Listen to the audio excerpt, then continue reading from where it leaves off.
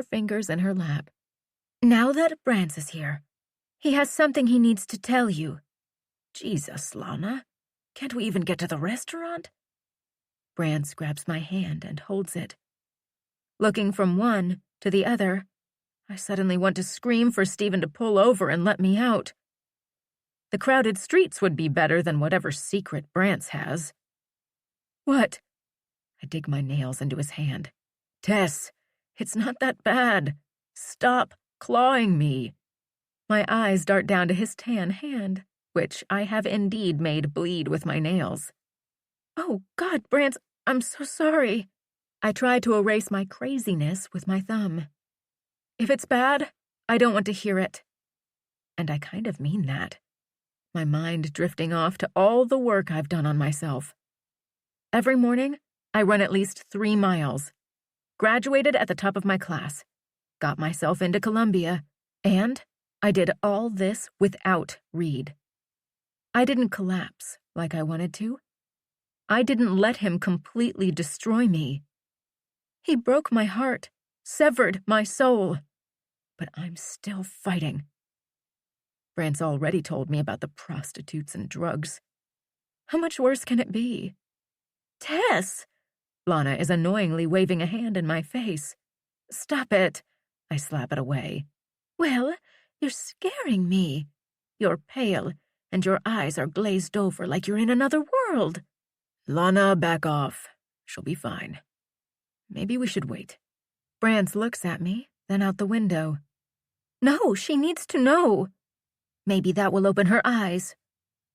Turning so I can see Brance, his chocolate eyes search my face for answers.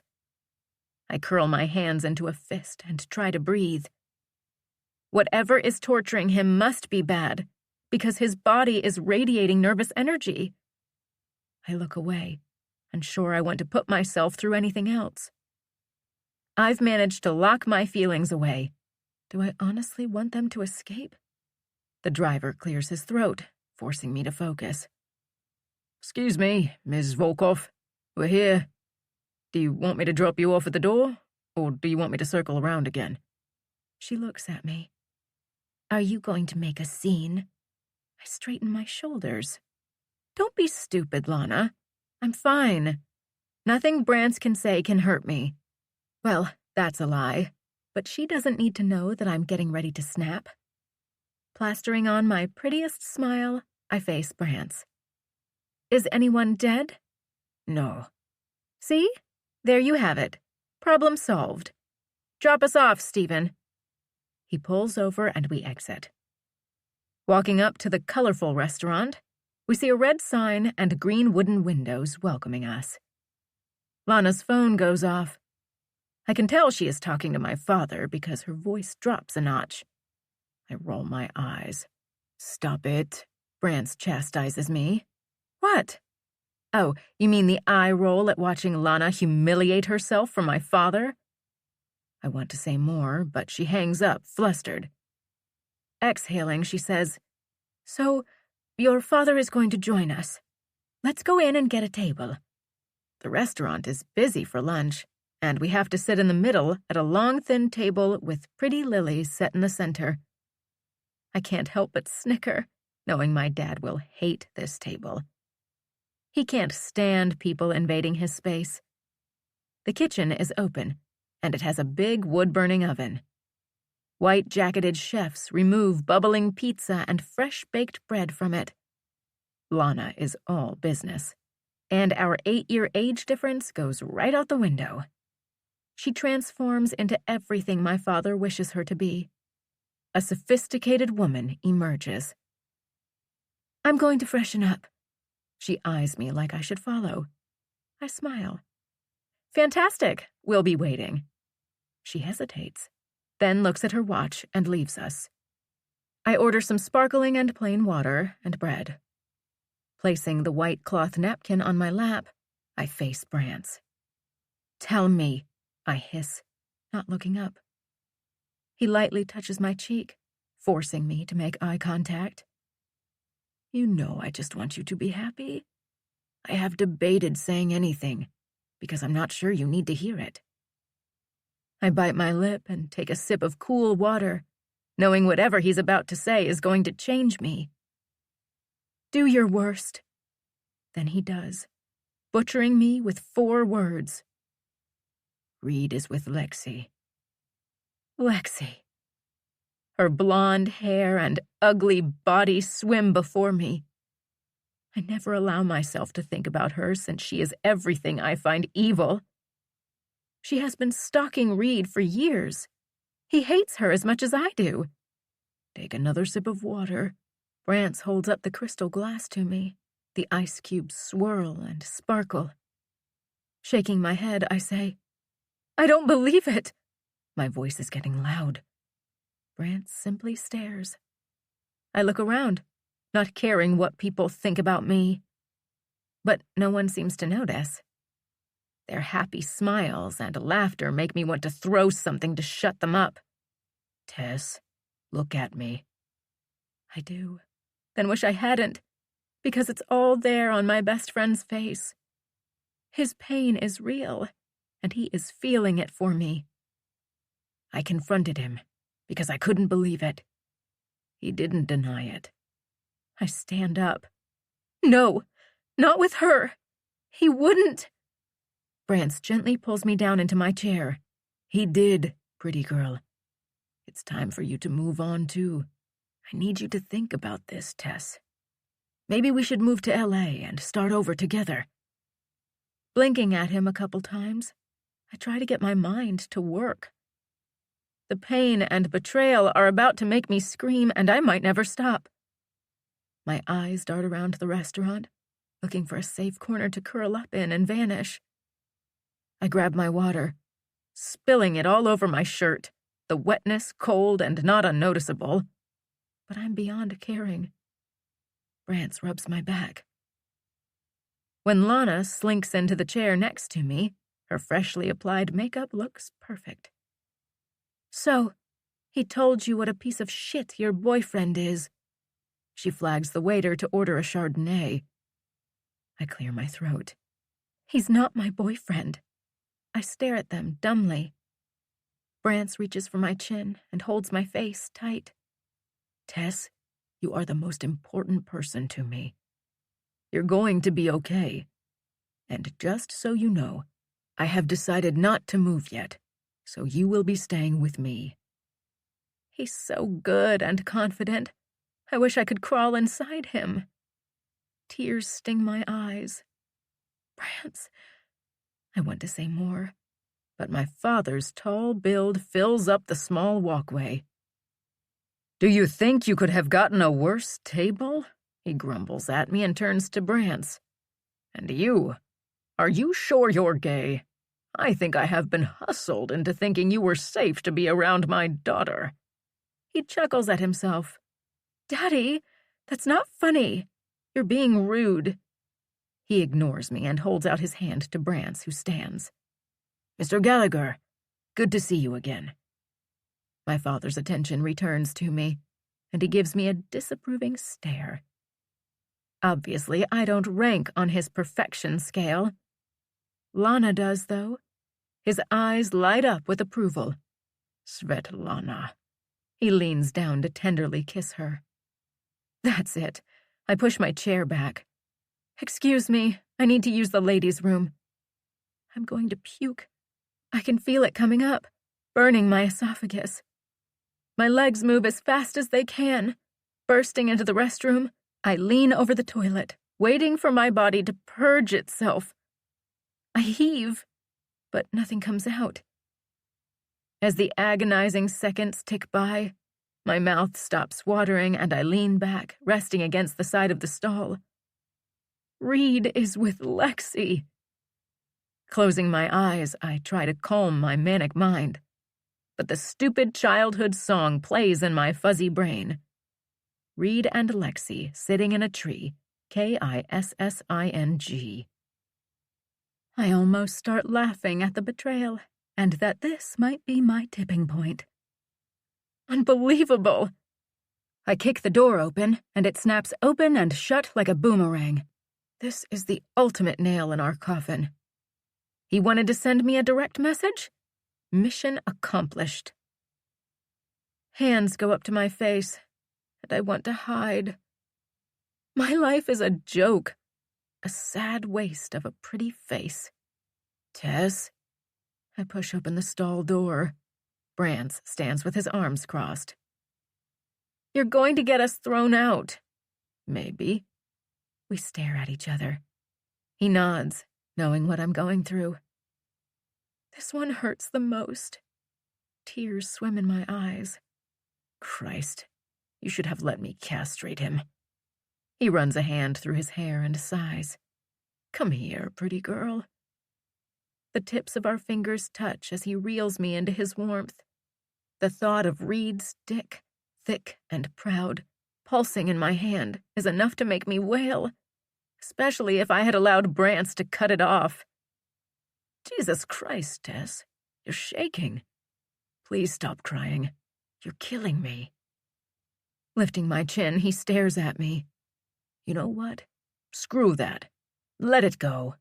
Fucking freak out if you want. He crushes me to his warm chest, rocking me back and forth, then opens the bathroom door, pulling me with him around a corner and through a side exit. You know that door is for the employees. You need some air. We're in the alley, but I can still see the quaint street we came in on. It's alive with 20-somethings mingling and shopping. I want to feel like them, I say, motioning to the carefree girls who are laughing at something on one of their phones. I hate him, Brance, and I hate my father. They stole that from me. Brance glances at the giggling teenagers. I notice my mascara has stained his pale pink button-down shirt. If it makes you feel better, I hate him too. Reed, not your father. I snort, then wipe at his shirt. I think I got snot on you. He shrugs. Doesn't matter. But you have to let him go if you're ever going to feel like them. He tilts his head toward the giggling girls. I nod because it's true. It's time to bury Reed Saddington. I need your help. He smiles, his pretty white teeth distracting me. Anything. Good. A siren goes by. I want to dye my hair blonde, I yell over the sound. He frowns. Blonde? Uh-huh. And I want to pump my lips with collagen. He blinks at me. Excuse me? He grabs my elbow, moving us away from the dumpster and the rancid smells inside it. You heard me, I say, wiping my eyes. This is going to take some manipulation. No way. No lips. You want to dye your hair? Fine. No lips. You'll look like one of the Simpsons. Rubbing my nose, I say, Brance, I love you, but I'm going to do this, so you can either support me or go home. Hurt darkens his eyes. Really? Yeah. I'm done being nice. Apparently. Whatever, I can tell you think I'm being dramatic. And immature.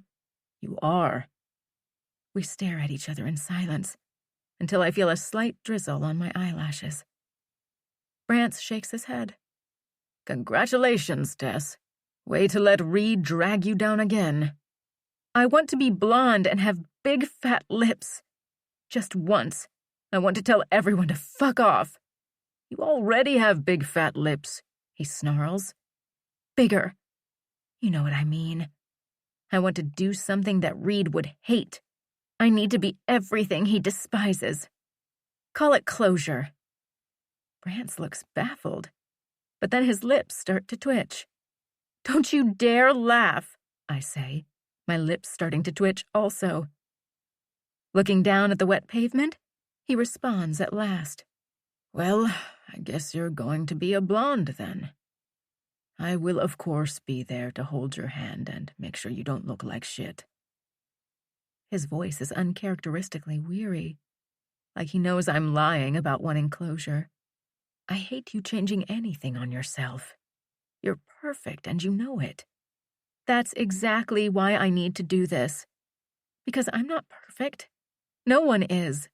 I'm desperately flawed. But I'm okay with that, and I need for others to see that too. Whatever you need, pretty girl. Suddenly, the door opens and a waiter steps out, lighting a cigarette.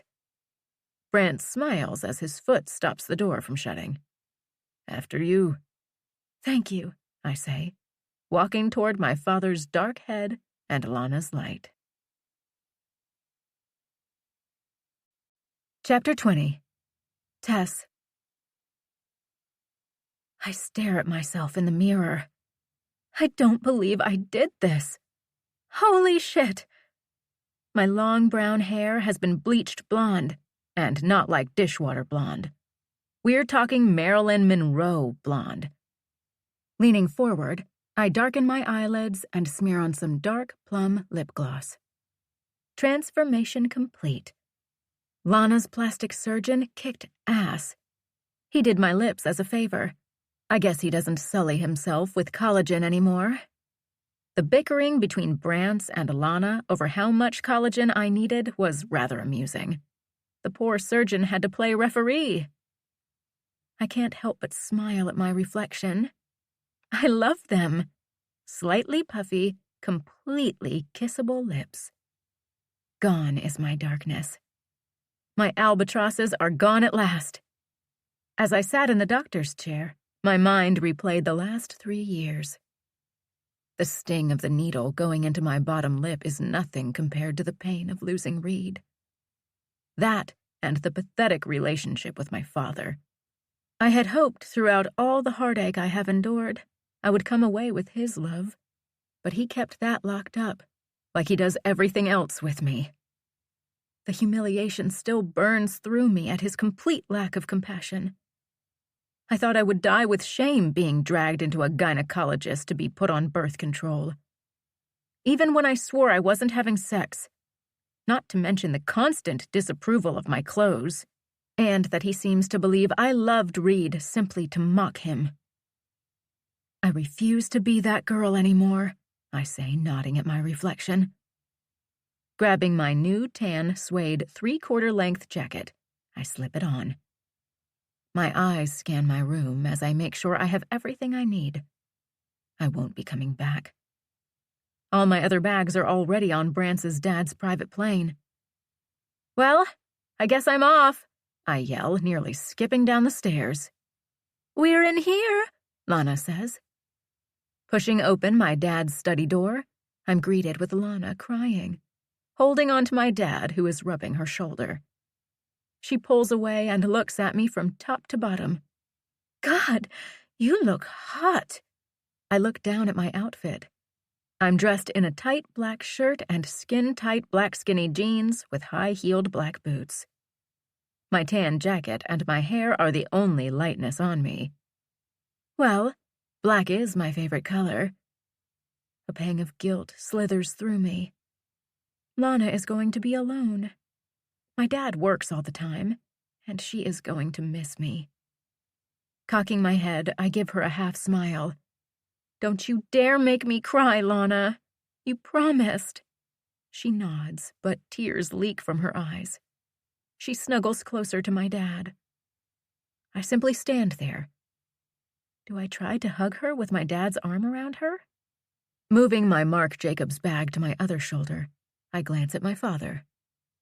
He is genuinely comforting Lana, his large hands caressing her hair while he whispers in her ear.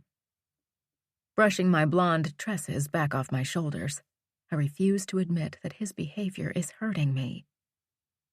I clear my throat. I guess I will see you both when you come visit. Lana breaks away at last and launches her tall body into mine. I can't believe you are leaving me, she whispers. I have to. Her eyes glisten with tears as she nods. I know. Tess, can I speak with you? My dad's voice interrupts our moment. I almost say no, but I don't want Lana to see that. Sure. We break apart. I'm going to go to my room. I can't stand goodbyes. Her high heels click on the marble. He sighs. You and Lana got close. She is going to miss you. What about you? He freezes. then walks over to his desk, his hand straightening some papers. "What about me, Tess? I hope that you have finally grown up, that I have instilled in you some common sense." I can't help but feel tears. That's all he can give me. I look down at my boots. I won't ever allow him to see how his words hurt me. "Why the transformation?" His question surprises me enough to answer truthfully. "I needed to change." "I hate it." I snort. "I did it for me, not you." He looks out his window, almost like it pains him to look at me. "Tess." His fists clench, then unclench. "I know I haven't been the father you wanted, and that you blame me for your breakup with Reed." "Well, you did—" He holds up his hand. "Let me finish. I may not express myself the way you want, but I did what I believe is best for you. You are my child, like it or not." My eyes search his. Blue on blue. A flicker of something. A moment passes between us. Then it's gone. He coughs and straightens himself. "I can't tell you what to do, but I do control your money. So behave the way I expect, and you will be a very rich woman." I must look stunned because he pours himself a drink. "Do you want one?" He holds up his glass. I open my mouth and close it. Is he threatening me with my inheritance again? "Yes." He pours the brown liquor into a tumbler and hands it to me. I look down at it, the smoky, spicy aroma making my nose twitch. "Can I ask you something?" His eyes narrow. "Sure." "Why did you bring me here? You and Mom have made it painfully obvious that I'm nothing but a mistake." The amber liquid that I find so fascinating must do the same to him, because he won't look at me. Instead, he downs it and pours himself another. The silence is unbearable. All I want is to get out of his presence and be free. He is never going to be what I need, much like I can't be the daughter he wants. Reed's turquoise eyes appear. His face, so beautiful. His wild, dark curls fall over his forehead, and he smiles at me with his delicious, full lips. Slamming the drink, the bourbon burns and stings down my throat. I need to numb myself. The last thing I need to do is start thinking about Reed more than I do. "Thanks, Daddy. I'm sure everything you did because you love me, right?" Picking up my bag, I start for the door. "I liked the old you, Tess." I stop, but don't turn around. "You don't have to change to make someone like Reed Saddington love you. Trust me on that." His voice is almost tender. Shaking my head, I say, "I didn't do this for Reed, Daddy. I did it for me, for a new start." That's a lie, but I'm not telling him that. "Tess, I watched that boy claim you the day he set eyes on you. I thought it was weird then, and I think his obsession is even weirder now. Stay away from him. Let him have the Russian girl." I stiffen at that last jab. He runs a hand through his perfect hair. "You can have anyone you want. With your looks, the world is yours. It would be a shame to waste it on an entitled shit." Again, I'm speechless. I have never understood why my father hates Reed so much. Turning toward him, desperately needing him to answer this, I ask, "Why do you hate him so much? He's a genius, rich, and he loved me." He looks at his shoes, then straight into my eyes. "I guess I hate him because he just takes, and has no intention of giving back. An 8-year-old boy stole you from me and has never let you go. He made you weak, needy, and I hated him for that. I want so badly to look into those beautiful eyes of yours and see you, not someone who belongs to Reed Saddington." I can't let him get away with this. If anyone makes me weak, it's him and my mother. Reed knew me and accepted me. I will always belong to him. You're wrong. Walking straight in front of him, close enough to smell his spicy aftershave, I continue. Reed is my soulmate, but that doesn't mean that our souls are destined to be together. He shakes his head and looks up at the ceiling. Tess, stand on your own 2 feet. You don't need blonde hair and puffy lips to do that. Then he smiles, and I think I gasp. I don't remember the last time I got a real smile from him. I want to throw myself into his strong arms. I want him to stroke my hair like he does Lana. I'm so pathetic. That small smile was all I needed to make my heart swell. No wonder I have issues. Fuck this. He doesn't get to make me feel like shit anymore. Straightening my shoulders, I speak to him one last time. Bye, Daddy. I don't look back. Chapter 21. Reed. Past, 18 years old. The Hamptons. I sit by the pool in the Hamptons on one of those days where you hear the seagulls and smell the salt in the air. It's Lexi's family's summer home. She decided it would be fun to throw Jax and me a birthday party. 18, and I'm bored. Bored with my friends, bored with drinking, and bored with Lexi. I don't know why I let my mom guilt me into trying a relationship with her. I knew she was a stalker, a complete head case. I should have acted like a man instead of an angry child, and now everyone thinks we're together, including her. Raising my face to the warm sun, I dangle my legs in the saltwater pool and try to figure out what I want. How should I pull myself out of this funk? My eyes pop open and I rub my hands over my face, begging my brain not to conjure her up.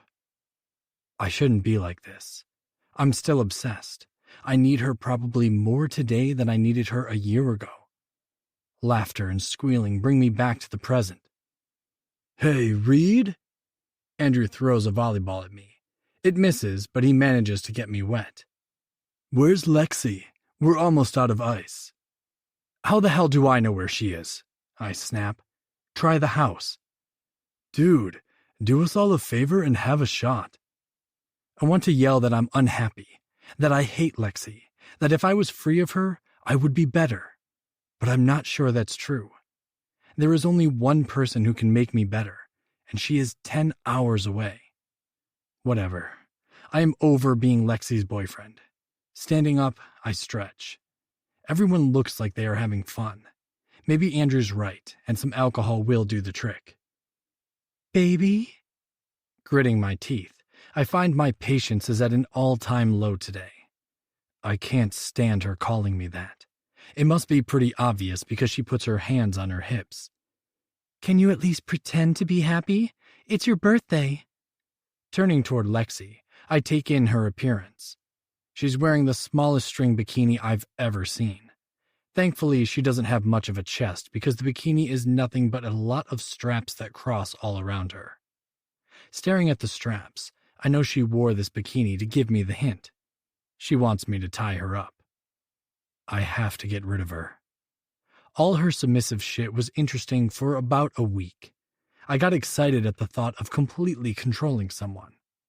Unfortunately, having someone need you to pick out her clothes, decide what she eats, and when she goes to bed gets old fast. Maybe I should have my mom's therapist talk to her. What she needs me to do is nowhere near healthy. I dominate her, and she gets off on it. I don't even fuck her. That's how low I've sunk. I'm probably depressed. Lexi's flowery perfume makes me take a step back, almost gagging. Andrew says the bar needs more ice. My nose twitches. Then have the help do it. Why are you telling me? And are you hiding from me? Sighing, I run a hand through my hair. Lexi, I have a headache. Poor baby. Her skinny, oiled-up arms snake around my neck. Why didn't you say so? Do you need me to massage your neck? Her sharp nails dig into my skin as she tries to rub me. Thanks, I'm fine. Just tired. I remove her hands from me. Great, now I smell like her. I have to end this today. I know my mom is going to be disappointed. Both she and my dad will think I'm going back to prostitutes. But Lexi's darkness is starting to rub off on me, making me even more miserable. Lexi, Andrew yells, get your sweet ass in the pool. Tell your dickhead boyfriend to get us some ice. Get it yourself, I snarl. He heaves himself out of the pool laughing, shaking his head like a dog, spraying us with wet drops. Lexi squeals and hides behind my back. Andrew charges at me, humming the Jaws tune. I push him back in the pool and watch him flail around, begging Lexi to save him. I almost push her in to get away from her. Yesterday, I got the keys to my penthouse. I thought that would make me feel excited. Something. But I bought it with the hope that one day, she would return. Aggravated by my thoughts, I must have some secret need to torture myself. The entire place is built for her. The master bath alone was worth the millions I spent on it. I'm even grateful my dad made the phone calls to get me into Columbia. Lexi is going to Yale. The bigger distance apart can only be beneficial. I rub the back of my neck. It's hot and humid. I've been sitting by the pool for hours, the sun baking my skin. My head is pounding. Disgusted with myself, I look around. Where the hell is my twin? It's our birthday. I hate half the people here. The least Jax could do is rescue me. Jamaican music is playing loudly. I need to snap out of this. I have everything going for me, so why do I want to throw myself in the ocean and swim away from it all? Baby, I have a surprise for you. I jump, lost in my thoughts. Family friend or not, I need to put an end to this farce of a relationship. She grabs my hand, her downcast eyes signaling she's going submissive.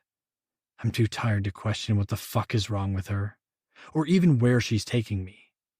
Truthfully, I don't care. Maybe we'll be alone, and I can break up with her. My pulse quickens at the thought.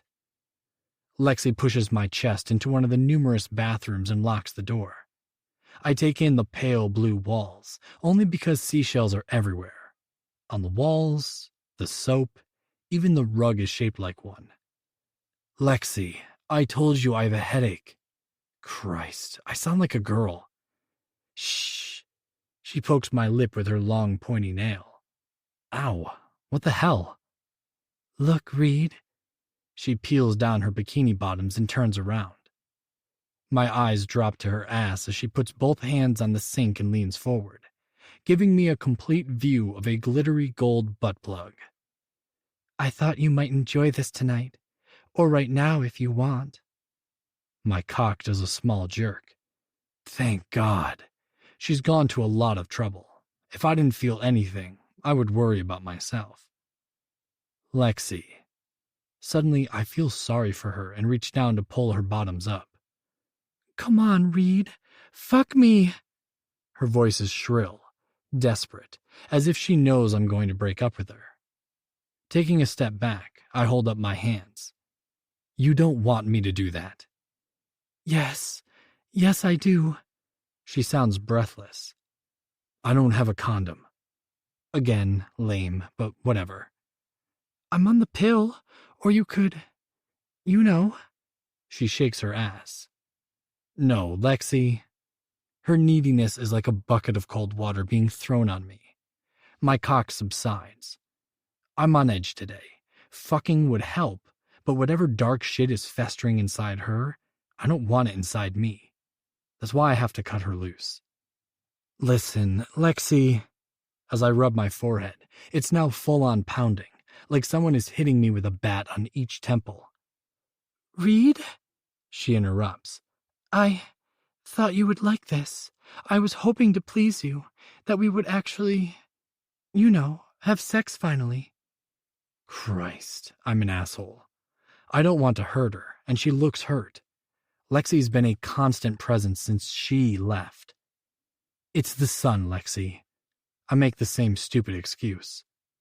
Should I get you some Advil? What can I do to make you happy, Reed? Be Tess. It almost slips out. Fear worms its way into my brain. What if I'm like this forever? Advil would be nice. I don't trust myself to say more. Be right back. She gently shuts the door behind her. I can't lock the door fast enough. Looking at my reflection, I hate the guy staring back at me. Not because I look like shit. Just the opposite. My looks have always caused people to comment about how handsome I am. But all I cared about was whether Tess liked the way I looked. I have a trust fund that's in the millions. But the person I thought I was going to be and the person I have become are two very different men. And this shit with Lexi is not helping me. Closing my eyes, I wonder, when was the last time I was happy? Visions of puffy lips and sapphire eyes swirl in my mind. My eyes snap open. I'm pissed at myself. Pissed at her. She is the cause of all my anger. Staring at my tattoo, I snort in disgust. I should get it removed. Even so, my hand reaches to rub it, needing it. Finally, I grow some balls and leave the bathroom. Someone has changed the music from Jamaican to techno. Taking a breath, I wander through the large house, trying to find Jax. Spying Andrew in the living room, he's in the corner with two girls I recognize from the pool. All three are snorting coke. Andrew, you see Jax? The air conditioner hums on. Cool air blows down on me, making me grateful for modern technology. Andrew finishes snorting, then gives me a peculiar look. What? I can't say my tone is pleasant, and the girls look at me nervously. He snorts and wipes his nose. Yeah, I think I saw him over by the tiki bar talking to a blonde. Cool. He's giving me a weird vibe and I frown. What, man? Is something wrong? I'm not sure. Andrew looks uncomfortable, like he wants to say something, but he can't. What the fuck, Drew? Spit it out. He shrugs and rolls his neck. I'll go with you. Holding up my hand, I stop him, my sarcasm thick. I think I can make it alone. I'm a grown-up now. Still, you might need me. Drew, my head is killing me. Yeah, it might really start hurting once you see Jax. My eyes narrow on him, then roll. He's on coke, I remind myself. It's been over a month since I've done anything besides drink. But with my head throbbing, coke sounds like the perfect thing to help. Fuck it. Give me some of your blow. I motion with my hand for his vial. He cocks his head. You told me to say no if you ask, remember? We stare at each other. Andrew sighs, unbuttoning his obnoxious Hawaiian shirt pocket. Fine. I'm only giving you this because you might truly need it. He tosses the brown vial at me. I catch it. Maybe I should hold on to this. You're acting paranoid. Fuck off, Saddington. I don't even bother to hide and turn around and snort some into each nostril. With the rush, my head is instantly better. In fact, I haven't felt this good in months. Jesus, that helps. Thanks, brother. Suddenly, I'm okay. Better than okay. I'm fucking great. I find myself laughing with Andrew as I see Jax's dark head. We've been distant lately. I know he doesn't understand the whole Lexi thing. Also, he's been gone a lot. I've been meaning to ask if he's seeing someone. I guess my question is answered. He's standing with his arm around a blonde with long, killer legs. I have to hold myself back from throwing my brother's arm off her shoulder. Taking a steadying breath, I'm surprised at my aggression. Jax doesn't notice me. He seems to be enthralled by the blonde. His smile is filled with genuine affection, which stops me like a knife has pierced me. Shaking my head, I give myself a mental lecture about wanting my brother to be happy, even if I'm miserable. The blonde moves, but not much. Just a slender arm, a toss of her long blonde hair, and I freeze. I wonder for a moment if I snorted bad coke, because that girl moves like the one person I can't escape, the one person who has haunted me for 24 hours a day for 3 years. Tess. Chapter 22. Tess. Jax is forcing me to come to his birthday party. I'm not hiding, but I'm not sure I want to see Reed yet. Brance and I have been in New York for almost a month. Even though I still love to hate New York, I'm happy to be here. The city I used to dread welcomed me back like an old friend. The yellow cabs and rude people only make me smile. I almost hugged a girl in Starbucks when she cursed me out for taking the last croissant. The weather is hot and sticky. The smell of garbage is worse than I remember. And I saw a rat in a bar that Jax and I were watching football in. Yet, I'm happy. Brance and I do yoga in the morning at a little studio down the street. We're a family. That includes Jax. I called him as soon as we landed. He has been practically living with us. I even convinced him to take a beginner's yoga class. I love that I walk down the crowded sidewalks and women do double takes. With Brance's model face and Jax being a full-on hottie, I'm like a celebrity. I'm not joking. Jax looks like a tall, dark god with turquoise eyes. Sighing, I'm forced to come back to reality, which sucks because Brance has conveniently gotten the flu. He doesn't feel good enough for the drive to the Hamptons and Jax and Reed's party. Traitor! He truly is sick, though. I feel a little guilty about leaving him, but he assures me he's fine, and that I must seek and conquer my revenge, whatever that means. I guess he wants Reed to combust when he sees me. We decide on a red bikini with cute bows on each side, and one in between my breasts. Plus a black cotton tube dress and black high-heeled Prada sandals. I'm wearing my blonde hair down and blown out straight. Although with the humidity it will curl. And, of course, some light makeup. All right, full makeup. After all, I need to look amazing. I twirl in front of Brance and Jax, and they both simply stare. Brance smirks in his silk robe and slippers. Jax looks like he might have forgotten that he calls me sis. I laugh. That good? Oh, pretty girl. That good and then some. Winking at him, I throw Brance a kiss, which he dramatically grabs and brings to his heart. Now, please don't forget the Advil and vitamin C packs. And if the fever comes back, call me, I say, picking up my black Audrey Hepburn Chanel sunglasses and bag. Shall we go, birthday boy? Yeah, if my feet can move. Please tell me you are wearing a one-piece under that dress, he hisses, guiding me through the concrete parking garage. I wave at Carlos, who whistles after me, and giggle as Jax shoots him a warning glare. Even though Jax is probably a good 5 inches taller, Brance's bodyguard's nickname is Assassino. Translation? Killer. Don't be absurd, I smirk, waiting as he opens the door to his new black Ferrari. Apparently, Reed got a matching blue one. You're spoiled, I shake my head. What? Don't all boys get Ferraris for their birthdays? He grins and his dimples appear. For a moment, I can't move. My hand clutches the black leather steering wheel. It's like he gut-punched me. Tess, you okay? He eyes me. Taking a breath, I let go of the steering wheel. God, sorry, sometimes you look so much like Reed. He gives me a sympathetic smile and winks. I roll my eyes. Never mind. He laughs. Come on, Tess, it's my birthday. I'm finally 18. We are definitely going to have fun. About that, are you sure I should come today? I want you to have a great birthday. And something tells me Reed is not going to be as happy to see me as you were.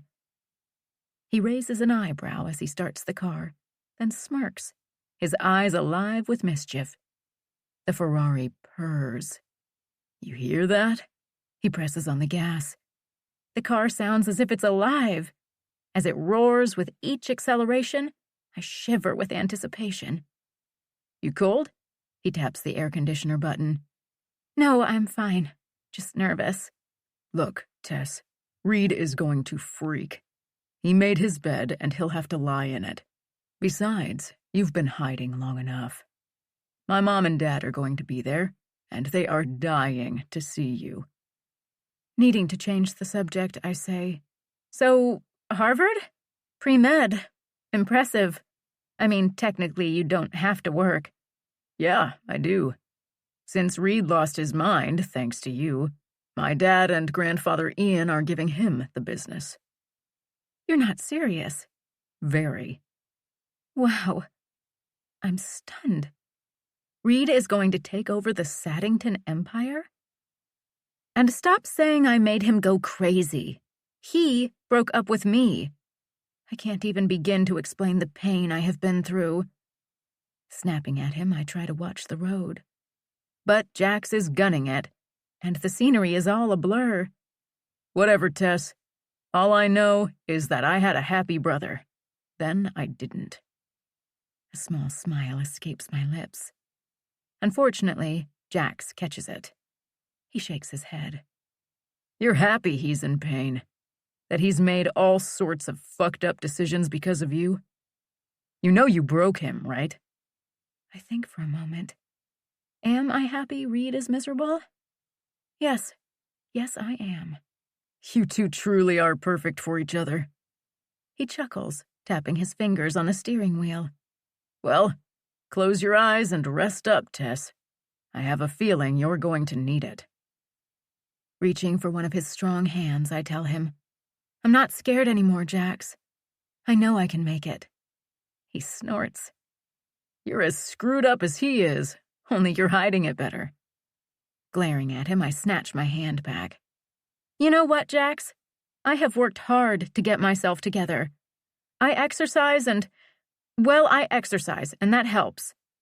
A huge grin appears. Calm down. I didn't mean to fire you up. He smirks. Poor Reed. Not being able to help myself, I blurt out, Is he honestly with Lexi? I don't know what he's doing. Bullshit, Jax. You always know. Are they together? I don't know why I'm pressing this, knowing I'm going to hate the answer. He hasn't told me anything lately. I do know that our parents have been pressuring him to at least try. Crossing my arms, I'm hurt. Caroline and Brad were more like my parents than my mom and dad. I can't believe Brad and Caroline would like her. He looks at me sheepishly.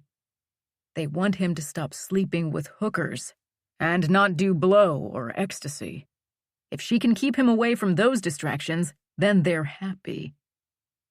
So you guys started having sex with prostitutes as soon as he dumped me? I can't help the stinging accusation in my tone. You dumped him, Tess. He waited for you for almost 2 years and you never came back. So, yes, after seeing my brother unhappy for 2 years, I absolutely wanted him to get laid and move on. I can't look at him, so I look at my nails. Jax reaches for my hand again. He needed to try to forget you. Unfortunately, it backfired. Looking over at him, I ask, What does that mean? He sighs. It's only that he's different now. Because he's into sleeping with high-priced whores? Take it easy. Jax, he was the love of my life. He swore to me every day that I was his one and only. And now you say he's different? He does drugs and sleeps with anything that walks. I'd say he's a little different. Jax turns up the air conditioner. Think about how experienced he is now. He waggles his eyebrows. I don't find that funny. I frown at him. You're right. It's not funny. I'm sorry. It was a dark time for us. We both got caught up in that lifestyle. My imagination is starting to run away. Reed kissing older, beautiful women. His strong, tan hands touching them. making them cry out with pleasure. My face burns with humiliation and something else. Have you guys been tested? He smiles and pats my knee. Yes, Mom, we've been tested. Stop it.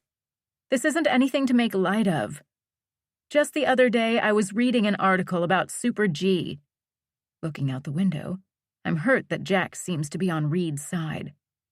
Super G? What are you talking about? It's a new strain of gonorrhea that antibiotics don't work on. You suffer until you die, or your dick falls off. I made that last part up, but it's still scary. Well, rest assured, Tess. The women we paid for were not street hookers. He keeps his eyes on the road. They charge thousands of dollars for their pussies. And they get tested constantly. We got tested too. You have to with these women. And to reassure you even more that we don't have Super G, Reed and I always use condoms. I don't want to hear any more. I hold up my hand. I never thought we would be talking about this. It's impossible to stop the sting of pain and tears. Can you turn on some music, please? It's okay to be angry. But if it makes you feel better, he's still in love with you. Still obsessed. Are you ready for that? Because as soon as he sees you, he is going to claim you. And this time, you're both adults. I can't acknowledge that his words have made my belly flutter and my heart beat faster. Shrugging, I say, it doesn't matter anymore. He lied to me, and he committed the ultimate betrayal by sleeping with Lexi. She is worse than any prostitute. We don't know if he's fucking her. I roll my eyes at him. I would never take him back. Right. The smirk returns to his face. Are you kidding me? Even if I could forgive him for sleeping with half of Manhattan, I can't ever forgive him for Lexi. Well, that's a bit dramatic, considering you two are not even together. Leaning my head back, I absently think this might be the most comfortable seat ever. I stare up at the top of the Ferrari. Let's not talk. It makes me want to kick you. He bursts out laughing, and I have to turn my head. It hurts how much they look alike. We sit in silence for a moment, and I feel Jax's warm hand on my leg. Looking over at him, he is still grinning. I have to fight myself not to smile back. How long you going to make Reed grovel before you gift him with your golden cherry? Jax! I fling his hand off my leg. I have no idea what you are talking about, I snip. He's full on laughing now. Come on, Tess. This is me you're talking to. Glaring at him, I say, You're going to get a ticket. I'm pretty sure the speed limit isn't 103 miles per hour. Shit. He lets up on the accelerator, and the car purrs as she slows down. Now that everything is not flashing by, I'm able to admire the view outside my window. The green trees and tall grass swaying with the breeze. It's like seeing an old friend again. If we weren't going to Lexi's family's home, I would be excited. There is something magical about the water and the Hamptons in general. Don't try to change the subject. When I look over at him, his eyes are full of mischief. He is obviously not going to give up until I give him something. What makes you think I haven't already given up my cherry? I ask, trying to sound confident. Golden cherry, Tess. Don't sell yourself short. I shake my head at him. You're absurd. Looking out the window again, I stay that way before he can see my smile. It's in your eyes, Tess. Whatever, Jax. I bite my lip. Also, I know you. You would never give your virginity to anyone but Reed. He'll be all your firsts, the good and the tragic. My eyes snap to his. What a telling thing to say. Is that what Reed and I are? Good and tragic? I reach to turn the radio on. U2's With or Without You fills the silence. Turning away from Jax, I mumble, "Wake me up when we get there." Chapter 23. Tess. The party is a hit. I mean, it's crowded and loud. Lots of girls in bikinis and boys without shirts. And alcohol. Lots of it. There's even a DJ over by the drink cabana pumping out his own kind of dance rap mix. Smiling as I take in the crowd, I scan the area for the familiar dark curls.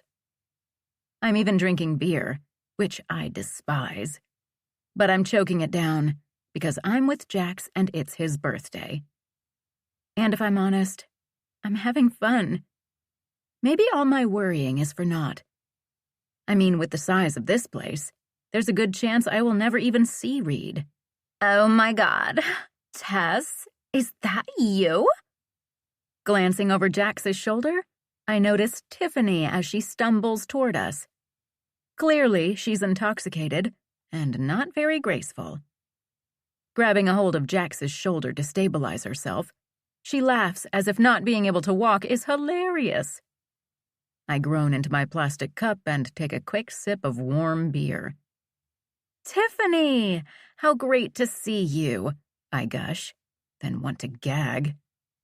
Maybe it's the stale beer, or I'm making myself sick at my phoniness. Her eyes sweep me from top to bottom.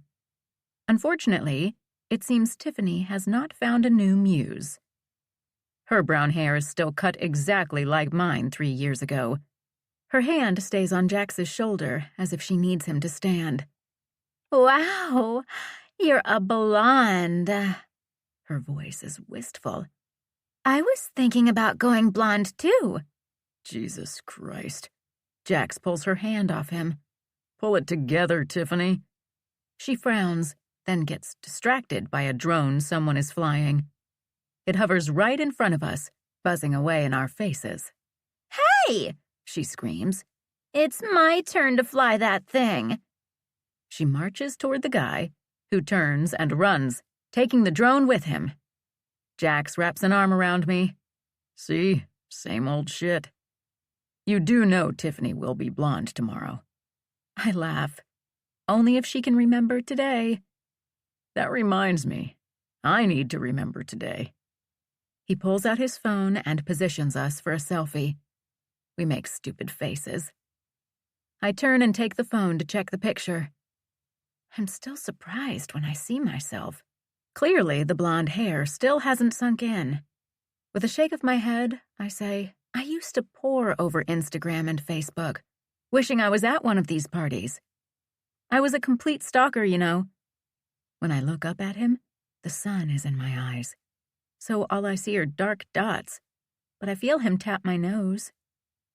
If you weren't stalking us, I would have been worried. He takes back his phone. Tess? My heart starts beating so hard and fast, I'm sure he can hear it. A wave of pure adrenaline and terror snakes up my spine. Why? Why did I think I could face him? I can't turn around? Shit. I look around for an escape. God, why do I do this to myself? Suddenly, I hate Brance for not being here. The smell of chlorine reminds me. I could jump into the pool. It's right there. I could swim away from him, show him I'm done and free of him. It's tempting, but instead I reach for Jax. Maybe I'm hearing things. After all, I have blonde hair, and my back is to him.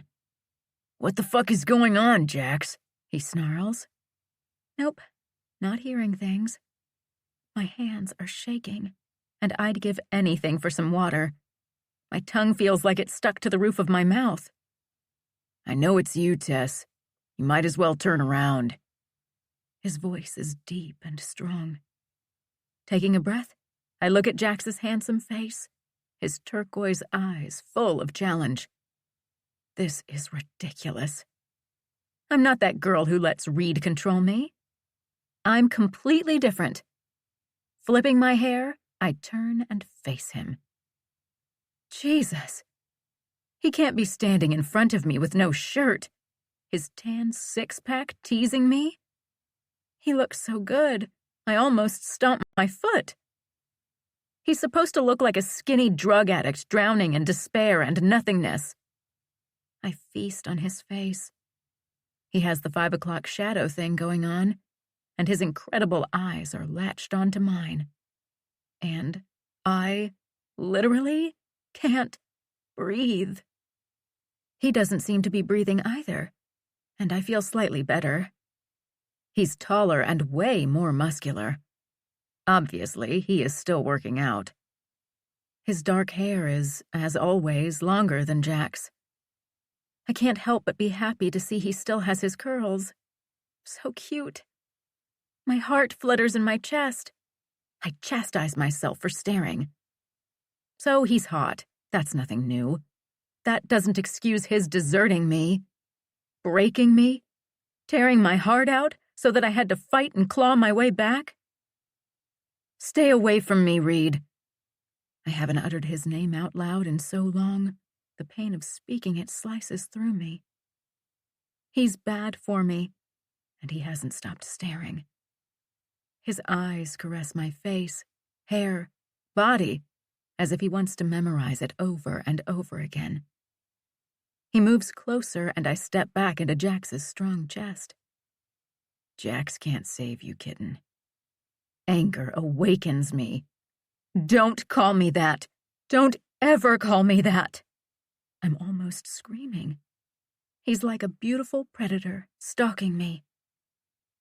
I don't need Jax to save me. I look into those pretty eyes. You should probably go find your girlfriend. The need to punish him is still alive and breathing inside me. If it wouldn't be weird, I would kiss Jax. But it would. So I do the next best thing. I pull my dress up slowly over my hips. Suddenly, the DJ and his loud music are gone. Jax and the group of friends vanish. I only hear his breathing. I only watch his eyes. His stiff muscles flex as he clenches his hands. His jaw ticks. He looks at me like I'm his kryptonite. I want him to look at me this way. I hope it hurts him. Fucking tortures him. It's spilling out of me like a volcano exploding her ash. His eyes darken, lingering on my breasts. As I whip the dress off, I smirk. Yes, I look good. Brant's picked this red bikini so I could get this very reaction from Reed. Jax leans into my ear, breaking the spell. Tess, you should probably put the dress back on. Slowly, I turn from Reed, knowing everybody is staring. That would be silly. After all, we're at a pool party, I say, dropping my dress next to my bag. Reed reaches down and grabs it. Put it on, Tess, he commands. Rolling my eyes, I smile at the guy behind him. Hey, Andrew. Tess, damn. He shakes his head, his eyes staring at my breasts. Sorry, I didn't recognize you at first. I mean, I thought it was you, but with the hair and all. His eyes go up and down the length of my body. He moves to hug me. Reed grabs his arm. Touch her, and you lose a limb. Dude, relax. I was only trying to welcome her back. He holds up his hands, backing away. Before I can comprehend what's happening, Reed has me, pulling me toward the house. Reed! Fuck. Jax moves to stop him. What? He yells, getting in his face. You knew she was back, and you said nothing? Jax winces. Everyone is watching, man. Think of Lexi. He snorts. Right, Lexi. Like you give a shit about Lexi. Back off, Jax. I'm warning you. His voice is tinged with desperation. Reed, let go of me this instant. I try to jerk away. You have got some nerve. Looking around at the curious faces, staring at us, I thank God for the loud music. All Reed does is pull me closer. Jesus, Reed. It's our birthdays. You're making a scene. Jax is speaking so low only the three of us can hear.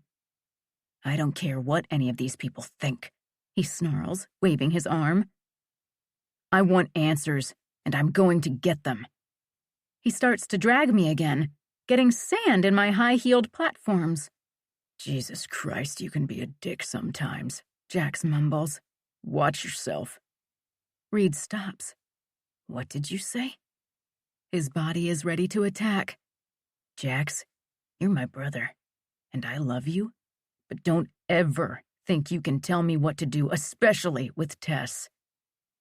Sucking in a breath, I jump when Reed's fingers singe my arm. Butterflies explode inside my stomach. Reed, I plead, but I sound excited rather than pissed off. Why is he my weak spot? Just remember, she's not yours anymore. What the hell, Jax?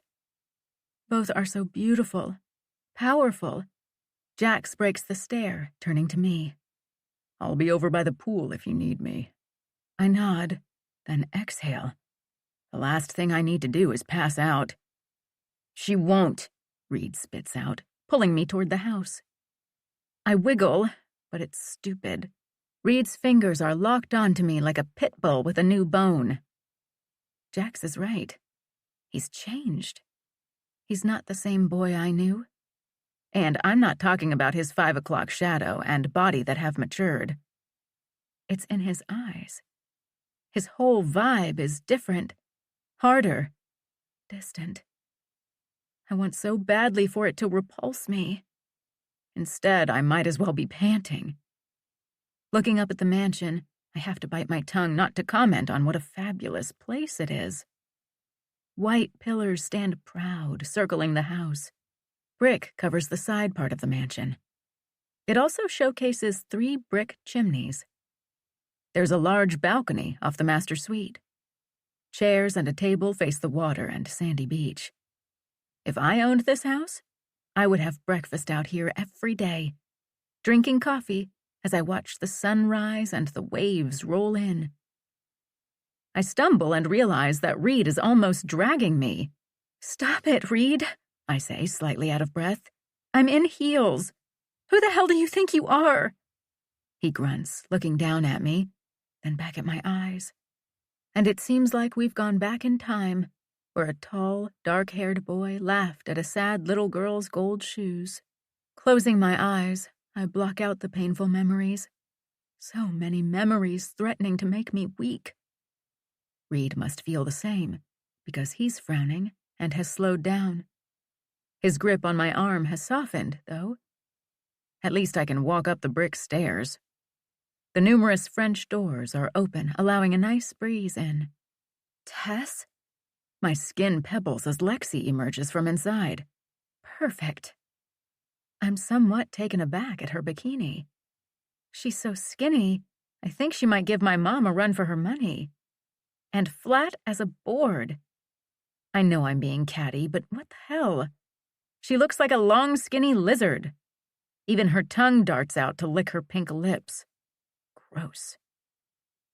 I had no idea you were back in town. How long are you staying? Should I engage? I want to, but that would also mean giving her the upper hand.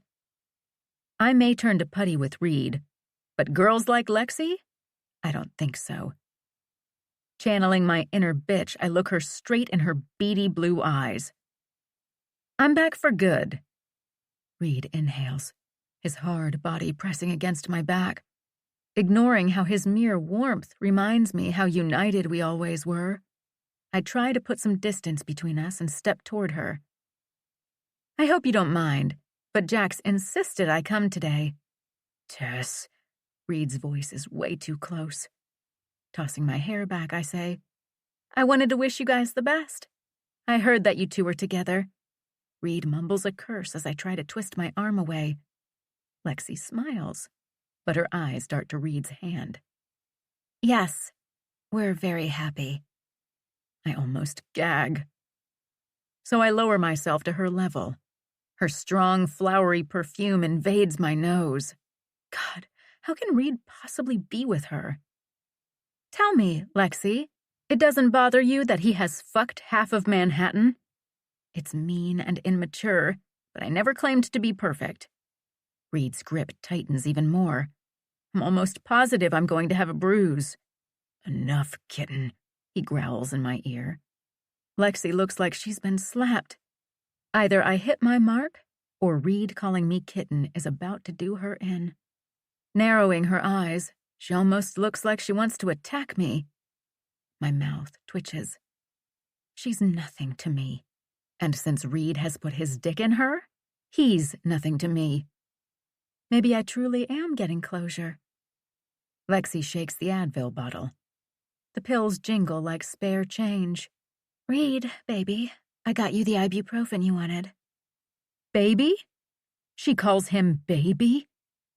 I would start laughing if this wasn't so traumatizing. He has a headache, and I know exactly how to take care of him. I need to walk away while I'm ahead and never come back. Maybe Brance is right. California might be the best place for us. Holding my shoulders back, I can practically feel my mouth watering at the thought of telling them both to fuck off. Instead, I smile. Good luck. I pray I'm getting what Brance has, because I'm not feeling so good. More than likely, it's Lexi and her repulsive perfume. That and the visual of Reed's dick inside her. Let go, Reed, I hiss. I'm done. And if he doesn't let me go, I may give in to my stomach issue and vomit on them both. Love your hair, by the way, Tess. Lexi interrupts my attempt at freeing myself. We could be twins, right, Reed? Please, God, no, she is not going there. I look up at the blue sky, praying for divine intervention. I would even take an alien abduction over this. Lexi pins me with her reptilian eyes. I can't help it. I back into Reed's chest, instinctively needing him. He wraps his other arm around my stomach from behind. Lexi's eyes narrow on us, and she taps the Advil bottle on her lips. I have to look away, willing myself to focus on the green lawn. Even the couple making out in the middle of it is better than her.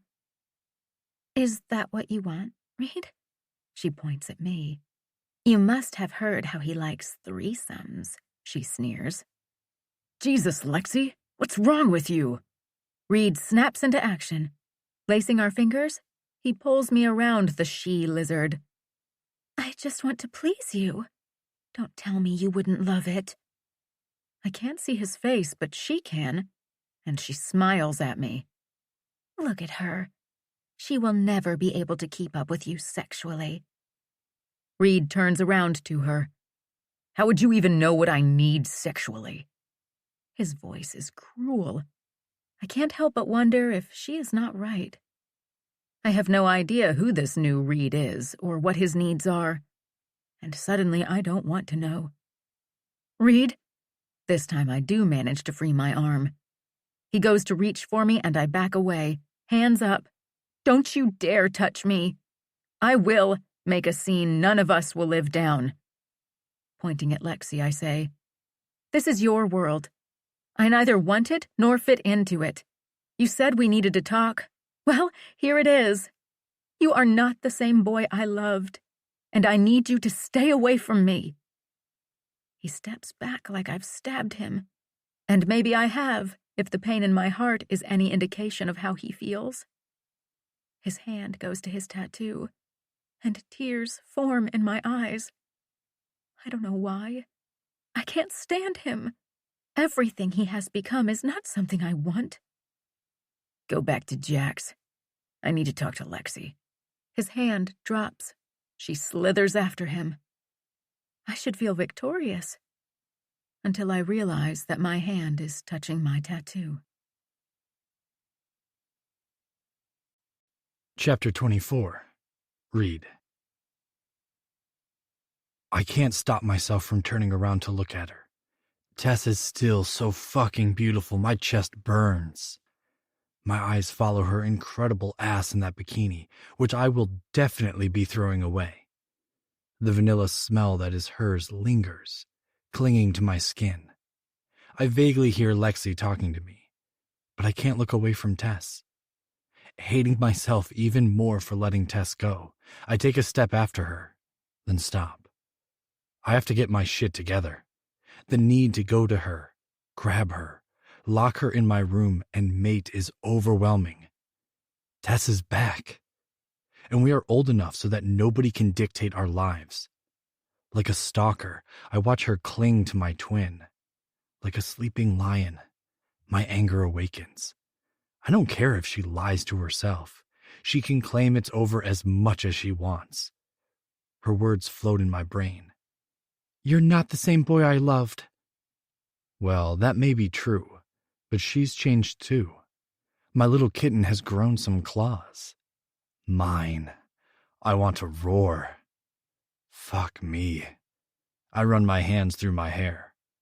What the hell was Jax thinking keeping Tess from me? I thought I was going to beat the shit out of him. Jax and I are evenly matched, but I have rage on my side, so that would give me an edge. Tess will be mine until one of us takes our last breath. I'm all off, and I wish I'd never snorted that coke. I want to go caveman on Tess. Those fucking eyes of hers, like glittering sapphires. Shaking my head at her ridiculous lips, I smirk. Only Tess can get away with pumping shit into her lips and still looking hot. My cock's getting hard. Great. Now all I can think of is how unbelievable her lips will feel wrapped around my shaft. Shifting uncomfortably, I'm in board shorts, so being this hard with my size is not something you can hide. Turning, I walk into the house, needing to splash water on my face and put on some jeans and a shirt. Maybe I should take a shower. "What are you doing?" Lexi's voice jolts me back to the present, her skinny body following me. Christ, I had forgotten about her. My obsession with Tess was steamrolling over me. Speed walking into the guest room where I left my stuff, I say, "Listen, Lexi, I'm sorry." I go to tell her it's over, but she is staring at her feet. Gritting my teeth, I continue. "I'm going to take a shower, and then we'll talk." She shakes her head. "There is nothing to talk about. I'll wait." She moves toward the door. Grabbing her arm, I stop her. "Lexi," I say gently because she's not getting it. "I know you saw us going somewhere, but the truth is, even had Tess not come back, it never would have worked." I let her digest what I'm saying. I don't owe her any more than that. "Will you still be my master?" Her voice sounds scared, eyes still downcast. I have to take a breath. Now is not the time to lose my patience. "Excuse me?" "It's what you are. We don't have to stop. We haven't been having sex anyway. I will let you dominate me." Taking a step back, letting go of her arm, I'm stunned. I wonder again if Andrew had bad coke because what the hell? "Lexi, come here." My tone is demanding. I pat for her to sit next to me. Instead, she kneels, like I'm a fucking king or something. "Look at me." When she looks up, her eyes are full of tears. Sighing, I say, "I'm sorry. I'm not what you need or what you want. We are not the same. You want a master. That's not me." My thoughts stray to Tess. Did she put her dress back on? Is Jax making sure no one talks to her? "Why?" Lexi's thin shoulders shake. "Hey, come on, Lex." I almost lift her onto my lap. I want to comfort her. But how do I do that without giving her false hope? "I'm not what you need, Lexi, and you know it." "You're wrong." Her eyes light up. "You could be great. I knew it from the moment I laid eyes on you." Shaking my head, I push on. "I'm trying hard not to make this unpleasant. We were friends before. Let's go back to that." I'm done talking, so I stand. "Do you honestly think she's going to forgive and forget, Reed?" She spits. "She will," I say, grabbing my Fairtex boxing bag that has my clean clothes in it. "I'll wait for you, Reed." Her voice cracks. That stops me. Why? Why would you even want that? I have to bite my tongue not to tell her to get therapy. "Lexi." I use my commanding voice since that seems to be the only way she listens. I'm never letting her go. I never have. Suddenly I realize it's true. I've been waiting for her, never letting her go in my heart. And now she's back, with blonde hair and puffy lips, with a fire in her that I know will feed my addiction. Lexi looks at me. She's going to hurt you, Reed. Break you because she can. When that happens, when she does something you can't forgive, you will need to get control back, and I will be there for you. You are my master, whether it's now or 10 years from now. Her voice is eerily calm. I'm done with her crazy shit. Lexi, go find someone who is like you and be happy. It's not me. Now I'm going to take a shower. Gently, I push her out, locking the door. I'm smiling. It's done, and Tess is back. I need her to forgive me. The enormous void that has been present is gone. I want to breathe her light, her sweetness, her innocence. I have to convince her to trust me again. I promised all her firsts would be my firsts. I've ruined that one, but I'll never stray again. She is my lifeline, my soul. Stripping off my board shorts, entering the shower, I let the hot water cascade over my tight muscles. My mind replays the day. As I hang my head, the water massages my neck and back, and her beautiful face comes to me.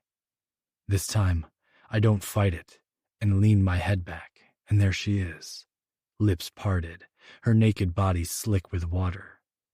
Groaning, I reach for the soap. My hand fists my thick cock, stroking it up and down. Closing my eyes, I kiss Tess. She tastes like she always does, sweet like candy. I suck on her fleshy bottom lips, and then my tongue fills her mouth. I hear her sigh and moan. My hand quickens, my breathing harsh. As I stroke myself, her face shows she is ready to come. She tells me she loves me, forgives me for not sharing our first time. My eyes snap open. Shit! I'm so close. I jerk myself harder, trying to block out that I desperately want to be her first. I want it so badly. The damage is done, and my vision of Tess is gone. Closing my eyes, pumping myself roughly, all I see is her beautiful face, laughing with someone else, her long legs wrapped around another guy, her swollen lips sucking another's dick. Tess's head thrown back as she comes. Fuck! I hit the tile, feeling the burn in my hand.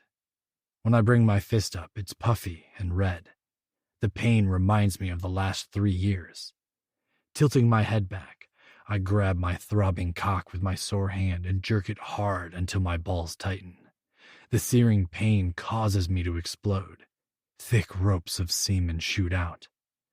I lean my forehead on the cool tile and let the water soothe me and calm my breathing. Turning off the water, I open the large glass doors and step out.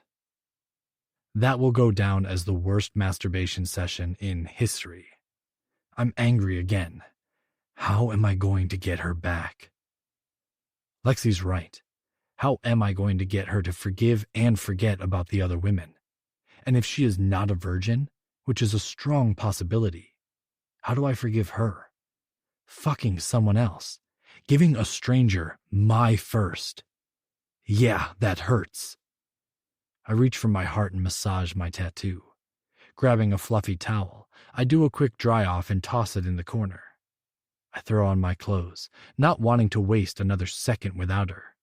Even if she hates me, I will win her back. I'm done waiting. Once I've packed all my shit in my bag, I head out. Looking over, I see Lexi's door open. I stop and stick my head in to tell her I'm out. Lexi, I'm leaving. Yet what I see makes me drop my bag. She's on the floor, her back to me, her skinny body slightly convulsing. I grab my phone and dial 911. Shit. Turning her over, I notice her lips are bluish. Come on, Lexi, what the fuck? I slap her, and she responds slightly. yellow liquid dripping from her mouth and onto her white carpet. I tell the operator the address and pick her up and bring her downstairs. Dmitri and Anna are dancing. In his loud voice, he sings in Russian. A few of our classmates are drinking shots of his favorite Russian vodka. Cans of beluga caviar are strewn across the table, sitting open. "My God, Lexi!" Anna screams, breaking away from a stunned Dmitri. "What happened to my baby?" She is clinging to her, almost bringing us both to our knees. "Anna, it's okay. The ambulance is on the way." If she understands, she doesn't let on. Her wailing is alarming. As I look around the large room, faces crowd in, everyone whispering or crying. Some even have their phones out. I make my way to the large couch by the window and gently lay Lexi down on her side. Fluid comes out of her mouth again. People scream in disgust. I hear my dad's voice behind me. "That's it, son. Keep her on her side. We don't want her to choke. Is she breathing?" His calm voice is soothing. It wraps around me like a security blanket. What happened? A siren pierces the air. My body almost collapses in relief at the welcome sound of the ambulance arriving. I have no idea. Maybe she took something. Dmitri is wild, his anger and grief causing him to trash his living room. He's throwing glasses at the pale blue walls. Liquid trickles down them like rain. The table with the vodka and caviar has been thrown on its side. I feel like I'm in a dream. Everything is somewhat slowed down. I look over at the open doorway. Jax is talking to one of the paramedics. Somehow, hands are pulling me back. Someone gives her an injection and her eyes open. I glance over at Anna and Dmitri. They are kneeling and praying. At least I assume they are praying since I don't speak Russian. Suddenly, a gurney lifts Lexi and they rush her inside the ambulance. Poor Dmitri and Anna trail behind trying to talk to the paramedics. Guests with stunned faces are talking to me. I only need one though, and I don't see her. My mom wraps her arm around me. "Reed, sweetheart, I'm so sorry. Are you all right?" I look down at her worried face and nod. Dmitri and Anna get into the ambulance, and sirens blast from the driveway. Jesus, I have no idea what she was thinking. I stare at my parents. "I'm sure she will be fine. Come on, son. We should follow and meet them at the hospital." I look at Jax. "Tess?" "She went home about an hour ago." "Good. Let's go." "Is there a Reed Saddington here?" I open my eyes, trying to focus on sitting up. I look around. All of my family is sitting or sleeping in the uncomfortable chairs. We are in the waiting room at the nearest hospital. Clearing my voice, I answer, "That's me," and I stand, towering over the shorter man. He smiles and introduces himself as Lexi's doctor. "Is she okay?" I ask. "Yes, thanks to you. She said you saved her." I look around the waiting area. A little couple probably in their 80s sit in the corner, holding each other's hands. I happen to be there at the right time. What's wrong with her? "She OD'd on cocaine, which caused a seizure. If you hadn't found her and called 911, she probably wouldn't be with us." I let out a puff of air. "I wanted to let you know that she is stable, and we will be releasing her in the morning."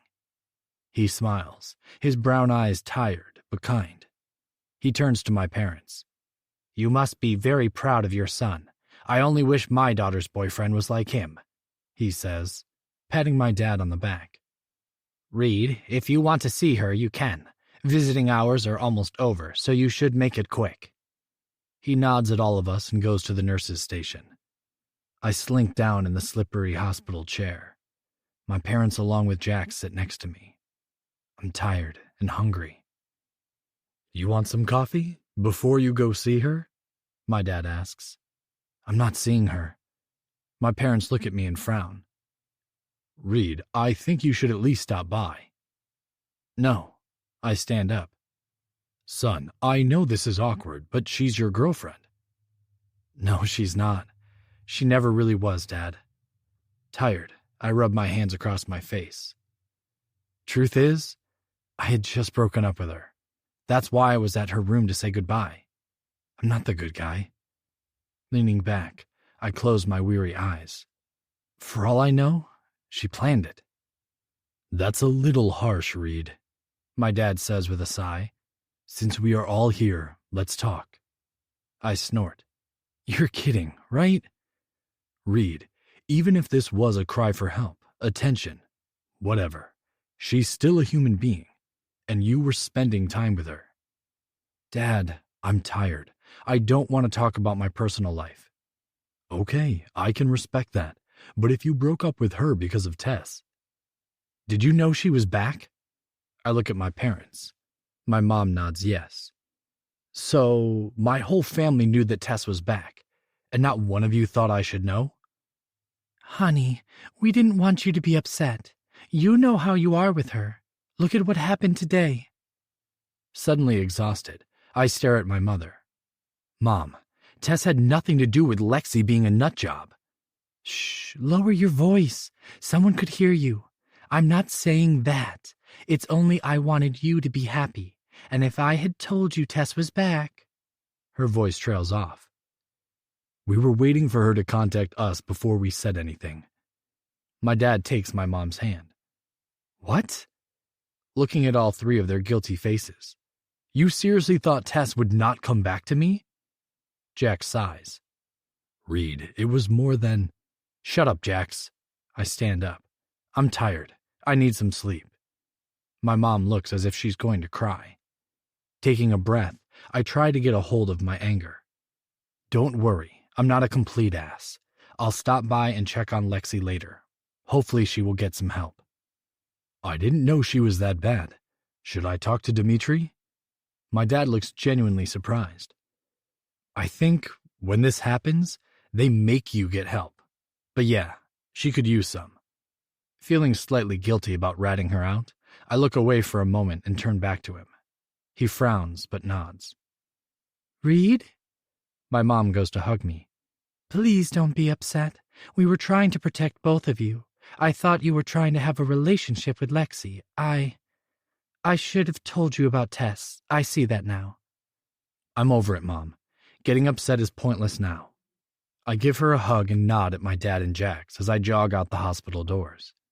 Starting my new Ferrari, I command my car to call Brant's. It rings and goes to voicemail. Slamming my fist on the steering wheel, I wince at the sting in my right hand where I punched the tile in the bathroom. I hang up and try again. God damn it, Brant's, answer! Listening to the phone ring, I reach over to disconnect right when Brant's answers. Reed, you do know I'm under no obligation to answer to you. Brant sniffs into the phone. With a sharp exhale, I grip the steering wheel tightly and start to back out of the hospital's garage. You sound like shit.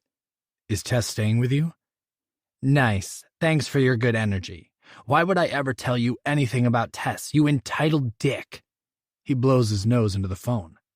What the fuck, Brant's? I say, weaving in and out of traffic. I'm sick and going to bed. Goodbye. Don't you dare, man. I have had a shit day and shittier 3 years.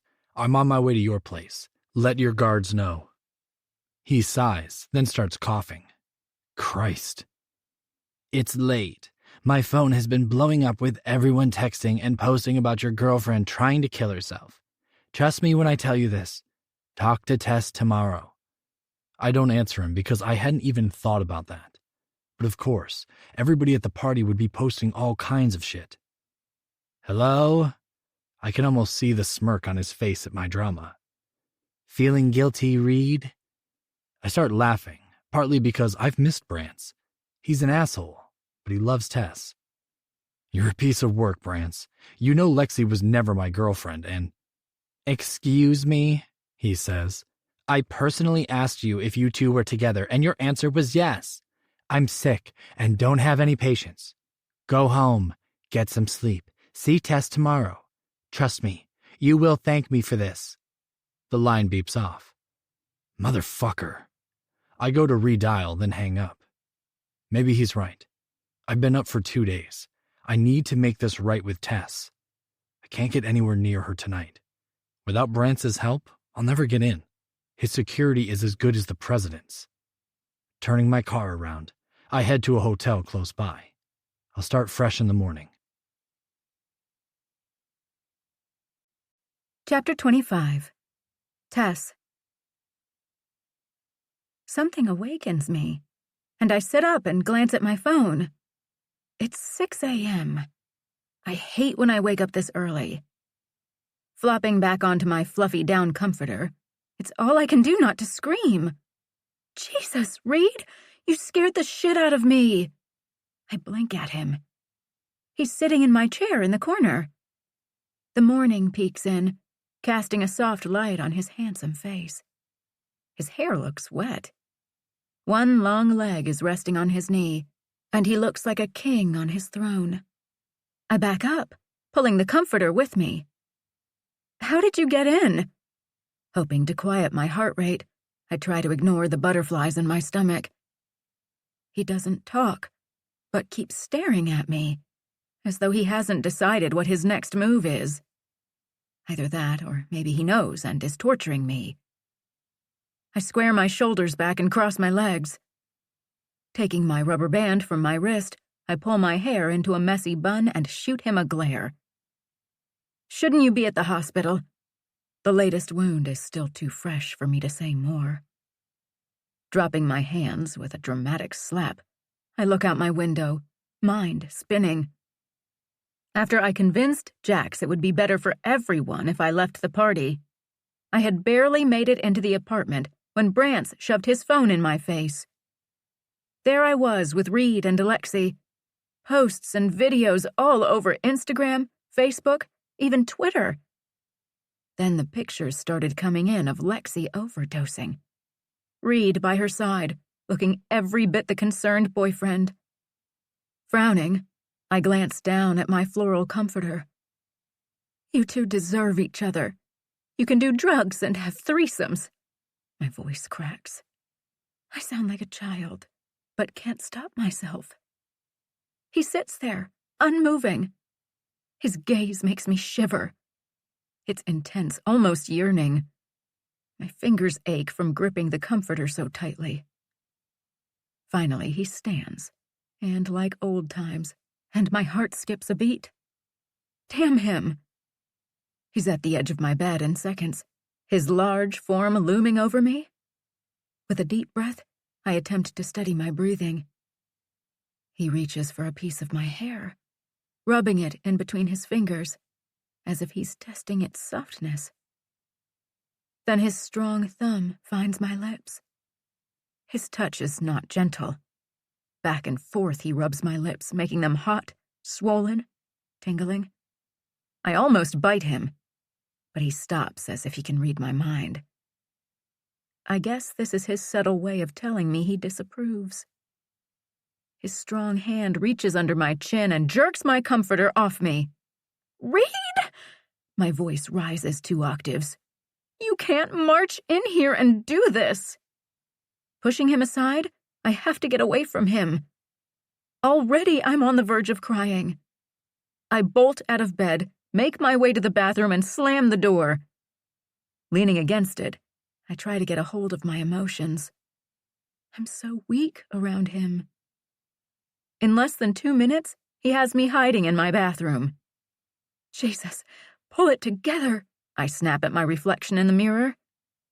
Swollen red lips and giant blue eyes stare back at me. Angrily, I grab my toothbrush and slather toothpaste all over it. I will not allow him to do this to me. He has a girlfriend who OD'd last night. Spitting out the foaming toothpaste in the sink, I pee and wash my face quickly. The last thing I want is for him to think I'm hiding, so I open the door and march out. An empty room greets me. Reed? Quickly, I throw on some sleep shorts and make my way to the smell of coffee. The kitchen is deserted and dark, which is unusual. Someone is always around. Grabbing a mug, I pour myself some liquid energy. I make my way into the main room and slow down to watch him. He's lost in thought, staring out at the magnificent view of Manhattan in her morning glory. Why does he have to be so beautiful? Why does he still have so much power over me? He must sense me, because he turns, and his eyes take hold of mine. Exhaling, I wait for him to make his move. Instead, he turns and looks back out the window. I would like answers. His deep voice is smooth, calm. It carries across the room. Okay. I hear a slight echo as I sit on the leather couch. The heat clicks on. Even though it's summer, Brance's building gets cold in the morning. Why are you back? And don't say college. My head lowers. I stare, fascinated at the steam swirling up from my coffee. That is why I'm back. He doesn't respond, but keeps staring out the window. A garbage truck faintly beeps its presence. Clearing my voice, I ask, "Can I get you a cup of coffee?" I don't know why I'm being nice. Maybe because he's actually acting mature, making my earlier outburst seem juvenile. I would like that, Tess. His voice is rough, raising goosebumps on my arms. Swiftly, I stand, relieved to have a task. I'm already needing him far too much, and he is not mine to need anymore. I pour him a cup, leaving it black. That's how we both used to drink it. Granted, that was 3 years ago. When I return, he has moved and now sits on the couch, elbows resting on his knees, fingers clasped together. Not hesitating, I invade his space, forcing him to lean back. He reaches for the cup. Our fingers touch. A zing of electricity hits me. Pulling away like I've been burned by scorching water, I almost spill the coffee. He arches a dark eyebrow. Thanks, kitten. Both of us freeze at the endearment. He recovers first, taking the coffee from me with both hands. I didn't put anything in it. I don't know how you like it now. Wow, if that's not the truth. I'm flustered, which aggravates me. I sit, turning slightly so I can see him. He leans over again, looking down at his coffee. I'm all fucked up, Tess. I have been since you left. Oh, God, stay strong, I chant to myself. I want to say I'm sorry, but I think we both are, so. He looks at me, his eyes so blue and open. For a moment, I'm back 3 years ago, when his honesty was pure and no darkness haunted him. Time stands still as we evolve into each other. What do you want me to say? I whisper. I want you to tell me the truth. How you feel about me? Us? He runs a hand through his exquisite curls. I need to find a way back to you. I exhale. Even when I fantasized about Reed begging for forgiveness, it was never this. Sitting up straight, I look directly at him. I don't see how that can ever be possible. Breaking eye contact, I sip my coffee. Why? His voice sounds strangled. My anger returns, and I look back at him, slamming the mug down. The loud crash almost makes me jump. You're kidding me, right? I puff out air. If you don't know, then you're not as smart as I thought. Jumping up, I pace back and forth. Humor me, Tess. My face heats up. Anger drives me to be honest with him. I loved you, and you gave away all your firsts. My hands are clenched in front of me. I need him to hear me, to know that his actions are why we are in the place we are today. You betrayed me by giving it to prostitutes and Lexi. Tess, Christ, his eyes are filled with tears. You had all my firsts. Reed's words bring me down. My legs give out and I sink to the couch. I avoid looking at him and focus on the coffee table. If I see his pain, I won't be able to stop my tears. Frantically, I reach for my coffee. I can barely swallow the mouthful with the lump in my throat. Go on. I want it all, Tess. Let it out. I blink a couple of times at the ceiling, trying to reel in my emotions. Cry, kitten. Then we'll put us back together. His strong hands reach for me. I twist away. You're with her now. What does it matter? It matters. We'll get to Lexi later. Talk to me. He stands up. I follow, not allowing him to intimidate me. What should I tell you? That I can forgive you? Or forget that you used to be a different person? In need of a barrier, I scurry around the couch. He crosses his arms. I begged you, Tess. Literally begged you to come back to me. And what did you do? Stop. I wish I could put my hands against my ears. What? He yells. I jump at his anger. You killed me, he says. You took my heart and ripped it out. So yeah, you're right. I turned into a different person. I can't do this. You shouldn't be here. My eyes scan the room. Relax, Tess. His voice is strong and reassuring like a warm blanket. This is the only place I should be. He stalks toward me, graceful, like a dark, sleek panther. Run, flashes like a neon sign in my brain. I back away until I hit a wall. His warm breath is at my ear. What do I need to do to get you back? My breathing is harsh. Again, he robs me of thinking clearly. He's too close. His fresh reed smell makes me almost groan with want. Kitten. It sounds like a caress. I want to tell him he is not allowed to call me that anymore. But what's the point? Instead, I nod my head yes. When Robert showed up that morning, I didn't panic because I was positive my father would send one of his planes and he would be back. When that didn't happen, it all spiraled out of control for me. He looms over me, forcing me to look at him. I was like a drug addict without his fix. You were my drug. His thumb rubs my lips, his eyes fixated on them. I had Jack's, but you are my soul, my life. He murmurs so close I can smell his minty breath. Then he pulls back, his arms caging me in. Your father wouldn't let me visit you. Every time you told me that you were coming back, I believed you. When you started lying, the pain was something I never want to go through again. It broke me, Tess. I prepared to defend myself, but his eyes stopped me. No. You did, and by the time you told me the truth, it was like you took that piece of my soul I had given only to you and sliced it out of me. Reed, please. I don't even know what I'm asking for. Let me finish. I was not mature enough to understand or believe that you would come back. A sob escapes me. This time I do cover my ears. He's making me the bad guy. I can't be the villain.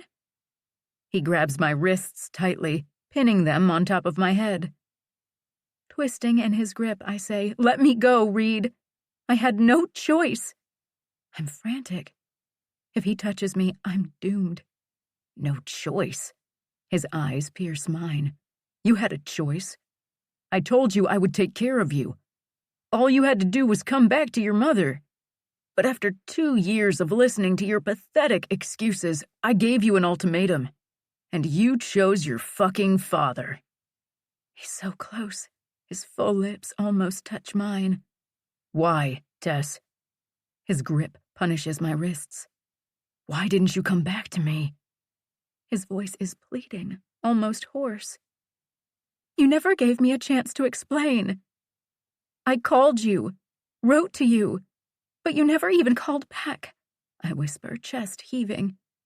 His eyes examine my face, then move to my breasts. The room that was so large a moment ago has shrunk. The intense attraction that has always been with us has been unleashed at last. He leans his forehead against mine. What would have been the point? To make myself suffer even more? Just keep dragging it out? You're hurting me.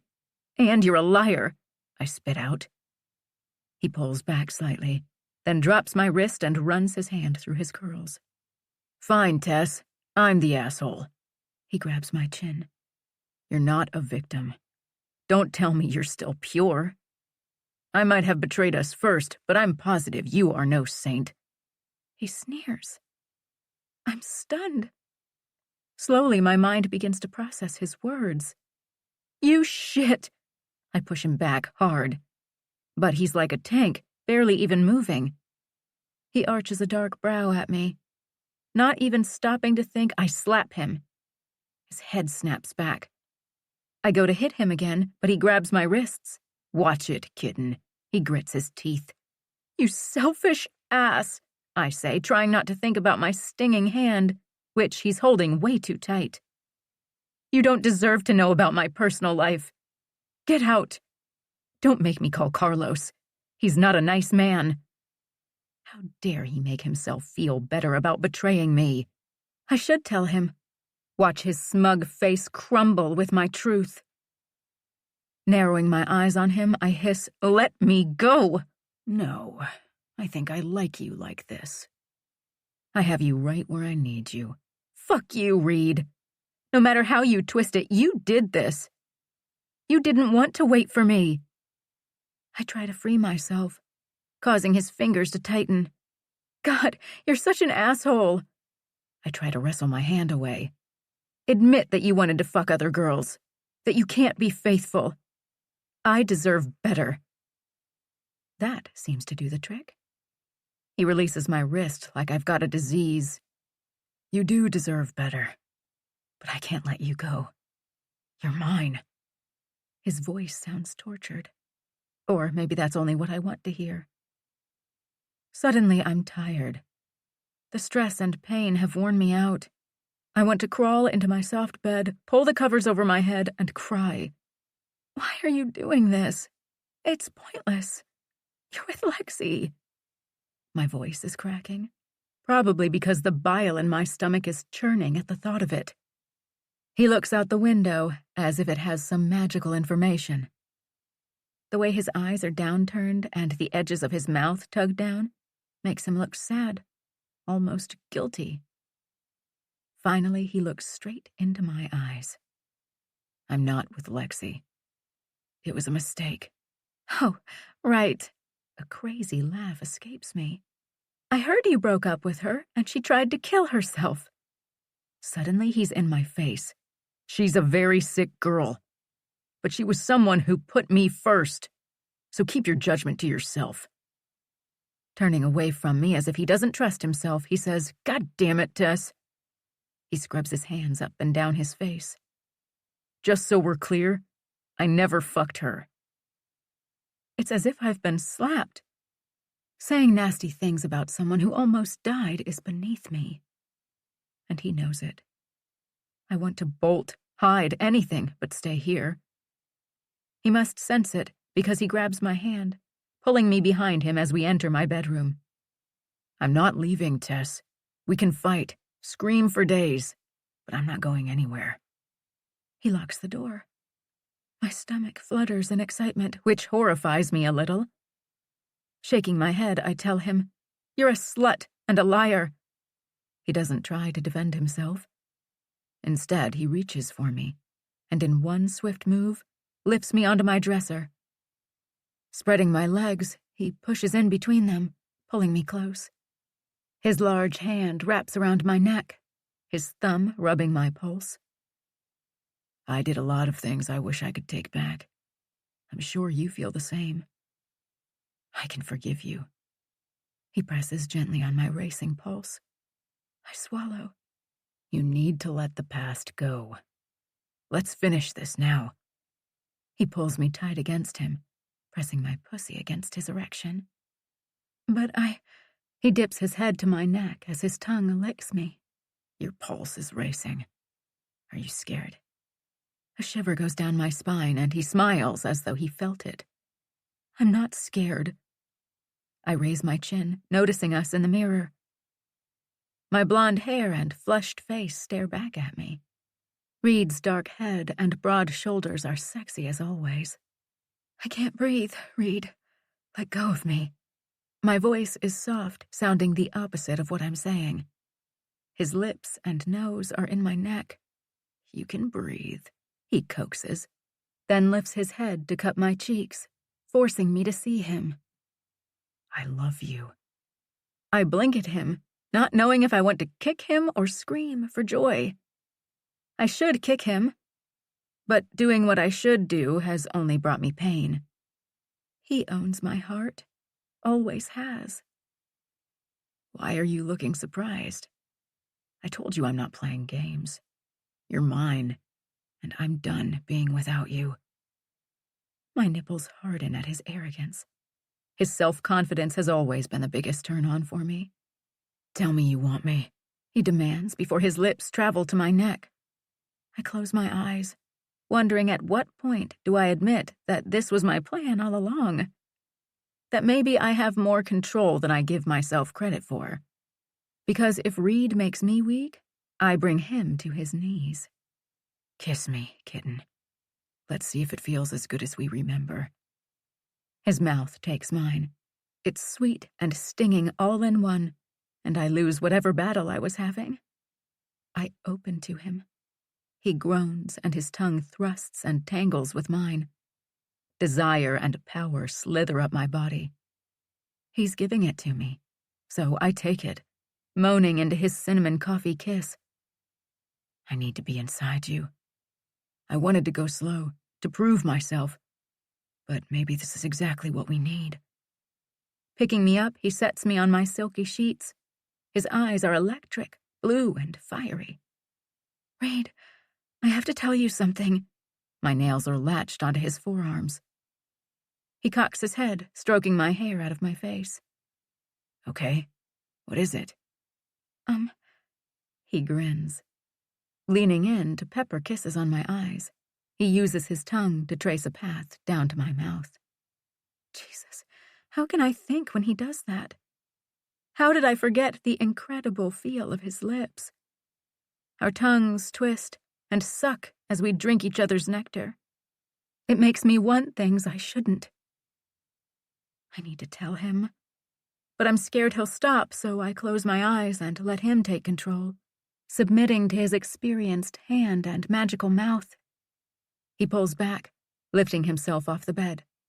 Somewhat mesmerized, I watch as he pulls the t-shirt off in one jerk and unbuttons his jeans, making me squirm in anticipation. My core clenches and my thin night shorts are wet with my excitement. He looks at me as he eases the jeans down, allowing me to worship the six-pack and V of muscles. His body has matured. He's no longer a boy. The years of boxing and training with Jay have paid off.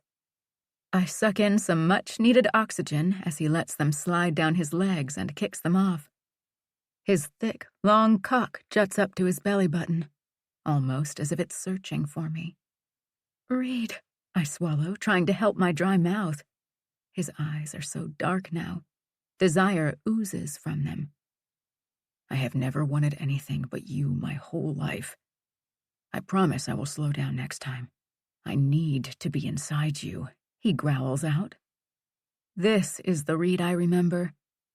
I don't know what is going to happen later, but right now, I'm staring at my Reed. It's now or never. Maybe I should go along and let him do it fast and hard. He grabs my chin. After today, it's only us, Tess. I hope you know that. I whimper. He pulls back. What's wrong? What is wrong with me? Sit up. I do. He pulls my thin nightshirt over my head and pushes me back down. His mouth attacks my hard nipple. He sucks it into his mouth, and desire flares all the way down to my core. His teeth softly roll it with his tongue. Then he bites me. I groan, not knowing how much I wanted that. His eyes shoot up to mine. I want to fuck you. Claim you so that you never leave me again. I almost remind him that he left me, But fuck it. The wetness between my legs is making me almost self-conscious. He hasn't even touched me down there yet. God, these nipples have haunted me. He rolls one roughly with his fingers, then lowers his head to my stomach and makes his way to my tattoo. His tongue licks the arrow all the way to my heart, and he sucks the spot the arrow is supposed to pierce. I arch into him, my body starting to move against his. Reed. But he takes my mouth again, stealing my breath. No more talking, Tess. You're not making sense anyway. He pulls down my shorts and I feel cold without his hot touch. So fucking beautiful, he says, his voice gravelly. I love you. I know I'm pushing you, but I can't stop saying it. And I can't think straight. I want him. So I give in, knowing this is what I came back for. This is why I never let any other guys get close. I have always been his, and I always will. His strong legs nudge my thighs open. Suddenly I panic, sitting up. What's wrong, Tess? This time he is demanding, not asking. Kitten, tell me. My breathing is harsh. I must tell him. He is going to know somehow, and that will be worse. Gasping, I try to take a breath. His large tan hands caress my breast, then move to my neck, gently guiding me back. You need to talk to me, or let's talk after. Just feel, Tess. Feel how fucking good it is. Taking my hand, he wraps it around his thick dick. A moan escapes me as I stroke him. Then I blurt it out. I'm still a virgin. He stops thrusting his cock in my hand. His eyes fly to mine and his body goes still. I let go of him. I should have told you. But you were so sure I had. I didn't know we would be doing this. I'm speaking fast. Stop, he groans, lowering his head onto my forehead as he closes his eyes. His body is stiff. Gently, I touch him. Reed? He grabs my hands and holds them on top of my head. Tess. His voice is raspy, almost harsh. Then his blue eyes look at me.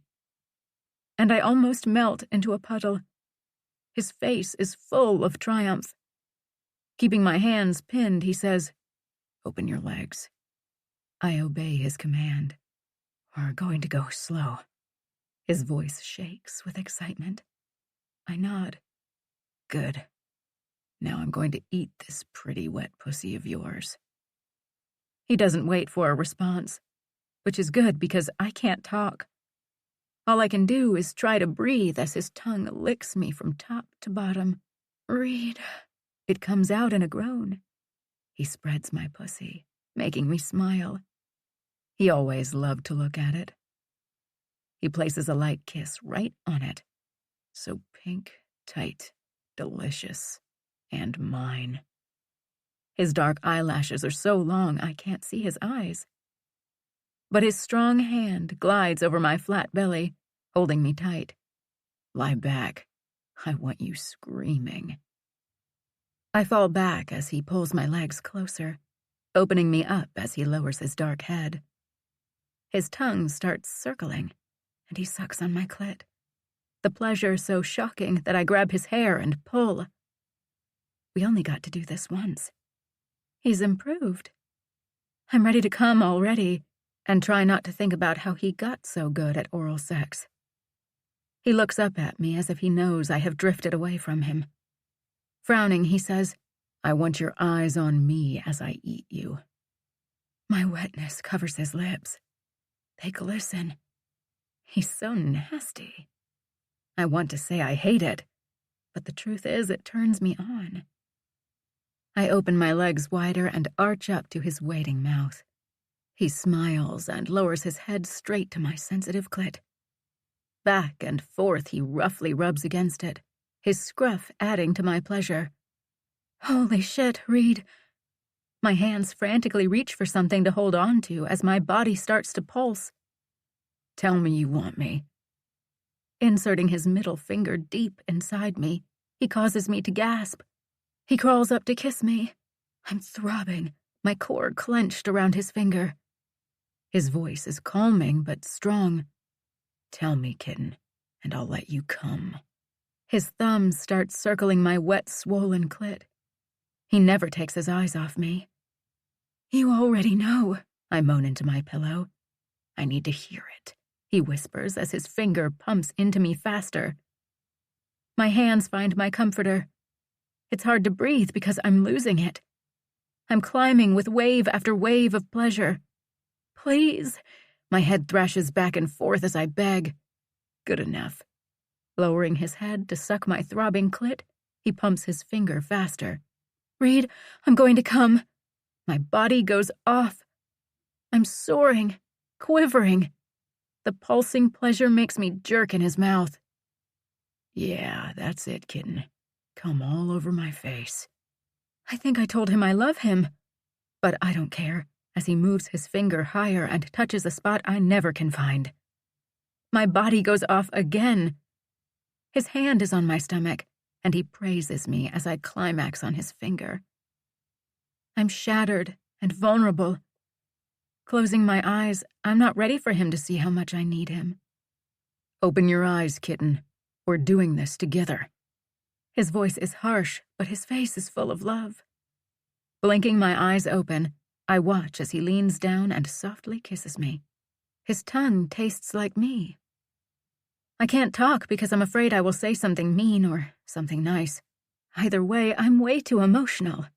So I nod yes. He moves his body on top of mine. I want your eyes on me the whole time. Taking his hard cock, he rubs my clit with the tip until it pulses, leaving us moaning.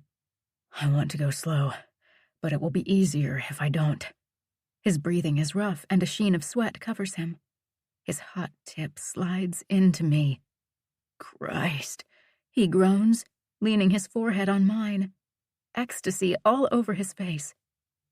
Then his mouth is at my ear. Kitten, you feel me? I don't say anything, because how can I not feel him? He's huge and he's barely in. I tighten around him and he breathes out. Fuck, you're hot and tight. He pulls out and circles my clit with his dick again. Relax, Tess. He takes my mouth with his tongue seeking mine, sucking and circling, so deep and intense I'm sure my lips and chin will be chafed. He thrusts in deeper. I try to relax, but it's starting to burn and stretch. Reed, you're too big. I didn't think... this hurts, I whimper, tightening up on him. He caresses my cheek. Let me inside you, kitten. It's me. I'm caught off guard at his declaration. Suddenly, I don't care how much it hurts. I trust him. All I want is for us to be one, and his body inside mine.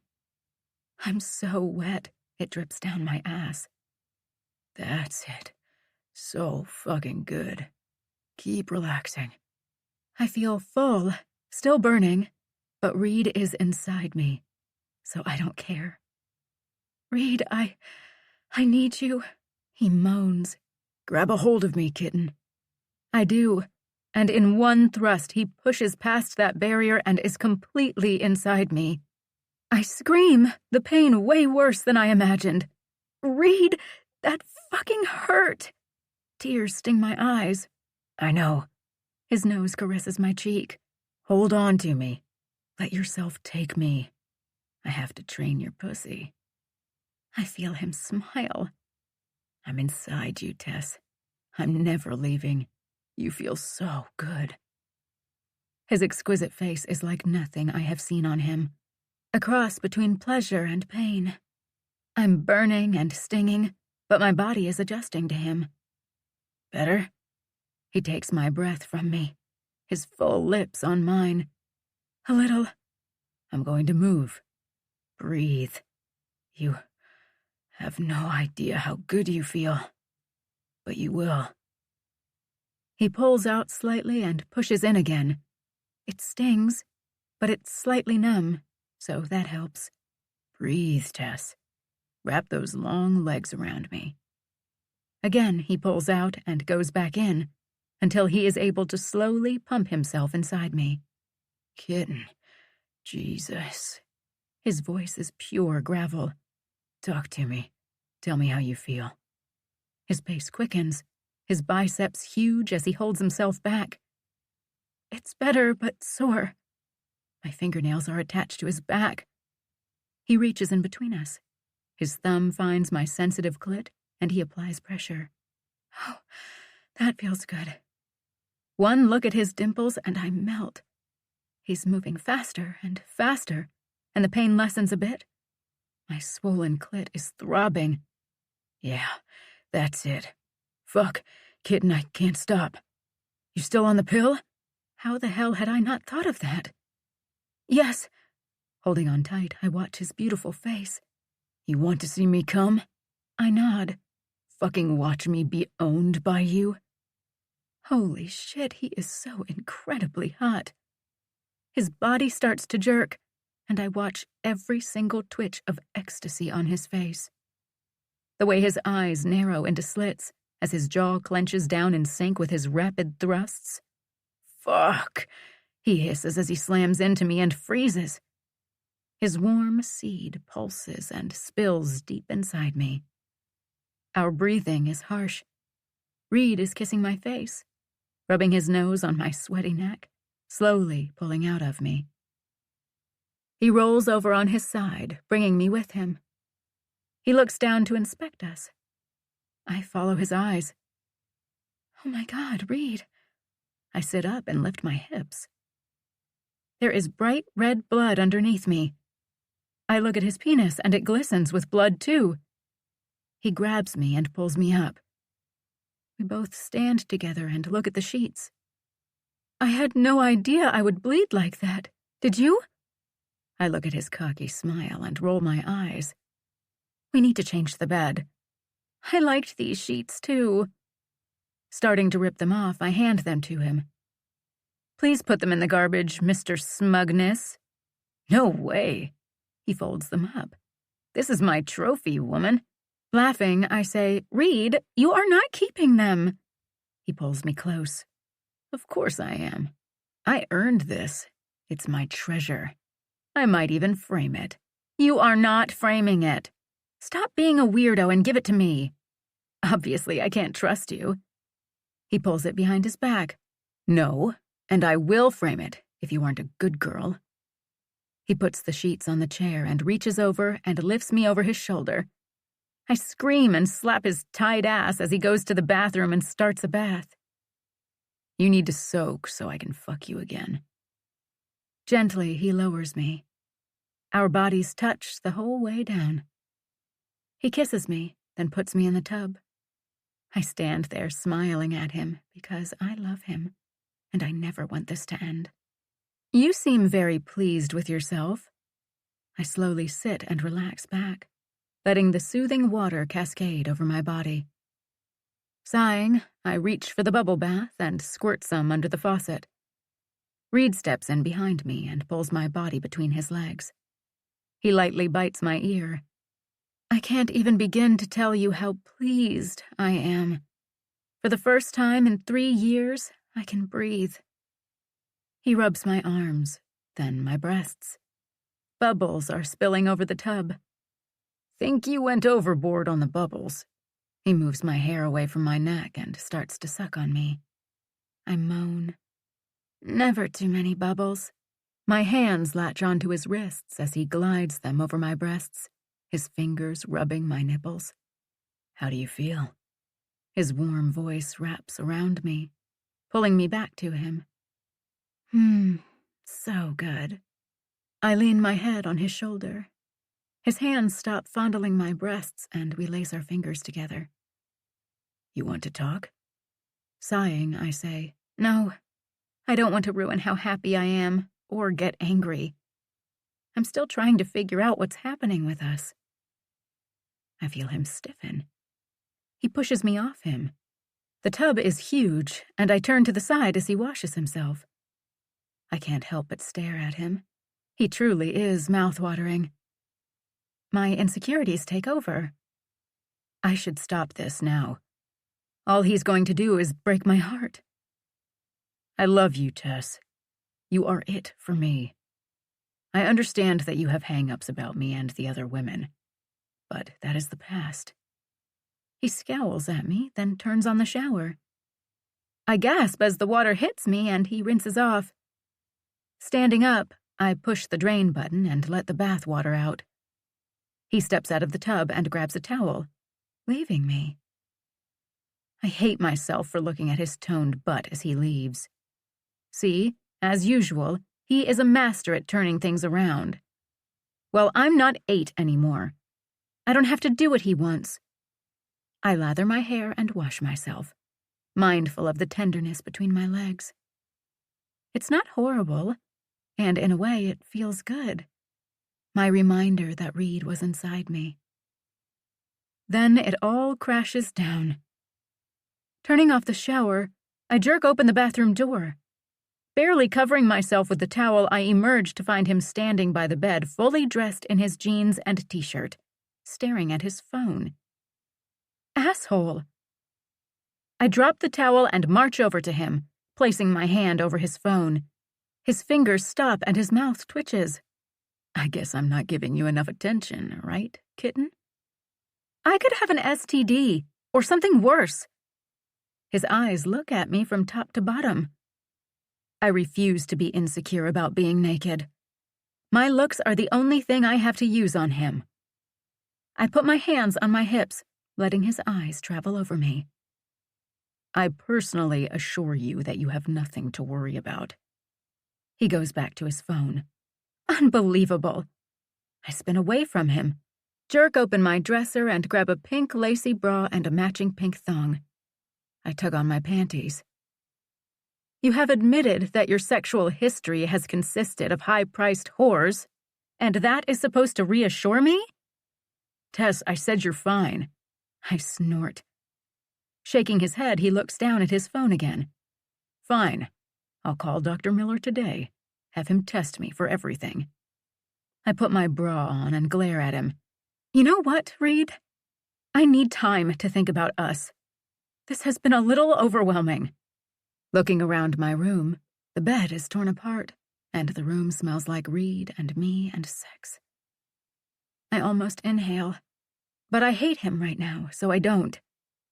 He laughs and his eyes narrow on me. No, Tess. I want to throw one of my shoes at him. How dare he decide whether or not we are together?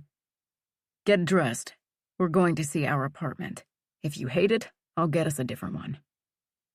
Now it's my turn to laugh. You are completely delusional. I have no intention of moving in with you. I lower my voice, realizing I'm starting to get a little loud. He takes my arms and pulls me until we are nose to nose. You're moving in with me, beautiful. We're done being apart. His eyes move over my face.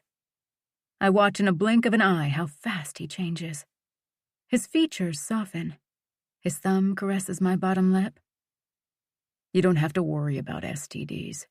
I have always worn a condom. He winks. See, you do get all my firsts. Making love with you was the first time I have never not worn one.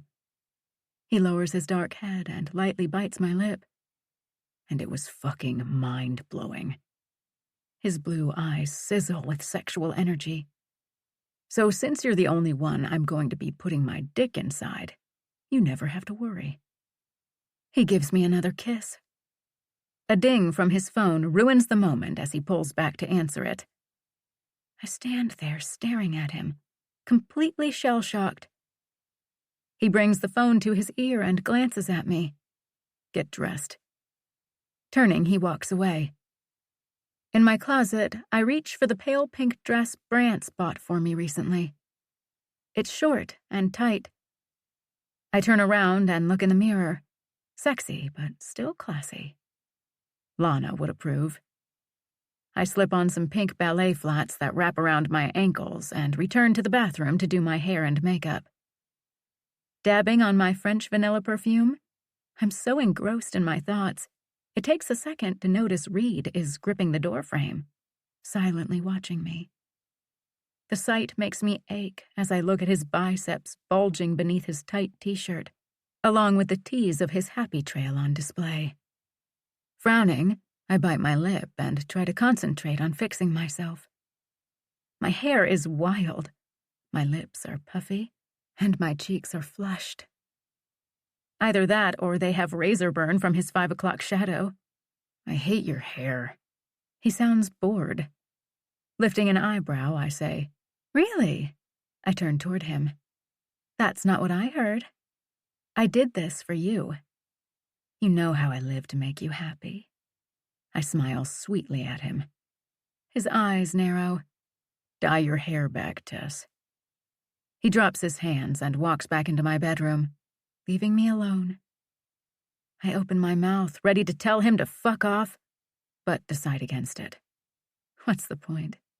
I hate being a blonde anyway. The maintenance is ridiculous. Quickly, I apply my makeup, and since I'm in pink, I try to go natural. I do darken my eyes. The smoky look always works. I take one more glance at myself. Reed will think I look hot. Suddenly, I remember my birth control pill. Shit, I must get better about taking it. Obviously, Reed is not going to use protection. I can't keep forgetting it, especially since I'm the one who doesn't want kids. Popping it into my mouth, I go to find Reed.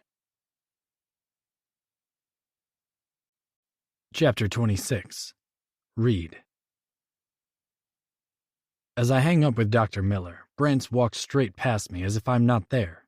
Fucking drama queen. I smile. Brent has balls. I've missed him.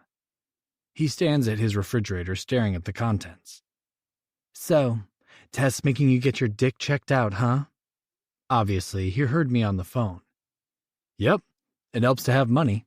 Dr. Miller is sending someone here to draw my blood. I should have the results by the end of the day. Do you mind letting your guys know not to kill him?" He snorts but presses the intercom, alerting Alejandro. "I'm doing this for Tess." He eyes me. Going back to the refrigerator, he takes out the orange juice and shuts the door, shaking his head. "I can't have you hurting her, Reed." "Brants, I'm going to tell you this one time. I love her, and we're back together. The rest is none of your business. She adores you, and you're her best friend. That makes us stuck with each other." He slams a container down, and little drops of orange juice hit us. "Fuck off, Reed. If I were against you, I wouldn't have allowed you in here this morning." Pulling a hand through his hair, he goes on. "And you know what? It is my business, since I'm the one who has to pick her up and put her back together after you destroy her. I'm not here to argue with you. I appreciate that you took care of my girl, but I can take it from here." Absently, my eyes travel around the kitchen. Brant's has stainless steel cabinets. I don't think I've ever seen that before and wonder how they'd look in our penthouse to be. "I'm not going anywhere until you have redeemed yourself." He pours the OJ into a tumbler and takes a huge swig. My head snaps back to him. "I think you're forgetting she is the one who has been gone for 3 years. She's the one who wouldn't come back. What did you expect me to do?" He rolls his eyes. "Right, it's Tessa's fault that you fucked anything that moved." I grate my teeth, then check for Tess. The last thing I need is for her to hear this conversation. "It's done. Over. I can't change the past. All I can concentrate on is the future. I have a headache and you are making me want to punch something." He snorts. "Tell me something new. She loves you, Reed. You sure you're ready to be what she needs?" "Judge me all you want." I scrub my hand over my face. "I love her. Always have. You have been in her life for 3 years. I have been there forever." "So? You think because you two were having tea parties together that gives you a get-out-of-jail-free card?" "You know I love her." We stare at each other in a silent battle. He raises his glass. "Great, because you two don't do casual." He doesn't trust me, but I don't give a shit. As long as I have Tess, I'm willing to put up with the disapproving Brants. "She's moving in with me starting today," I blurt. Well, I guess that's not moving fast. Brent leans toward me, elbows on the counter. I don't care that your family is a bunch of billionaires. I come from drug money. I will have your penis cut off and shoved down your throat if you hurt her again. He lifts the last of the juice to his mouth. I can't help but smirk, because if Brant is sick enough to think it, he'd probably do it. Fair enough, man. Grabbing a banana, I start to peel it. Did you even ask her? Or did you tell her she was moving in with you? Does it matter? Glaring at him, I pop a piece in my mouth. Does what matter? Tess walks into the kitchen. My pulse leaps. Fuck, she does things to me. My eyes follow her as she drops her bag on one of the stainless steel bar stools. I want to grab her, pull up her pink dress, and thrust myself deep inside her. But I refrain. Brant's probably wouldn't appreciate it. The intercom beeps, interrupting my thoughts and alerting us that the guy Dr. Miller sent is on his way up. Tess walks up to Brant's, checking his head with her hand for a temperature, I guess. Jealousy punctures me, and for a moment it takes my breath. I want her touching me, not Brant's. I reach for her. So, kitten, this guy is going to draw my blood and whatever else needs to be done. I will have the results by the end of the day. What, already? Her big blue eyes open wide. She turns and cuddles in my arms. Christ, she feels good. Her vanilla scent wraps around me like an invisible force field. Will this make you happy? Relieve your mind? I pull a piece of hair off her face. Of course. Her voice is raspy. Then I want it done. Rubbing the back of her neck, I pull her closer to kiss her temple. Brant interrupts us with his empty glass clanking as he puts it in the sink. I love this dress on you. Turn around. He spins his finger. Tess laughs. Reluctantly, I let her go. She twirls and catwalks around the kitchen. Her pretty pink dress accents her thin body and fantastic tits. Work it, baby. He grabs her as she passes and twirls. What do you think, Reed? It's okay to admit that I'm a master at dressing her. He winks at me. Then he dips her. They both laugh, and my heart aches. It's been so long since I heard her laugh. I forgot how good it makes me feel. My personal Barbie doll. His brown eyes are full of mischief. A cough causes all three of us to turn. The guy that Dr. Miller has sent is standing in blue scrubs in the doorway, a tall guard with a beard standing behind him. Brant chuckles. And on that note, Tess, I will leave you to it. Actually, it's important that Tess stays. I pull her to my side, in case you have questions. Knowingly, she narrows her eyes at me. You're just scared of needles, she whispers. It's the first time I've seen her face genuinely soften since we had sex. That too? My lips twitch. I need you to hold my hand. Christ, you two. I think I'm going to be sick again, although knowing that Reed Saddington is afraid of needles makes my day. Brant calls over his shoulder as he leaves. I turn to the guy in scrubs. Shit, he looks nervous. I smile, trying to calm the guy. I mean, he is going to be putting a needle in my arm. Can I get you something to drink? Tessa's manners break the awkward moment. No, I'm fine. He glances around Brant's ridiculous fortress. The white walls make me nervous. I can only imagine what this guy is thinking. So, where do you want me? I want this done. I hate needles. When we were kids, my mom always had to bring Tess whenever I got a shot. Otherwise, I caused a scene. Well, wherever is comfortable. I need to draw blood. When was the last time you ate or drank anything? I had coffee and a banana. That's fine. So I need a urine sample, and I'll draw your blood. Dr. Miller will get the results and call you in a couple hours. He smiles reassuringly. I fight the urge to laugh because this is so stupid, but I guess necessary. Wow, that is so quick. Tess caresses my arm as she holds my hand. This is my girlfriend, Tess. Hi. The guy is flustered. He barely looks at her as he writes something on the plastic cup he wants me to pee in. And you are? Yeah. I'm Steve. Sorry.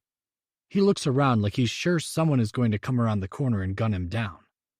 Can't say I blame him. If our positions were reversed, I would probably hesitate to give my name too.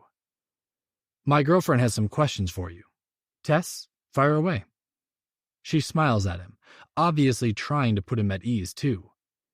So, if he is clean, that means I have nothing to worry about? Her new attitude is different. I love it. Steve clears his throat. Well, yeah, if all the tests are negative, you should be fine. If you're worried about it, he can get retested in 6 months. Holding up my hand, I say, We're fine. Let's do this. I'm hungry. He gets prepared, and Tess watches as he ties the band around my bicep. You have great veins. Makes my job easy. A nervous laugh escapes him. I look at Tess, who's biting her lip as she looks at me. I'll give Steve credit. He knows what he's doing, and I barely feel the needle prick. Tess moves closer. I lean into her as she runs her hand through my hair. Steve clears his throat again. I wonder if it's a nervous tick. So, that's done.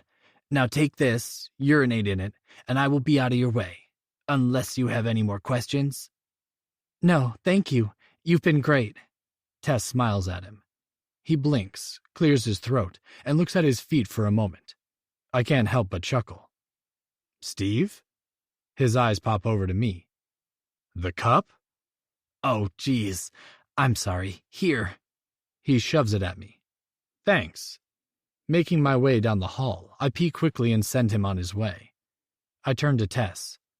Pack some stuff. We can come back for the rest in a couple days. Surprisingly, she doesn't fight me. She walks to her room and returns with a bag. Brance is leaning against the wall as we leave. Call me pretty girl. Love you.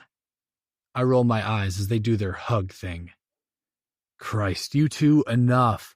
I'm not taking her to China. We'll be at the St. Regis, I say, grabbing her hand and bag. Reed, she says with a hiss. I swear to God, you can't boss me around like that. I'm not Lexi.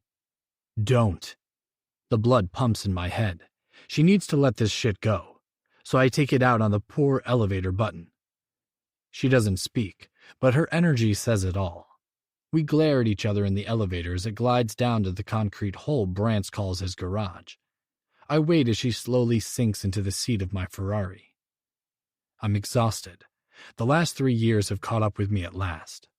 My fingers grip the steering wheel. I want to show you the apartment. How hungry are you? I'm fine, but you're not. We should stop and eat. She's right. Food would help immensely. I reach for her hand, bringing it to my lips. Neither of us speaks, and we let the fact that we're together sink in. The apartment has nothing but white walls. I thought maybe you and Brance might enjoy decorating it.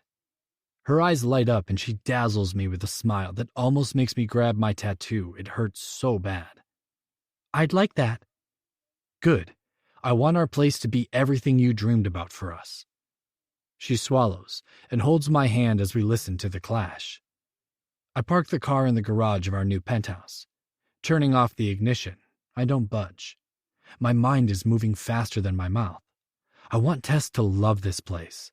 This is our beginning, and it's important she knows it. She looks at me as she grabs her purse. You okay? Unbuckling my seatbelt, I turn. I bought this apartment for you. She blinks at me. It's true. I was going to rent, and the realtor brought me here. As soon as I walked in, I knew. She frowns. But you didn't know I was back or anything. It didn't matter. Or maybe it did. All I know is I walked in and I saw you everywhere. I was willing to pay whatever they were asking. You're getting awfully sentimental in your old age. My hand strokes hers. Only for you. Come on. Not only is the apartment fantastic, there's a coffee house across the street. You'll love it. Great coffee, omelets, pastries, all your favorites. And the best part about this restaurant is it's delicious and quick. I'm mentally calculating the minutes it will take us to order and eat, obsessing on how my body wants to mate with her. I'm like a barbarian. I want sex in every single room, on the counters and the floors. Holding the door open, I admire her as she walks in. Tess has grown into a woman who turns heads from both genders. She has always been stunning, but now she seems to embrace it. The coffee house has bright turquoise walls with large chalkboards dangling from chains. Their daily specials and menu are printed in neat handwriting. It's loud and crowded. The dark wooden tables are almost all taken. Standing behind her as we wait to order, I pull her back, settling her in my arms. She fits like a glove. I rest my chin on the top of her head. As she checks out the menu, my nose goes into her neck, breathing in that wonderful Tess smell. Vanilla. I almost back away. The fierce emotions terrify me for a moment. What are you going to have, kitten? Coffee? I move closer, wanting to rub my hard cock on her ass. Of course. Anything else, Skinny? Her lips twitch. Yes. How about a bacon avocado cheddar omelet with sourdough toast? Love it. Can I copy? Raising a dark brow at me, she says, Well, I hope so. Otherwise, I'm losing my touch. You're definitely not losing your touch. Taking her hand, I casually place it on my erection. She stiffens and looks around. Everyone is too preoccupied with each other or on their phones. She goes to pull away, and I tighten my hold on her wrist. Just rub it, Tess. No one can see you. Read, she hisses, but she starts to slowly rub, and I nearly moan out loud. I move back and lace my fingers with hers. That was a bad idea. She laughs. You're crazy. My heart aches. I love you, Happy. We're going to eat, and then your lessons begin. Rubbing her shoulders, I smile as she leans into me. Really? What if I'm a bad student? Are you going to spank me? She jabs. I clench my teeth together. You have got to let this Lexi thing go. Trust me, I'm trying. But when you get all domineering on me, it's hard, she whispers loudly. Thankfully, the guy ahead of us moves away, and it's our turn to order. We find a table in the corner. Tess crosses her legs, looking satisfied with herself. Clearly winning her back might take some time. She's given me her body, but her trust might need some work. Which is okay. I've got nothing but time to make her trust me again. After all, if the situation were switched, I don't know how I would act. I'll get our coffee. I walk back up to the counter. When I return and set down our coffee mugs, Tess is staring at my vibrating phone. It's Dr. Miller. I see that. You could have answered. I can't handle any bad news. She reaches for the napkin holder. It's funky and made of a tin can. You know I don't have anything. A ding alerts us that there's a message on my phone. The arrival of our omelets stops me from listening. I wait for the meal to be delivered before I pick up my phone, watching her eyes follow my hands. Her cheeks turn slightly pink. I tap my fingers on the table. So, when I get a clean bill of health, we're done with all the past, right, Tess? We can start building our lives together? She caresses the handle on her mug. I don't want what we used to have. I want better. You're mine and I'm yours. But I need you to trust me. She looks around the coffee shop, then straight into my eyes. If you get a clean bill of health, I'm all yours. I got a clean bill of health, and now I'm nervous about showing Tess the penthouse. Even though it spoke to me, that doesn't mean she'll love it. Fuck it. If she hates the place, we'll find another. I hate second-guessing myself. I'm like an actor needing people to tell me I'm good. But instead of a whole group of people, I only need Tess. I glance at her. Her big cat eyes are wandering around the posh lobby. It's the standard millionaire's building. High ceilings with marbled floors.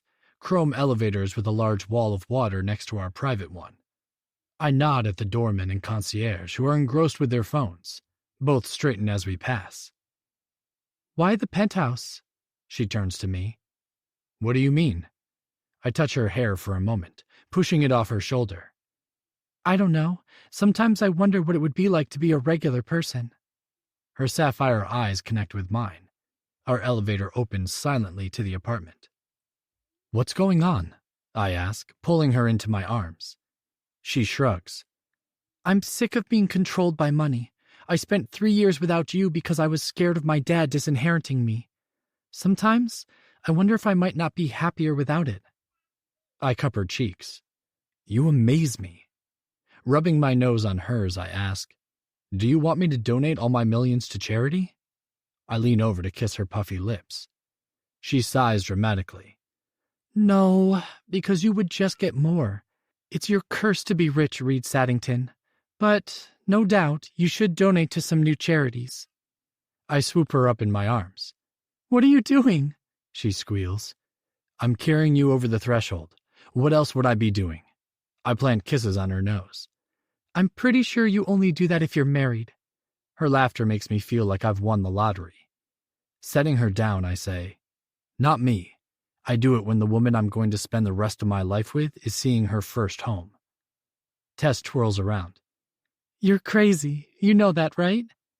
Only for you. I slap her ass and she shrieks, a big, stupid smile on my face. She runs one finger across the white walls as she looks around. The ceilings are tall. Windows stretch from one side of the apartment to the other. It's what first attracted me to it. All the lights and city being seen yet not heard. Tess hates to be alone. Living in this penthouse, we'll be surrounded with light and life. Come here. I take her hand. I need to show you something. Pulling her behind me, I approach the ornate staircase, taking the stairs 2 at a time. Why are we hurrying? She puffs. I'm excited. After I open our bedroom door, she steps inside and her eyes take in the giant suite. This isn't what I wanted to show you, although I like it too. Smirking, I pull her into the master bath. She gasps, covering her mouth as she looks around. Oh my God, this is spectacular. She jumps into my arms. Chuckling, I hold her as she clings to me, planting small kisses all over my face. When the realtor brought me in here, I saw this tub overlooking Manhattan. All I could see was you in it. I bought the place that second. I don't think I even saw the rest of the apartment. Come on, this tub and... She slides out of my arms to peek inside the shower. Well, it's got enough buttons, and we can fit 6 of us in here. As long as you and I fit, that's all I care about. Crossing my arms, I watch her. She spins around, her hands behind her back. I'm putting a couch and a chair over there. You do whatever your heart desires. This is all for you. I want you so spoiled no one but me can stand you. She tilts her head and laughs. Careful what you wish for. Caging her in with my body, I reach for her neck and stroke it with my thumb. I don't have to be careful. I already have my heart's desire. Reed, the windows. She frowns. The glass is tinted. I'm not into anyone seeing what's mine. I rub my nose along her cheek. Are you sore? She bites her bottom lip lightly. A little, but it kind of feels good. I lift her up, and she wraps her legs around me as I walk us over to the elaborate toilet seat. Sitting on it, I let her stand so I can reach up and pull her panties down. In one swift move, I grab her leg and throw it over my shoulder, bringing her honey straight to my mouth. Wait, here? She looks around. Here. I grin, then pull her onto my mouth. Sucking her clit causes her to fall forward and she grasps the gold towel rack. She's wet, and I drink and suck her hard. She pants, saying my name. One hand holds the rack, the other holds my hair. You're lucky you taste so good. I can't decide if I want you to come on my dick or in my mouth. Torturing her, I add a finger and push up to rub that velvet spot and watch her face. Reed. Her fingers tighten on my hair as I pump my finger into her. Her pussy clenches onto it. One more rub. Let go, kitten. And she does. I hold her tight as her whole body spasms. I can't help myself. My greedy mouth latches onto her clit as she pulses in my mouth. With one hand, I unbutton my pants and tug them down. My swollen cock juts out. Her eyes are huge as she swallows. I want to suck. I stop her as I grab her waist and guide her pussy to my waiting cock. Not right now. I need this, I say, lowering her wet sex onto me. Jesus. My head falls back as she moans against my neck. The tightness of her pussy is almost a religious experience. Fuck me, kitten. You're in charge. Lifting her up, I thrust her down on me, then grab her neck and crush her lips on mine. My tongue needs hers like I need water. Her hands find the towel rack again. Her hot pussy tightly clenches my cock with every thrust, and the pleasure is intense. I need your tits in my mouth. Her dress comes off with a quick tug and I unsnap her bra. As I suck her tight nipple into my mouth, a growl escapes me. Or maybe it's her. That's it, Tess. My eyes remain fixated on her as she rides me. Have I ever loved her more? My stomach muscles tighten as she grinds herself on me. Rub your clit on me. I jerk her up and down on my cock. Christ, I'm ready to come. You're too tight. She's on her tiptoes. I maneuver myself so deep I can sense her start to tremble and clench. Come on, Tess. Snarling, I bite her nipple. I want to hear you scream. She does. Her body responds to me. Her pussy is pulsing and clenching like a vice around my thick cock, almost like she's milking the cum out of me. She lets go of the towel rack and reaches for my neck as she attacks my tongue with hers. Reed, I'm coming. Her body jerks and convulses on my cock, setting me off. I pull her twitching pussy tight as I shoot my release inside her. When I pull her hair back, she looks down at me. I had no idea. I love this. I mean, it feels good, doesn't it? Her beautiful eyes try to focus on me. Looking at her as we both catch our breaths, I cup her cheeks. I've never felt this, ever. Tears spill from her eyes, and I gently rub them away. I love you, she whispers. I love you so much. Grabbing her neck, I kiss her hard. We break apart only to catch our breaths. Then slowly, I lift her off my semi-hard cock, steadying her as she stands. Her legs are shaking. Maybe I need to let you rest. I grab some toilet paper. Let's get you cleaned up. My eyes scan her body as I gently wipe her down. When I arrive at her waxed pussy, my thumb dips into her wetness to rub her clit. Why are you waxed? She looks dazed as a moan escapes from her. What? She whimpers. I pull my thumb away. Her eyes narrow and I feel her nails bite into my shoulders as she pulls away. Standing up, I rub my hand through my hair. Unwanted jealousy creeps into me. Seriously, Tess, why? She grabs her panties from the floor, stepping into them gracefully, her tall, thin body glistening. I should shut up. I sound like a lunatic.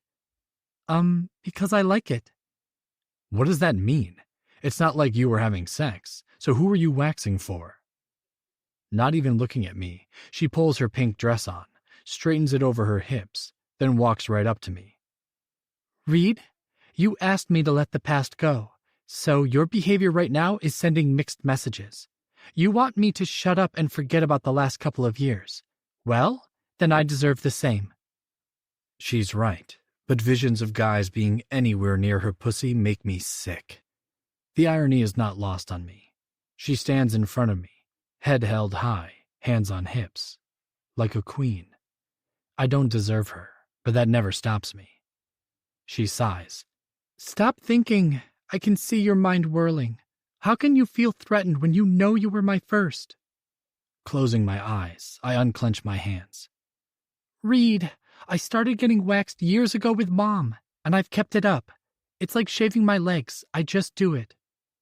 Rubbing my hands across my face, I smell her on them. What am I doing? I'm sorry, I know you started waxing before you left. I guess I thought... I shake my head. Clearly, I'm not rational when it comes to you. I'll work on it, I say, kissing her eyes and nose. She looks up at me. I think you need sleep if these black circles are any indication. She lightly traces my eyes. I nod. Let's go check in. You can see the rest tomorrow. Chapter 27. Tess. I wake with Reed's body draped over half of me, and the windows dripping with rain outside. Snuggling in tighter, I've forgotten this sense of security. I turn my head, bury my nose in his strong neck, and inhale his fresh reed scent and my own. We checked into a suite at the St. Regis and collapsed into bed. I woke to Reed's head in between my legs at around 4 a.m. He wasn't joking when he said he can go all night. I don't remember when we ultimately drifted back to sleep, but if I can walk today, it will be a miracle. You okay? You look far away. What are you thinking about? His rough morning voice makes my eyes connect with his. I smile up at him. Us. Last night. I bury my head in his warm chest. He chuckles. I keep telling myself to let you rest.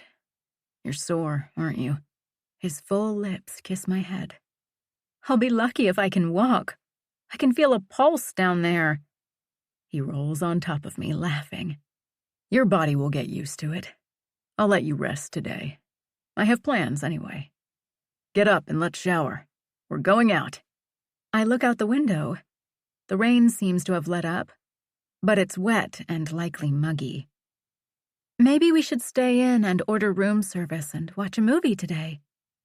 With a yawn, I snuggle back into his warm spot. He slaps my ass. Up. We're roughing it today. He chuckles, his dimples teasing me. What does that mean? I say, sitting up. Pushing my hair out of my eyes, I take in the full beauty that is Reed. Well, we're on a budget. That is, after we get a bed. He stretches, and I can't help but blush at his thick, hard cock. He grabs my face for a kiss. I love your blushing. You were never shy with me. What's changed? I want to say everything's changed. That I'm all in. That if he leaves me, I might shrivel up and die. Instead, I pull my knees up. I guess I'm not used to being happy. Not a lie. I've been sleepwalking for 3 years. He pulls me up as though I weigh nothing. I know that feeling well. I meant what I said yesterday. This is us. Our new life. I'm not going anywhere. With his full lips, he tries to kiss me, but I turn my head away. I haven't brushed my teeth. He smiles. You're too beautiful to have bad breath. Now kiss me. I laugh.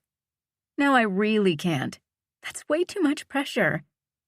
Reed kicks open the door to the lavish bathroom and lets me slide down his hard body. He turns on the water for the shower. Completely uncomfortable, I look around. Should I get in with him or wait? Tess, what's wrong? There's amusement in his turquoise eyes. Glancing at my reflection, my blonde hair is a tangled, wild mess. My blue eyes look so big. Absently, I think I look like a Disney princess. You know, the ones whose eyes take up too much of their face. Talk to me. What's going on in that stunning head of yours? Sighing, I straighten my shoulders, causing his eyes to drop to my chest. I never thought it would be like this.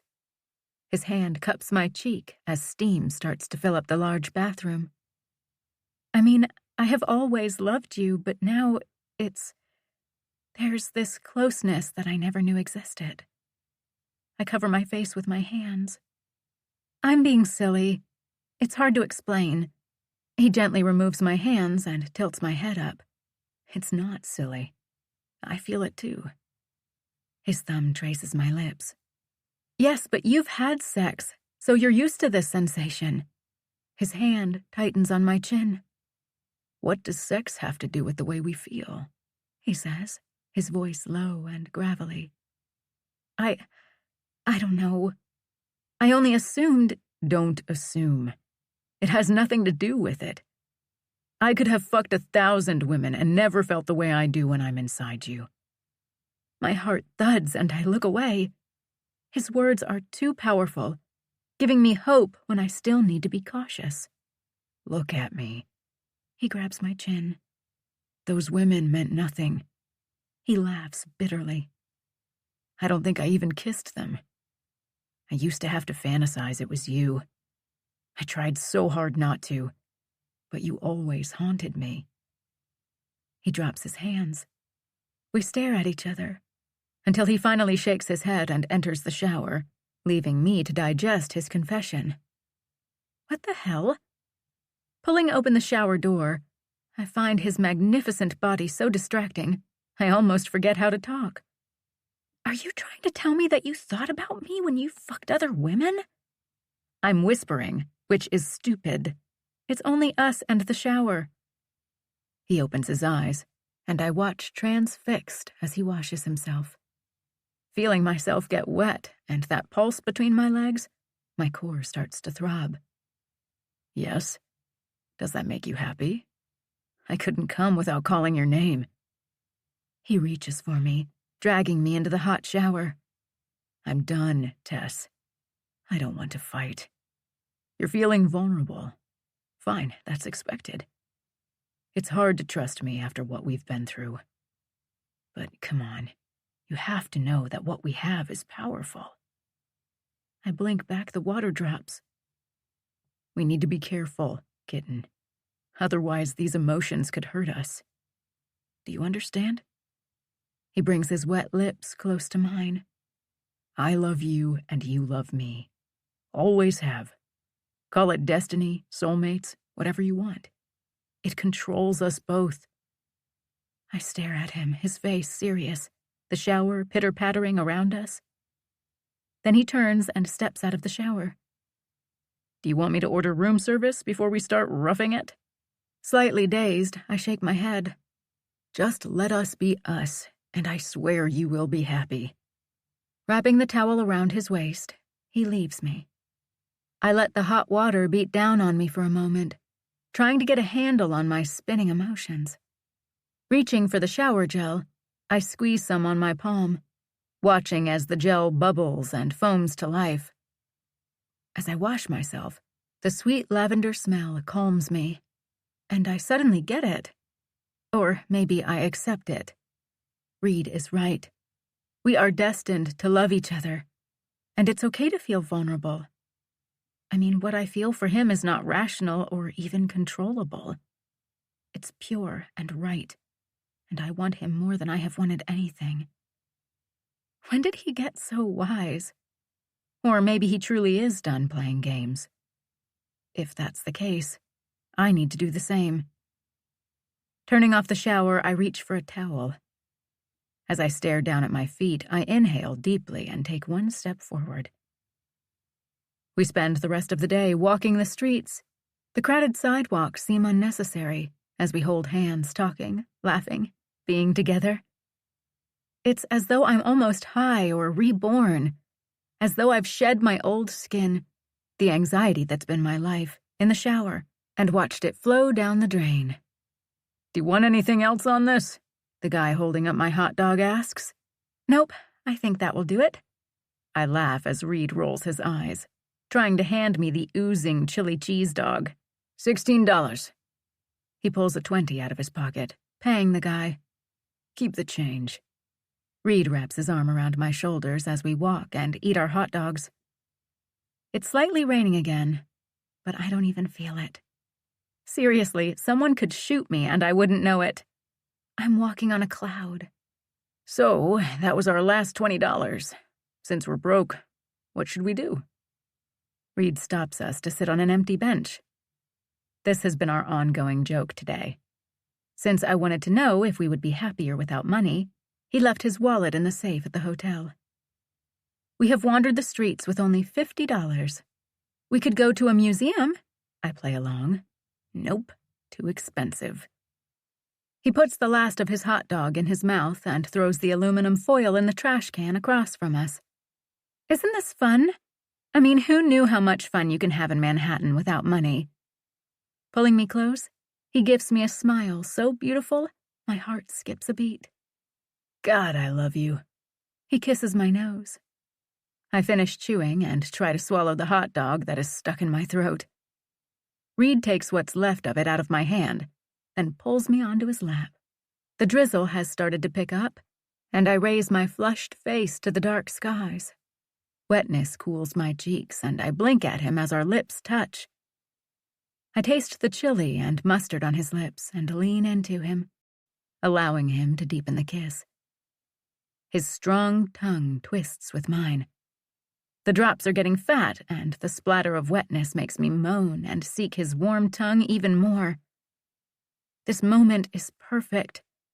I feel like Holly Golightly in Breakfast at Tiffany's. I know this man will either be my savior or my destruction. No matter what, my future is sealed. Chapter 28. Reed. Present day. 25 years old. My stomach growls, waking me. Looking around, I try to figure out where I am. When I close my eyes, it reluctantly comes flooding back to me. Sitting up, I run my hands over my face. I'm in our private jet on my way home. Home. Is it even that anymore? 4 years doesn't sound that long. Yet with what I've been through, it seems like forever. The shock of Jax's phone call is gradually worn off. I'm grieving for so many things. My grandfather dying is the tip of the iceberg. With a sigh, I glance around and note this is one of our newer planes. The luxury abundant, almost reeking excess. Leaning forward, I reach for my phone. The leather chair glides with me, so soft it's like a downy bed. Dark wooden tables sport vases with red roses. I guess they go with the bright red carpet. I notice the couch is white with red throw pillows. My mind drifts back to the last time I flew commercial, then shuts down. That's a wound that never needs to be reopened. A low commotion brings my eyes to the large flat screen. Hockey is on, and a player has been shoved into the boards. The fans seem to have taken offense, hence the commotion. The player gets up and spits blood on the ice. Even with the volume low, I can sense the anger and excitement coming from the arena. I've become immune to that life. A life where you go and drink beer and cheer for a team. A life that has meaning, even if it's only to be a fan. Somewhere I lost that. My grandfather dying is the first real emotion I've had in a while. I want to thank him for that and so much more. Pain rushes over me like waves in the ocean. For one split second, I was distracted enough not to remember. I pride myself on control, which means regret isn't part of my vocabulary. But today, I allow myself to feel something, even if it's a simple longing for a game. Sadness that my hero is gone, but not regret. He wouldn't allow it, nor will I. Good morning. The flight attendant smiles. She's petite and pretty in a nerdy girl way. Black-rimmed glasses sit on her face and small purple lips smile at me. Mr. Saddington, can I get you something to drink? Her tight white silk shirt is ironed and tucked into a black pencil skirt. Dishwater blonde hair is twisted up in a bun. Yes, coffee black, please. Of course. She turns and I watch the blatant swing of her ass. How much longer until we land? I say, stopping her before she goes into the kitchen area. About 2 more hours. I hope you brought a jacket. It's supposed to be raining. She smiles, causing me to notice a gap between her front teeth. I nod. Rain. That's something I'm used to. As I glance out the window, the morning sun peeks through. The moment I land, I need to make sure Michael, my second in command in London, is appraised of the situation. Somehow, this trip seems final. Sir, your coffee. The woman sets it on the table along with some pineapple and mango. I'm sorry for your loss. If you need anything at all, I'm here for you. She looks down at my cock, her hand casually brushing my leg. Her attempt to be professional when sending me signals to fuck her is rather humorous. Unfortunately, I can still smell Victoria's flowery perfume on me. Poor Victoria. Her disappointed face and desperate need to please make her somewhat pathetic. She should count herself lucky if she never sees me again. I hope I was clear that we are over. It hasn't even been 24 hours, and I can barely remember. I smile at the woman. Thanks. I won't be needing anything but breakfast. She looks disappointed. And would you like that now? I arch an eyebrow at her. Any other time, her aggressive nature would spark at least enough interest to bend her over the table and take her from behind. Taking a sip of the dark coffee, I swivel the chair around facing her. Do you have any hot dogs? Her look of shock almost rivals mine. The recurring dream I've been having lately hits me in the gut. Shit, that's what woke me up. I was dreaming about eating hot dogs in the rain. Bringing the coffee to my mouth, I drink deeply, allowing the hot, bitter liquid to slide down my throat. It gives me a moment to compose my thoughts. My hands start to sweat. Since moving to London, I've been having this dream. It started one night after I worked for hours. I was tired and cold when I got back to my flat and fell into a restless sleep. I woke in terror, my screams echoing off my empty walls. It soon became recurrent. Sometimes they are good. Most of the time I wake up with my heart racing, my fingers clutched around my scarred-up chest, her scent embedded in my brain. She's always laughing, kissing me. Then she's gone, and I can't find her. I search and search. Usually my brain makes me wake up there. Other times, the nightmare goes on until I collapse at different places, crawling in the rain looking for her, the taste of her lips burned into my memory. I have trained my mind not to think about her, but she haunts me in my dreams and elsewhere. Sir? The flight attendant clears her voice. My eyes snap over to hers. We do, in the freezer. Would you like me to heat one up? Blinking at her, I stand and try to calm my racing heart. Yes. Give me 20 minutes. I'm going to take a shower first. I don't suppose you have chili.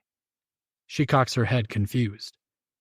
No, we have eggs Benedict and asparagus with multigrain toast. Yes, that's one of my favorites. Bring me 2 hot dogs with mustard and ketchup. I walk away with my cup of coffee. My name is Willow, she calls after me, and I turn briefly. In case you change your mind and need me. She licks her lips. I don't bother responding and keep moving toward the shower. My earlier rejection should have been enough. Shutting the door, I peel off my suit jacket, the need to remove all traces of Victoria and London suddenly strong. My hands move frantically as they jerk off my clothes. I'm not quite certain what I think this shower is going to solve. Will it wash away my shame of my torn relationship with my brother? My endless lack of consideration for my parents' feelings? My sadness and pain at my grandfather dying? It won't. It never has. But I get in anyway. Chapter 29. Tess. Past. 18 years old. New York, New York. Pretty girl, we need to talk about this. Brant sits in my fully decorated and kick-ass kitchen. Why are you doing this to me? I frown. You know I need you. He stares at me, forcing me to smile at my antics. I waited for you to get your life back together with Reed. You two are basically married. You've been going strong for 4 months. I need to make the move for myself. I'm done with New York. He reaches for a couple of the grapes in a bowl sitting in the middle of my island. I want to visit my family in Colombia. Have a heart-to-heart with my father. Hope he doesn't disown me. He checks his watch as I hand him an omelet that I learned how to make watching the Food Network channel. Wow, he turns the plate. Can I be seeing things? Did you make me something to eat? He waves his hand up from the plate to his nose. It smells like real food. Knock it off. I have decided to learn to cook. Using a sponge to clean the counter, I continue. I mean, look at my kitchen. It would be a shame not to use it. Sometimes I want to pinch myself to make sure I'm not dreaming. It took Brant and me a month of furniture shopping, and the efforts of a team of painters we hired, but we turned it into a masterpiece. To be honest, we could have been done earlier, but Brant's discovered this place that installs old railroad ties as floors. Outrageously expensive, but so worth it. Then he decided to have a brick wall installed, so that took time. But the finished product speaks for itself. Yellow and French blue were our main colors, adding a warmth that most places lack. Secretly, I think it looks better than Caroline's, and that's saying something. Rinsing my hand under the water, I ask, "Don't you think a phone call would work equally as well? Isn't it dangerous for you to go to Columbia?" "No doubt, but I'm long overdue to see my family. My middle brother is recovering from a gunshot wound. I told you he almost died, right?" "Yes." I chew my bottom lip. "That's what I'm talking about. I can't stand the thought of anything happening to you." He smiles, showing off his pretty white teeth. "My dad will take care of security. Believe me, he will have me so heavily guarded I will be fine." "I guess." I glance down at my nails. Also, it's only fair to tell my father in person that I'm still gay and moving to West Hollywood. Brant sprinkles some salt on the omelet from my cute little rooster salt caddy. "I hate it. What am I going to do without you? You have Reed, pretty girl, and school and obviously cooking." He holds up a forkful. "I'm not lying. This is delicious." Smiling, I grin. I love to cook. I made lasagna last night for Reed. He said it was so good I could open my own restaurant. Brant's lips twitch. Of course he did. Well, he would know. I'm being serious. Reed loves when I cook for him. Reed loves anything you do, which is why I can safely leave you in his hands. I stare at Brant's, my mind scrambling to find a way to make him stay. He has been my one constant for the last 3 years. Sighing, I've known from the beginning that he was going to eventually move to California. I'm being selfish and spoiled. I want you to be happy. I guess this means as soon as we graduate, we'll move to Los Angeles. I hate New York anyway, I say, popping a grape into my mouth. Says the girl who won't leave it. His snarky voice makes me stick out my tongue. You know I have a love-hate thing with New York. I guess it symbolizes security because of Reed. Whatever. He takes another bite. Holy God, Tess Rose Gallagher, this is fantastic. I'm extremely impressed. I smirk. I told you I was getting domestic. You weren't kidding. Next thing, you'll be barefoot and pregnant. I glare at him. What? He arches an eyebrow at me. It was a joke. God, you're sensitive today. I wonder why that is. Could it be because my best friend is being a jerk? When I glance out the window, gray skies stare back at me. You know I don't find the baby thing funny. I don't even like you joking about it. Lighten up, Tess. Reed cares about 2 things, you and him. If you don't want kids, believe me, the man will be more than happy not to share you, he says in between bites. You think so?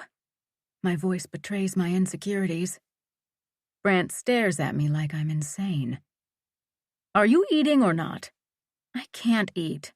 I reach for some grapes. Do you want me to fit into that gown you have me wearing tonight? He appraises me up and down again. You're right. Coffee and fruit for you. So, taking a breath, I try to prepare him. I need you to rethink your negative vibes about Reed's grandfather's party tonight. Lana is going to need you. I'm trying my best to guilt him. He snorts, forking in the last of the omelet and pushing back the plate. There is nothing negative about me not going to that party tonight. It's positive all around. No, it's not. The thought of my mom and my dad being at the same place nearly makes my chest break out in a rash. Please, I need you. So does Lana. She is going to be humiliated. And I can't be in two places at once. Sliding close to him, I clutched tightly to his shirt. Tess, let go of my shirt. I'm not Reed, so stop whining. He cups my face. I'm trying to get away from the 1%ers. The Saddingtons are old money. It goes against everything I'm striving not to become. I mean, come on. Wasn't Reed's great-great-great-grandfather a duke or something? Fine. I pull away from him, grabbing my rubber band from my wrist to tie up my hair. Just let me have to handle everything. Dramatically, I wave my hands. You know my mom is going to go insane when my dad walks in with Lana? It's going to be a complete slap in the face for her. Not that I'm her biggest fan, but even I have to say it's humiliating. I open the refrigerator for a bottle of water. This is not our problem. Lana needs to tell Robert to fuck off. I told her that too.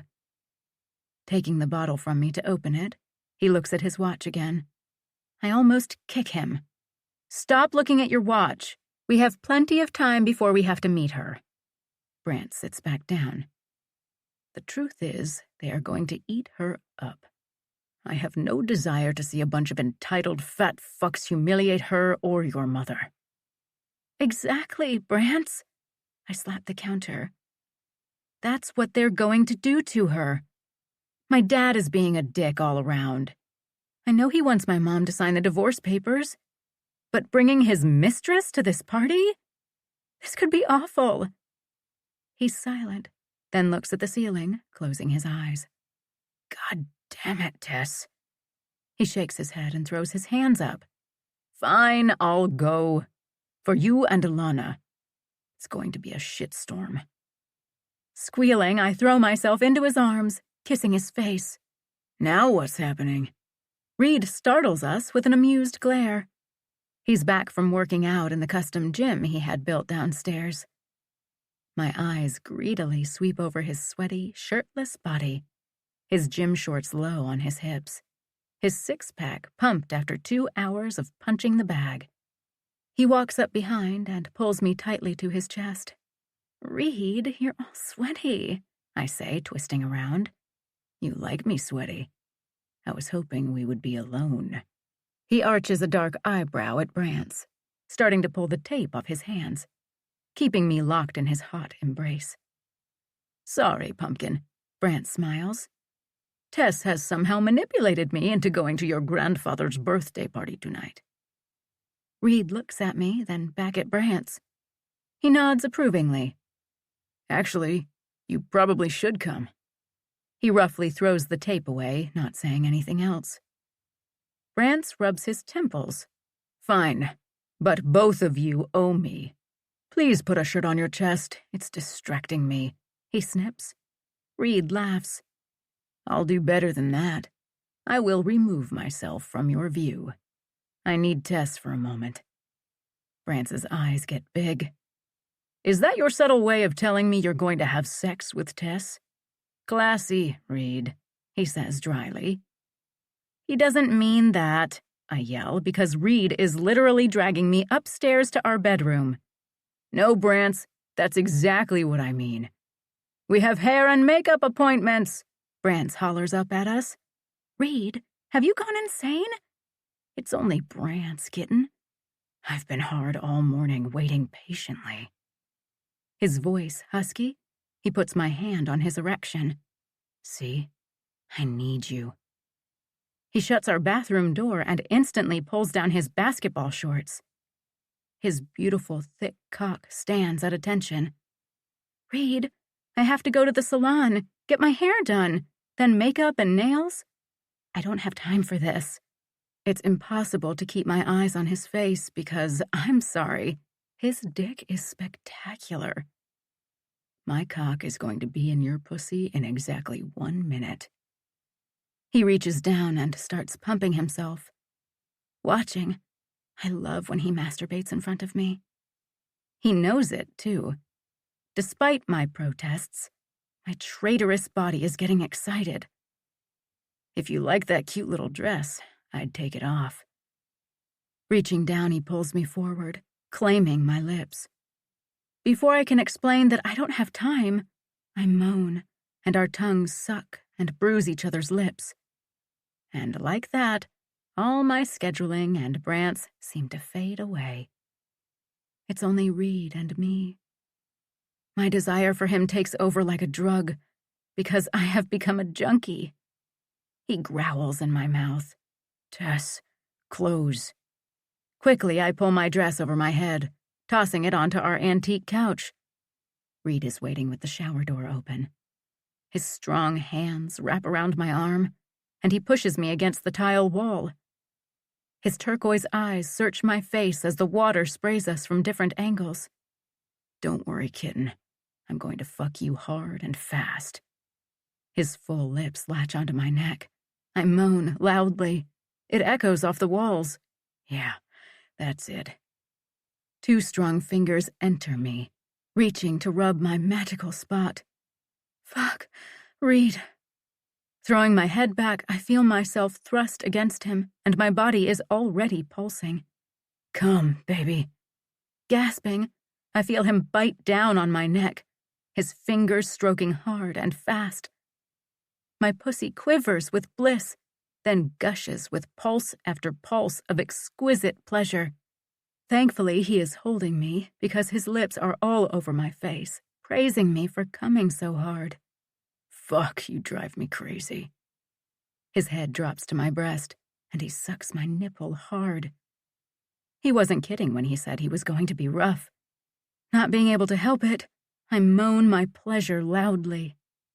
Reed lifts his head and gazes at me, his eyes hot with desire. I need to be inside you, Tess, he demands, somewhat frantic. I run my hands through his wet hair. I need that too. I groan as something close to liquid fire pulses in my veins. Reed lifts me up easily. I wrap my legs around his waist as he thrusts into me hard. Oh my God, Reed, I love you. Love this. My back is against the tile, and he fucks hard and fast, his strong hands holding me as his thick cock plows into me over and over. Christ, kitten. Our bodies are so in tune. At some point, I realize we're loud and frantic. My nails claw his back as he praises my pussy. My head is in his neck, and I can't help but suck it.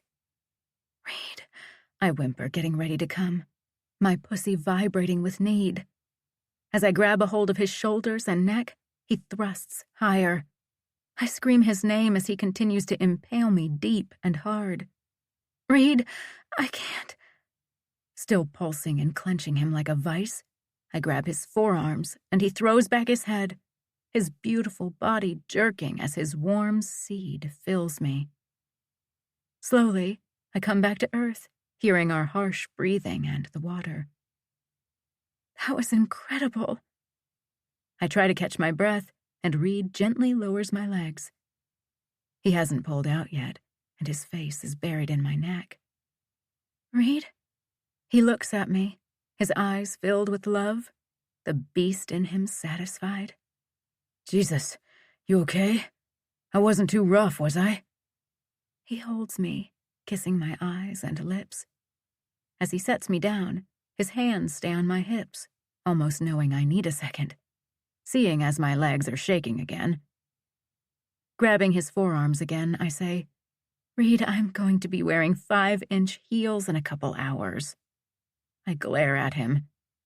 He laughs and happily starts lathering up his hands, then reaches for me, soaping my body quickly. And because he's Reed, he starts to stroke my pussy. I grab his hand and hold it tightly. Don't even think about it. Oh, I'm going to make you come again. So lean back in my arms and relax. The quicker you come, the faster you can go do your stuff. His hand dips inside my wet core, the other gently holding my leg up. Please, Reed, My mind is latched on to the pleasure, so I stop pleading. His slick fingers are so gentle, rubbing my clit lovingly. His tongue is in my ear, my neck, sucking and licking. Doing what he says, I lean back, resting my head on his hard chest. Look at this beautiful pussy respond to me. He grunts in my ear, causing me to shiver. My breath is ragged and harsh sounding as the water pelts my neck and stomach. He rubs me harder, dipping in and out, circling my clit. This pussy is mine, Tess. I love it. Let go, kitten. I want to feel you strangle my finger and come on my hand. His dirty words send me over. My body convulses as wave after wave of pleasure courses through me. Reed holds me tight, and his fingers stay inside me. Slowly, I stop jerking. Why couldn't I have left the first round? Now I can barely move. My head is on his shoulder. His hands caress my breast. I have to go. Lana and Brance are waiting. Go. Have fun. Spend lots of money. I smile at him. Opening the shower door, I step out, wrapping a red fluffy towel around me. Looking at my Tag Heuer watch, I groan. Reed, Lana is going to kill Brance and me. We're going to be so late. This is all your fault. I reach for my dress and force my legs to work, since I need to grab fresh panties from the bedroom. I don't bother with makeup. Reed's still in the shower, so I peek my head in. I'm going. I love you. He lifts his head, and blue eyes like the clearest oceans greet me. His full lips grin. I love you too. God, he's hard to leave. Racing down the stairs, I scream for Brance. Silence greets me. I pull out my phone, tapping my foot like a crazy person. This is Brance. Where are you? I grab my purse in a bit of a frenzy. Downstairs in the garage. I'm coming. We are so late. Lana's called like a dozen times. I hang up on him. For once, I'm happy to have my own elevator. I spot Brance laughing and talking to Jay and run over to them. Thank God. Let's go. She's going to kill us. Relax, Tess. Get in. I'll drive you guys. Jay chuckles and opens the door of the Range Rover. I hop in, sliding to the right so Brance can get in. Looking over my shoulder, he's simply standing, texting on his stupid phone. Will you get in? Lana is going to freak about us being late. He arches a dark brow at me as he sits. Now, Tess, whose fault is it that we're late? Reed's, I snap. Laughter fills the SUV. Stop laughing, you two. Just drop us off at the salon. Ignoring them, I push on Lana's number. It rings once. Where are you two? It's noisy in the background. Feeling crappy, I figure it's clear she's already at the salon. Sorry, traffic is awful. Knock it off, Tess, she snaps. I already talked to Brance. Well, I guess we'll be there in 10. Fine. The line goes dead. I throw my phone in my purse, disgusted as I lean back. I glare at Brance. Don't even. Wouldn't dream of it. Biting his lip, he looks out the window. I'm assuming since you have a huge hickey, you will be wearing your hair down tonight?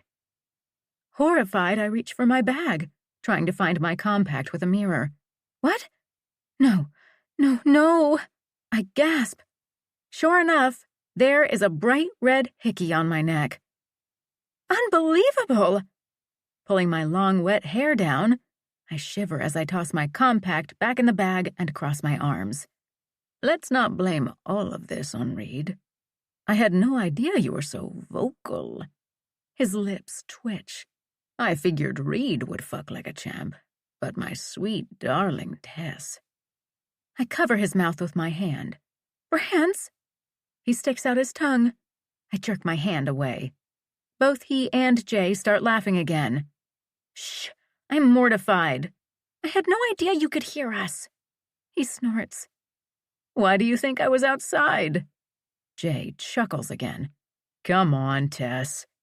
My eyes jerk to his in the mirror. We're just having fun. Don't get upset. Your face is turning red. He pulls over to the curb. I put my hands to my cheeks. I don't want to talk about it. Thank God we're here. I think I'd rather face Lana than you two. I pull on the handle before Jay can even open it. Lana is pacing on the side patio of the salon. Aluminum foil pieces cover her hair. A cigarette dangles from her fingers. I stop, causing Brance to bump into me.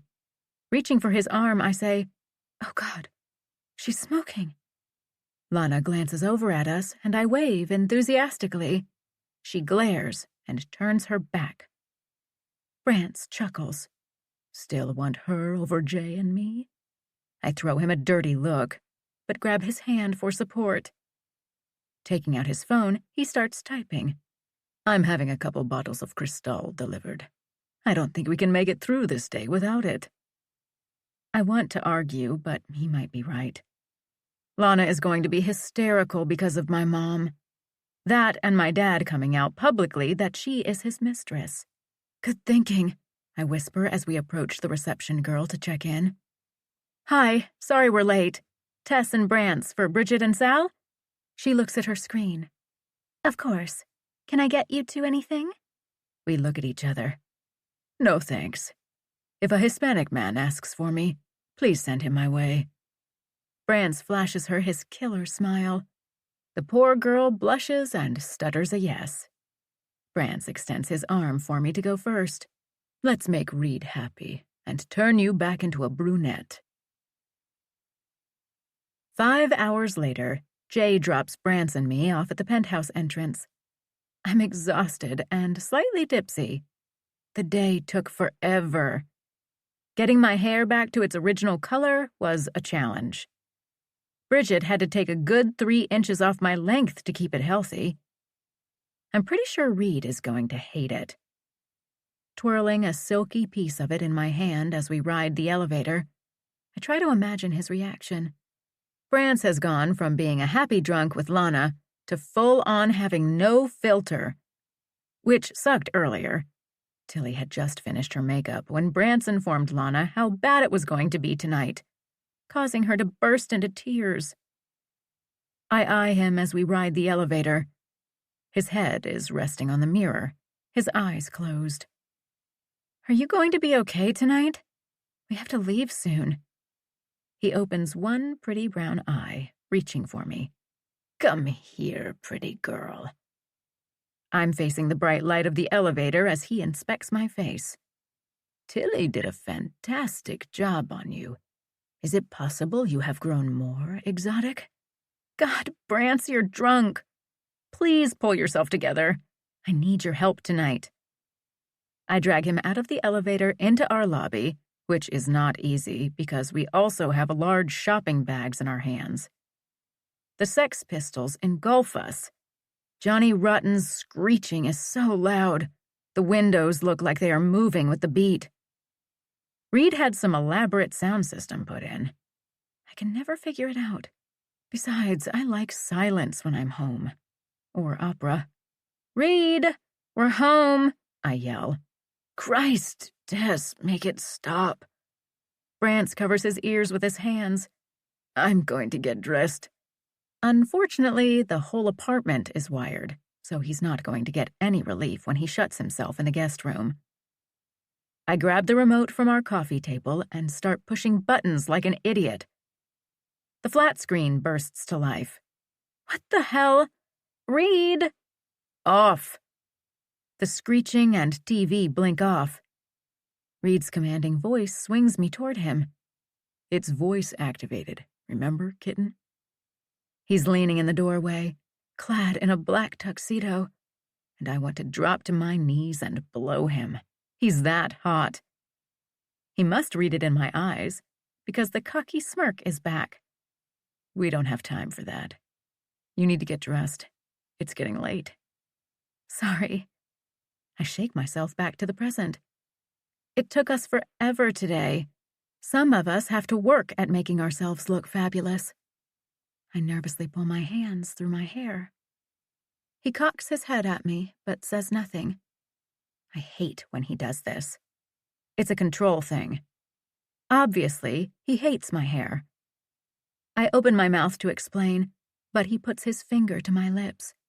then slides his hands down my arms, lacing our fingers together as he takes me upstairs. Why isn't he saying anything? I can't stand it any longer. You hate my hair. It's still long. I had to have her cut some length. It was fried from the bleaching.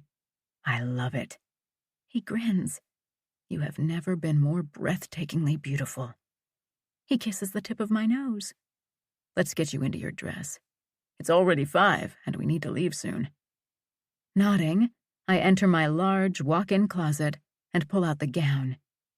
It's a Valentino with beige skin-toned flowers and gauze. I shimmy into it and turn around to look at myself in the full-length mirror. Reed steps up behind me and zips the dress. After stepping into my obnoxious, expensive Jimmy Choo pumps, I turn and look at myself. The dress clings to my curves. My breasts are pushed high. It reminds me of Marilyn Monroe's dress when she sang "Happy Birthday, Mr. President." Except I have gauzy flowers instead of sequins. It doesn't matter. It's a gorgeous dress and works perfectly with my new dark hair and kick-ass makeup. I can honestly say Reed is right. I'm breathtaking. My gaze follows him. Like a dark panther, he walks to his dresser and pulls out a turquoise box. My heart does a little flip. With all my spare time today, I decided to shop for you. The excitement makes me shiver, and I puff out some air as he opens the box. Shit, that's a lot of big diamonds. My eyes search his. His full lips break into a smile. Yes, there are a lot of big diamonds. He turns me, sweeping my hair out of the way, his nose fitting right in the spot where my neck ends and shoulder begins. He breathes in and latches it on. Stunning. My fingers sweep over the large diamonds. I love it. My voice is raspy. The necklace is cold and heavy. His hands sink into my thick, straightened hair, pulling me tightly to his chest. I love the way you smell, kitten. Have I ever told you that? I laugh. All the time. Then have I told you how much I love spoiling you? He spins me around so that I can look at myself in the mirror. My eyes widen at our reflections. My dark blue eyes find his light blue. It's almost as if I can see inside him. Reed takes his finger and traces what is now the purple bite mark he gave me earlier. I decided not to cover it up. If anyone sees it, they will know who I belong to. He murmurs in my ear as his eyes stare at me in the mirror. I should get my grandfather to open up the family vault. I watch as his hand tightens around my neck, bringing my back flat against his chest. He whispers, "That vault holds a lot of secrets. Journals, art, and family jewels. Hundreds and hundreds of years of jewelry and gems. Some are priceless, given to my ancestors by kings and queens." He licks my ear. Are you impressed? I smile, nodding my head yes. Playful Reed is out tonight. You want to hear a family fairy tale, kitten? My excited breathing fills our quiet room. Outside, the sky is dark, and New York has all her welcoming lights glittering in our room. He chuckles. I see that you do. Once upon a time, my great-great-grandfather fell in love with his best friend, a girl he had known since she was a child. The story goes that she was wild and beautiful, but a complete pain in his ass. His eyes never leave mine as we stare at each other in our full-length mirror. She was also years younger than him, so he leaves to seek his fortune in America. And when he returns to England, she's grown up and is engaged to his brother. He chuckles, nipping my neck. Really? I smirk at him. Yes, really. The moment their eyes connected after so many years, he fell so in love with her that he killed his own brother to save her. Reed, is this true? I twist my head to see his face. He grins at me through the mirror. I can't make this shit up. Do you want the story or not? I can't help but laugh. Sorry. Proceed. My eyes return to the mirror.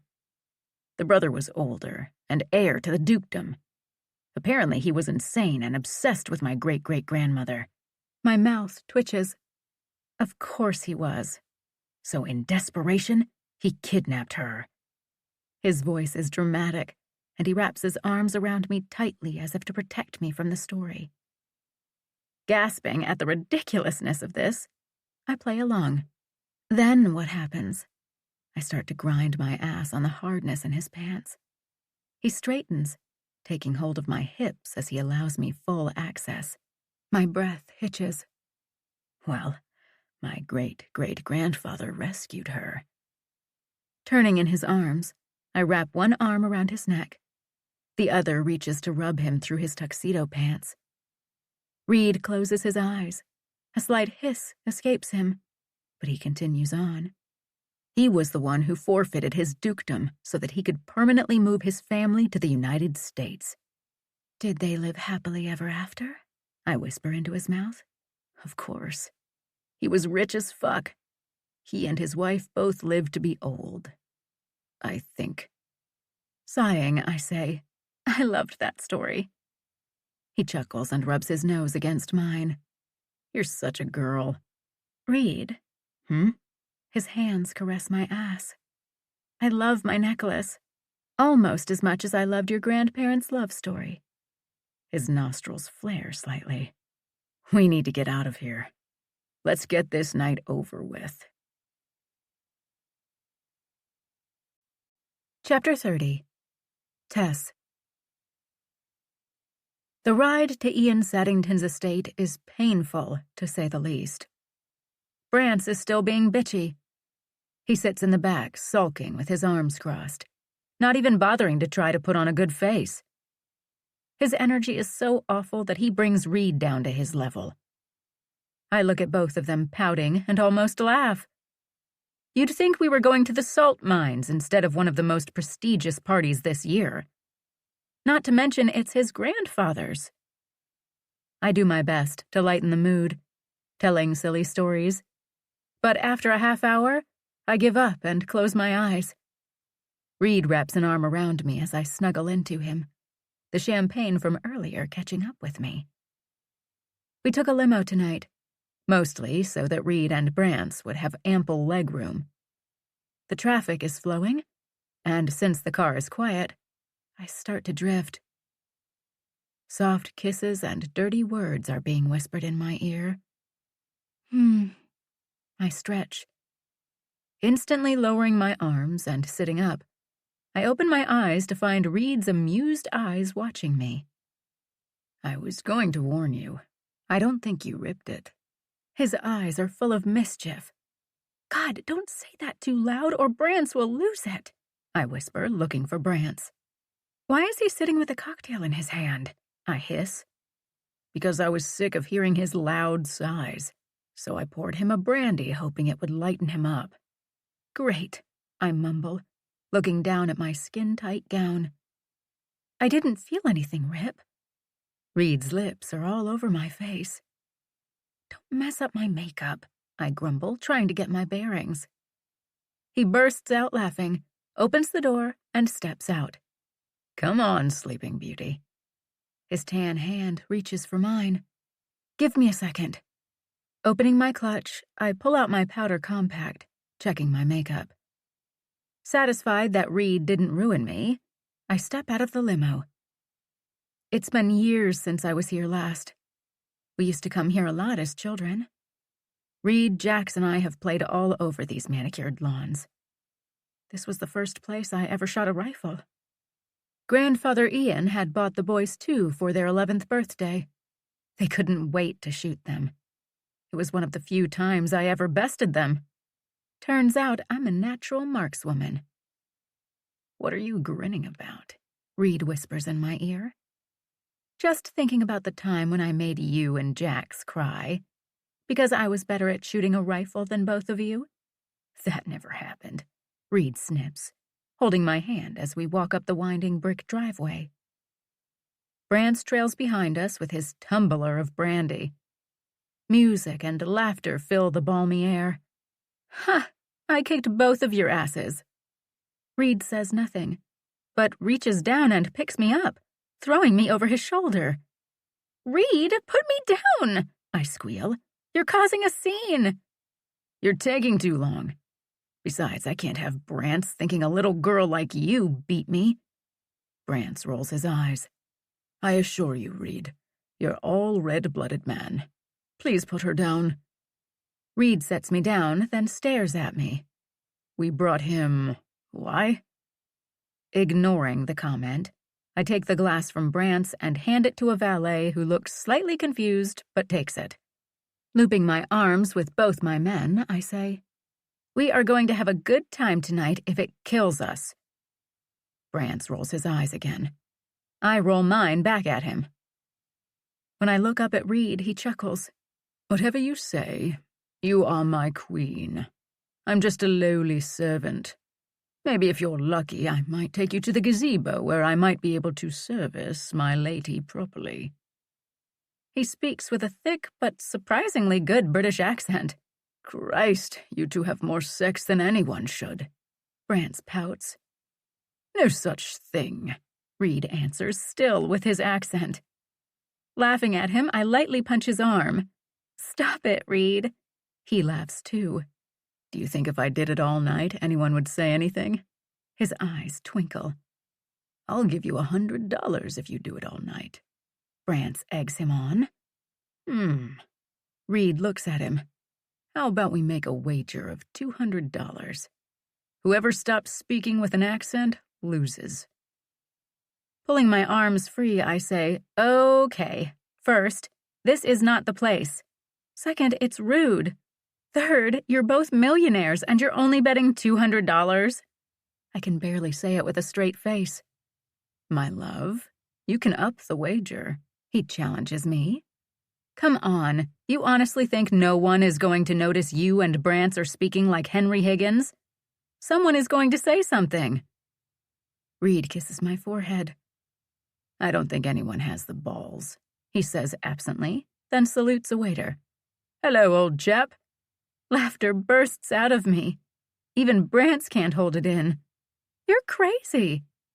"So, my friend, do we have a bet?" Brance drapes a hand on Reed's shoulder. "We jolly do." "Oh, God," I groan. Brance's accent is awful. He sounds like Antonio Banderas trying to do Shakespeare. "It looks like your grandpapa went all out." Brance sweeps his hand, indicating the setup. "I don't know either one of you." Preparing to run away, I stop. Unfortunately, in 5-inch heels, I have no choice but to stay right with them. All three of us scan the massive grounds. The colorful dresses and tuxedos look like a giant bowl of jelly beans.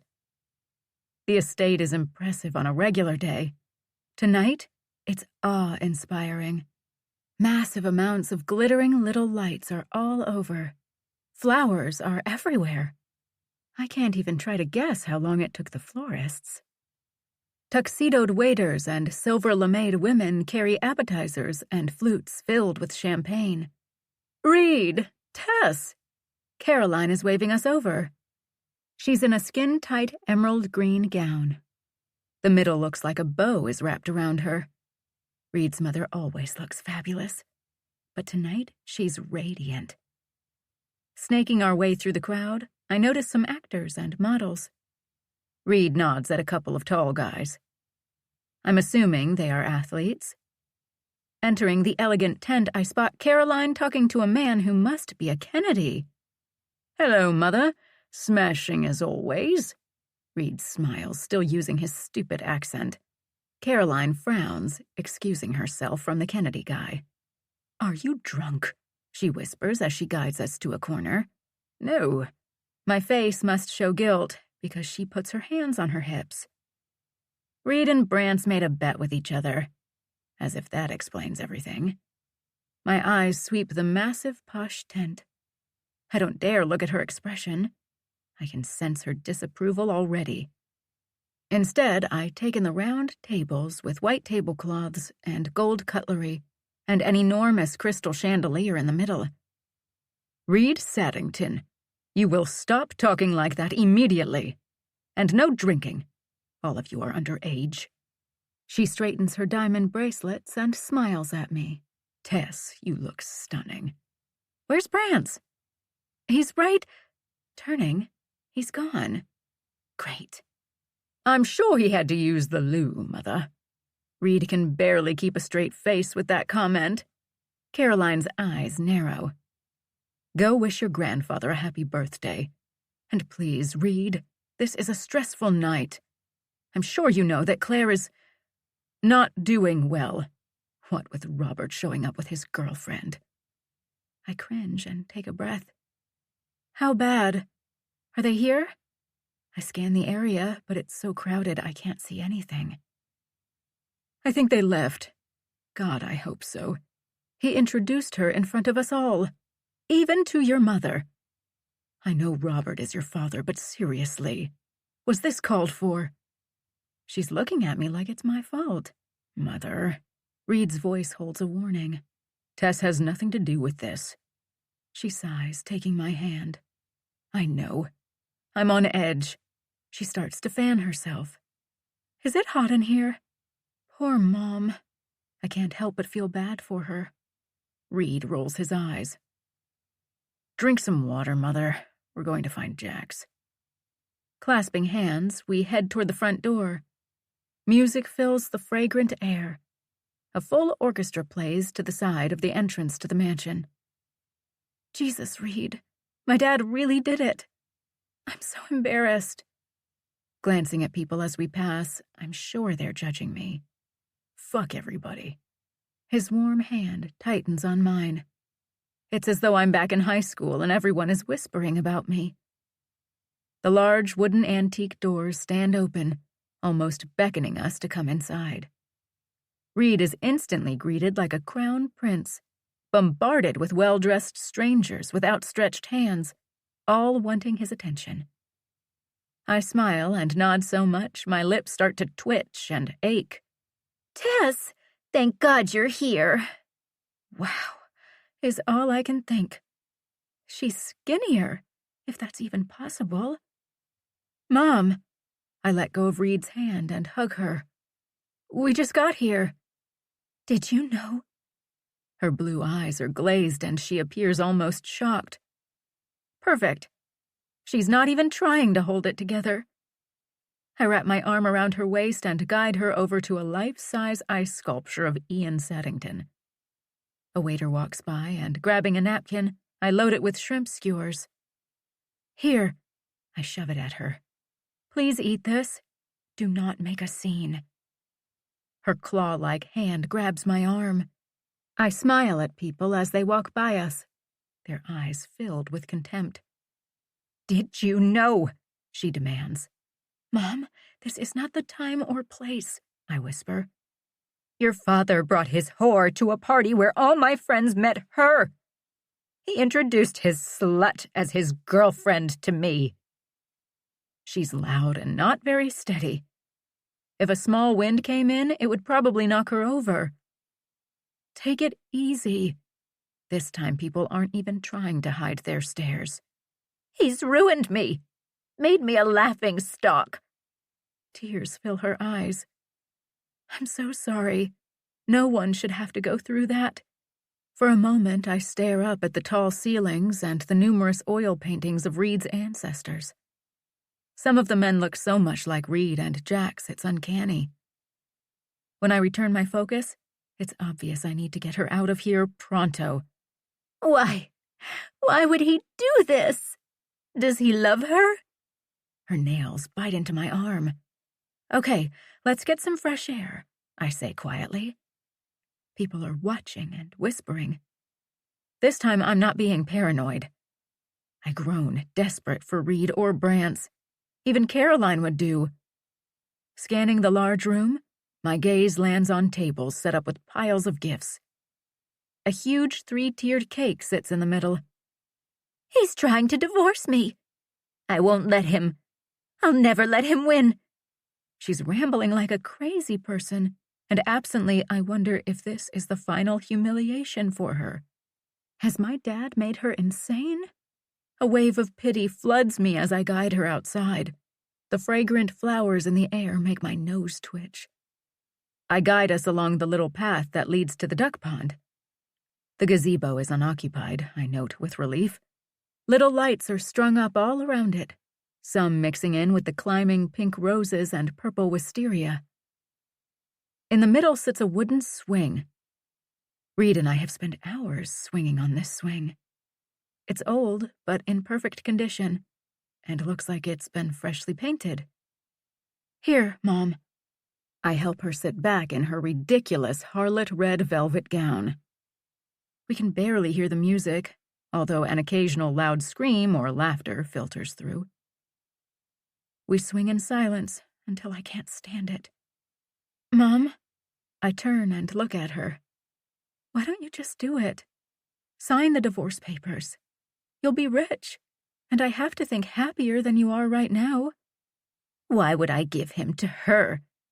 After all these years, walk away and let some Russian gold digger have him? She turns so fast her elbow slips off the armrest. Reaching out, I steady her. I want to defend Lana, but it's pointless. He's living in another country, I say, trying to be gentle. You have to face the fact that he's been with her for years. She runs her hands through her hair. He'll come back. He always does. Shaking my head, I search the dark skies. What Daddy did tonight was unforgivable and wrong. But he wants out. And what I have learned living with him is that he gets what he wants. So be proactive. Take the money and move on. I hate feeling like this. I don't have one thing in common with this woman. She has never once in my life put me first. So why do I feel so sorry for her, or want to help? The ducks squawk, causing me to turn. Someone has added swans. Their snowy white bodies and necks dip and flutter in the dark water. I don't know who I am without him. I almost fall off the swing. Did my mom actually say something honest? Blinking at her, I respond. That's not true. He's been gone almost 4 years, and you have survived. You could do anything you want. Think about it, Mom. You're still young. You can find someone who truly likes you and be happy. You believe he is not coming back? Her voice is fragile. Looking her straight in the eyes, I say, I know he is not. And I don't want him humiliating you or anyone anymore. She puts her head in her hands. I stop swinging. Mom? Holy shit, did she pass out? She sits up on the swing and groans in distress. I'll think about it. Talk to my lawyer. I'm taking him to the cleaners, just warning you. I shrug. Doesn't affect me one way or the other. I simply want it done. She doesn't respond after that, her face looking lost. I gently rock us, the crickets and ducks making more noise than my mom and me. Tess? Reed's deep voice penetrates the silence. We're in the gazebo, I call out. He walks up the steps, face full of worry. I've been looking for you. My grandfather is waiting for us. His eyes dart back and forth from my mom to me. Everything okay? Yes, Reed, she sighs dramatically. We're having a mother-daughter moment. Or at least we were. He smirks, leaning over to give her a kiss on the cheek. Still as entertaining as ever, Claire. Straightening, he likely steals both our breaths with that smile. My grandfather is asking for Tess. We should think about... I can't help but snort back a giggle. He is completely ridiculous. My mom is so self-absorbed she hasn't even noticed his accent, and he is laying it on thick. Shall we, my ladies? He winks at my mom, holding out his arm. Reed, I say. He lifts an eyebrow. Yes, my love. I jump out of the swing so fast it causes my mother to flop back against the wooden swing with a shriek. "Sorry, Mom." I lean over to steady her in the swing. "Have you seen Brant's or Jack's?" "Brant's is here?" My mom's face is suddenly alive. Reed chuckles and helps her to her feet, patting her hand as we walk toward the music. "Ah, yes, Claire, the ever-loyal Brant's has decided to make an appearance only for you." She chatters on happily. I start to wonder if all the booze has permanently messed with her brain. Or is she truly that sad and needy? Minutes ago, she was lost and despondent about my dad. Now she's flirting and clinging to Reed like he's her best friend. Turning the corner, I see Brant's laughing with Jax and some man I have never seen. "Look, Mom, there's Brant's." I point at him, having absolutely no guilt since the traitor deserted me. She gasps and saunters toward him. Confused, I watch her. "Tell me I will never be like that," I say, frowning when she flings herself into Brant's arms. Reed cups my face. "I can guarantee that will never be you." I worry that it's like a hereditary thing. I think her mom was like her. I don't remember her very well, but my dad said they were carbon copies. "Let's dance, kitten." Reed takes my hand in his. Everything about him is strong and warm. He feels like the most magical security cloak. I cling to him as he leads us into the ballroom. It takes at least 20 minutes, since we are forced to stop to make idle chit-chat, but I don't care. I'm with him, and nothing else matters. At last, he swings me in his arms. The old wood floor gleams as he swirls me around. I laugh out loud. Could I love him any more? The orchestra has moved to the large balcony. Their exquisite instruments shine under the moonlight as the musicians play the famous New York, New York theme. Reed pulls me close, taking my hand and placing it right on his heart as we sway old-fashioned style.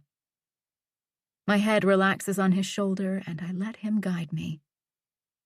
There are moments, split seconds in my life that I will never forget. The first moment my eyes found Reed's at 8, my 15th birthday, eating hot dogs in the rain, and this moment. The grand ballroom is packed with people, but I see only us. This is what Reed was saying about us having to be careful. I don't know what exact action or word has triggered this strange enlightenment inside me. But it's awake, and I can't ever let it go. The instruments fill my senses. Lifting my head, I look at his handsome face. "I love you. I truly love you." My voice comes out raspy and fierce. He grins. I know. I laugh at his arrogance. His full lips brush mine. He twirls me, then pulls me into his warmth. "You make me happy, Tess Rose Gallagher." My eyes sting with tears as he twirls me one more time. On the last note, he dips me, and I smile, knowing he won't let me fall. Chapter 31. Tess, present day, 25 years old, Santa Monica, California. I'm sitting in my living room, going over my checklist in my mind. Pudding, my Samoyed, is at Logan and Brance's house. My hair has been trimmed and styled. My makeup is perfect. Smoky eyes, light blush, and nude lips along with matching nails. My Bottega Veneta luggage is next to me, along with my phone and wine. Thank God for the wine. Tilting my head back, I close my eyes. The spellbinding voices of Marilla Freni and Pavarotti weaving their magic through my house. I'm calm, which should alarm me, but after my hysterics this morning, I have given in to my fate. I know what I have done is horrible. So wrong that it doesn't matter anymore. As soon as I land in Manhattan, I will have to atone for my sins. Lifting my head, I blink at the large living room. Yellow. It's my favorite color. It makes everything cheerful and fresh. I love my house and my neighborhood. It has green lawns and everyone has a dog, a kid, or both. It's home. So why do I feel like I might not be seeing it for a while? Shaking away my morose thoughts, I stand and take my empty wine glass into the kitchen and rinse it. Looking longingly at the half-empty bottle, I know I need to stop. I have responsibilities, and it's not like I can go ahead and drink the whole bottle and forget. I've tried that. Yet somehow I still remember, still crave him, hate him. The doorbell rings and energy instantly surges through my body. A wave of dizziness seizes me. Slowly, I walk to my front door, taking deep, calming breaths. Hesitating a moment, I unlock my 2 deadbolts and open it. It's like I have gone back in time. Except Jay is in Santa Monica, California, instead of New York. He looks the same. The man must be in his mid-40s, but he looks the same. Jay, thank God they sent you. The tears sting my eyes. He removes his mirrored aviators, his dark suit looking out of place in my family neighborhood. Tess, you get more beautiful every time I see you. His smile is real. Not being able to stop, I throw myself into his arms. He stiffens at first, then pulls me in for a tight, warm hug. I'm sorry, I mumble. I know this is completely unprofessional. Sniffling, I wish I had a Kleenex. I need a friend. Tell me you're on my side. Please, Jay. I need at least one person from their camp on my side. The wine has not helped. If anything, it's making me lose it. I pull away and look at him. He does look good. Besides the lines around his eyes, the man looks exactly the way he did when we were teenagers. Realizing that we are standing outside on my brick driveway, I motion for him to come in. Can I get you something to drink? He looks around my house. His eyes zero in on my half-empty bottle of wine. I'm over 21 now, Jay. You don't have to worry about losing your job, I snip, suddenly feeling like I'm 15 again. I never worried about losing my job. He looks up and down at my decor.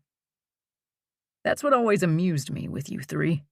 So arrogant and sure of yourselves and how your lives were going to turn out. He puts his hands in his pockets. Brad hired me to do a job, Tess. That job was to protect his sons and you. I gave them a detailed report every Monday morning at 9 a.m. sharp on everything you guys did that week. Brad had you spying on us? I knew Brad was sneaky, but I had no idea he basically planted a mole in our group. Jay went everywhere with us. Jax was sure they had cameras. Instead, it was Jay. You ready to go back and face him? Of course. I hope so. Don't show weakness. Otherwise, he will eat you up. And you could lose everything. I blink at him. His ominous words hang in the air. He can't hurt me unless I allow him to.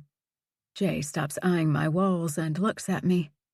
He can, and he might. Wrap your mind around it. We're both silent, letting his words sink in. Sighing, he stares at his polished shoes. You did what you did, and now you need to come clean. I swallow and nod. That's why I'm going. I swallow again, trying to relieve my dry throat. Is he there? I croak out. Jay's eyes assess me. Picked him up this morning. Dropped him off at the estate. He turns away, again inspecting my art on the walls. Any other time I would happily discuss it, but not today. Not right now. I need to know, I say. He keeps looking at one of my favorites. What is it you need to know, Tess? I was told to come get you. Here I am. I was told to make sure you bring everything. I'm assuming you understand what that means, and that you are cooperating." He lifts a dark, questioning brow at me. I turn toward him. "Who said that?" "Jax." Panic races up my back, causing goosebumps on my arms. "Reed's changed. I'm not going to lie and say it's for the better. It's in his eyes. He's seen things that have made him ruthless." I sink down in my chair and gesture for him to take a seat on the couch. Turning off the opera music, I murmur, somewhat dazed, "You know Brance is coming with me, right? I need him. The last 24 hours seem like a bad dream that I wish I would awaken from." "Whatever you need." He leans back, stretching his legs out in front of him. I fidget with my watch. He wanted to get some of the energy out before getting on the plane. He'll be here soon. "Relax, Tess. I'm not your enemy." I cross my legs, looking at my new Louboutin Bianca platform boots. I wasn't going to buy them because I don't usually spend that kind of money on shoes anymore. But Brance wouldn't leave the store until I had them. So here I sit in my house, waiting, uncomfortable, a nervous wreck, and all I can think about is admiring my boots? Christ, I really am losing it. I clear my throat. "So, Brance and I are going to stay at the plaza. Did Jax give you any information about when the funeral is?" Jay looks at me. "I think everyone expects you to stay at the estate." My cheeks heat up. "What?" I stand and start to pace. "Well, I can't do that." My breaths come in shallow and fast. "If that is what Jax is thinking, then you might as well turn around and leave because I can't do that." I'm stuttering in full-blown panic. The room is silent, except for my boots clicking on the hardwood floors. I run my fingers through my straightened hair. Fear like I have never experienced crawls all over my skin. Jay stands. "I guess I need to make a phone call, then." "Yes, you do." "You know what? Screw it. I'll call." Taking my own phone, I walk into the dining room and push on Jax's name. Figures it goes to voicemail. My hands shake as I call again. At long last, Jax growls, "What?" "You didn't honestly think I was going to waltz in there after being gone for years and confess to Reed, did you? Your poor family has just lost your grandfather, a man I genuinely loved. For fuck's sake, Jax, he is not even buried yet." I try to stay calm and sound reasonable. The last thing I need is Jax knowing that I'm ready to have a complete breakdown. "You didn't honestly want me to do all that. Tell me you didn't." "Tess, I have been up for almost 2 days. I'm fucking exhausted. What we did was wrong on so many levels." I try to talk, but he raises his voice and talks over me. I give up and listen. "Reed made his mistakes, and he is paying for them. It's time he knows, Tess. Get on the jet, or I'll tell him everything, and you can deal with him alone, banging down your door in L.A. I tilt my head up and stare at my white ceiling, taking deep breaths. "Please, I'm going to tell him. I promise. And I appreciate everything you have done and still do for me. Trust me. I know Reed. Blindsiding him right now will cause more damage. I won't do it." Jax is silent. "You will do it. You have to." "That's not what I mean," I snap, losing patience. After all, I'm the one with the secret eating me from the inside out. "Yes, I'm going to do it. I was hoping to at least get through the funeral first. You know how many people are going to pay their respects to you and your parents? Me showing up is going to be a fucking mess as it is. Telling him the truth as soon as we get to New York is crazy." His silence tells me he's thinking. Poor Jax. I love him like a brother. But Jesus, when he gets his mind set on something. It's time to tell him. I'm not denying that, But please, think. This is not the right time. After the funeral, okay? He sighs. Tess, what you fail to understand is that we're all involved in this dirty secret. None of our hands are clean. My dad and Mom are sick over worrying what Reed is going to do. Literally, we had to sedate my mother earlier. They need this to be over. My head is throbbing. I lean against my polished wooden dining table. Silence fills the phone. Finally, I speak. I can't, Jax. I have to think of what's best for everyone involved. Telling Reed as soon as I land is not going to happen. So, I guess if you can't respect my wishes, then you do what you have to do. Also, we will not be staying at your grandfather's estate. You let me know if you can live with that. Otherwise, I will send some flowers. I push end on my phone. Oh, God. This is so bad. I don't even have Jax on my side. And other than Brant's, he's my partner in crime. Jay's phone rings, and I assume it's Jax, letting him know my fate. I walk into my bedroom, shutting the door, and make my way into the huge bathroom, my one big splurge. I had a contractor come in and knock out a wall so that my bathroom is the size of a bedroom. I love it. It's my safe haven. My gaze absently drifts over my custom bathtub, large enough for 3. Separate shower over by the window. I even had special lighting put in, so that when I put on my makeup, it's perfect. An extravagant gold-striped antique couch sits in the corner. Like a sleepwalker, I make my way to it and sink down. Jax is obviously exhausted and not thinking straight.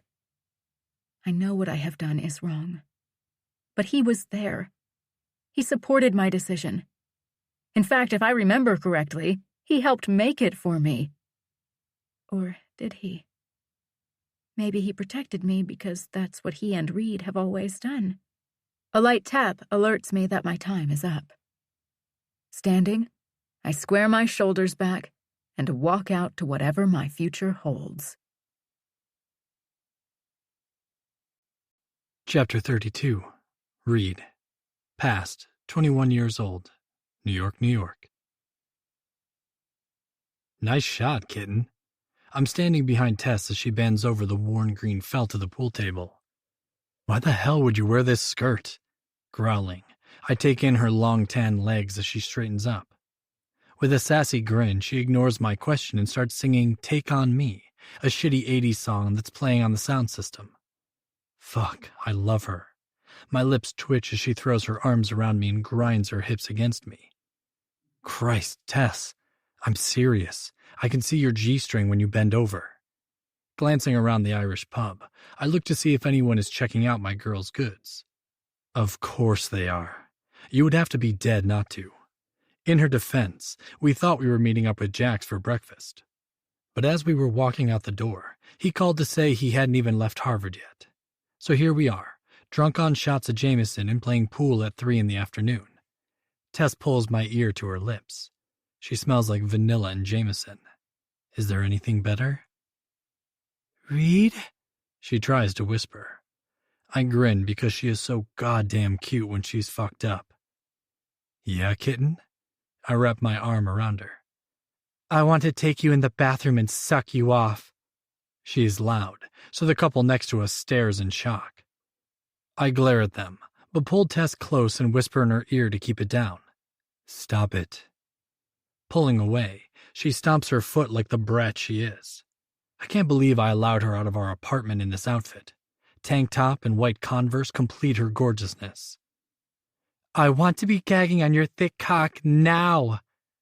Launching herself into my arms again, she rubs herself on me much like a kitten would. Jesus, Tess. I can't help but laugh. I think you're cut off, babe. She glares at me. Are we going? She licks her pink pouty lips. Thank God they're normal again. You want me to get the check? Even though you're actually winning this game? I tease, knowing exactly what she wants. but a hole-in-the-wall bathroom is not the right place for Tess to give me a blowjob. Her eyes narrow on me. We're not leaving. Taking my hand, she pulls all 6'4" of me into the small women's bathroom. Locking the door, I can't help but smirk. She's determined, I'll give her that. I watch with amusement as she takes in the dirty floor, but she surprises me. Grabbing a bunch of paper towels, she drops them on the floor and kneels down. Her hands go straight for my cock, which has been hard the last hour. I should stop this. After all, we're both drunk and deserve better. But I don't, because my balls have been uncomfortable for too long. I almost had a heart attack at the view she presented me with when she leaned over to take that first shot, her tiny black G-string barely covering her pink pussy. Every shot she took on that ratty pool table, I grew harder until I almost picked her up and fucked her on it. But since I'm graduating next month, I'm trying to be good, presentable. Instead, I sent the death stare at every single asshole in the place, stood behind her like the good boyfriend I am, guarding what's mine.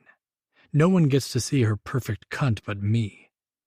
She pulls down my basketball shorts and moans with delight when my erection springs free. I love your cock so much. I love it. She sucks the tip, sliding her pink tongue around the edge. Fuck, I groan, and I'm gone. My head thumps on the bathroom stall. I'm going to allow her to suck me off in a shithole and love it. Her tongue licks my slit, and then she takes me all the way to the back of her throat.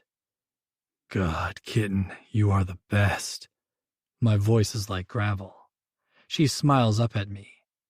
I ought to be. You're the one who taught me. Her hand grabs at my base and squeezes tight.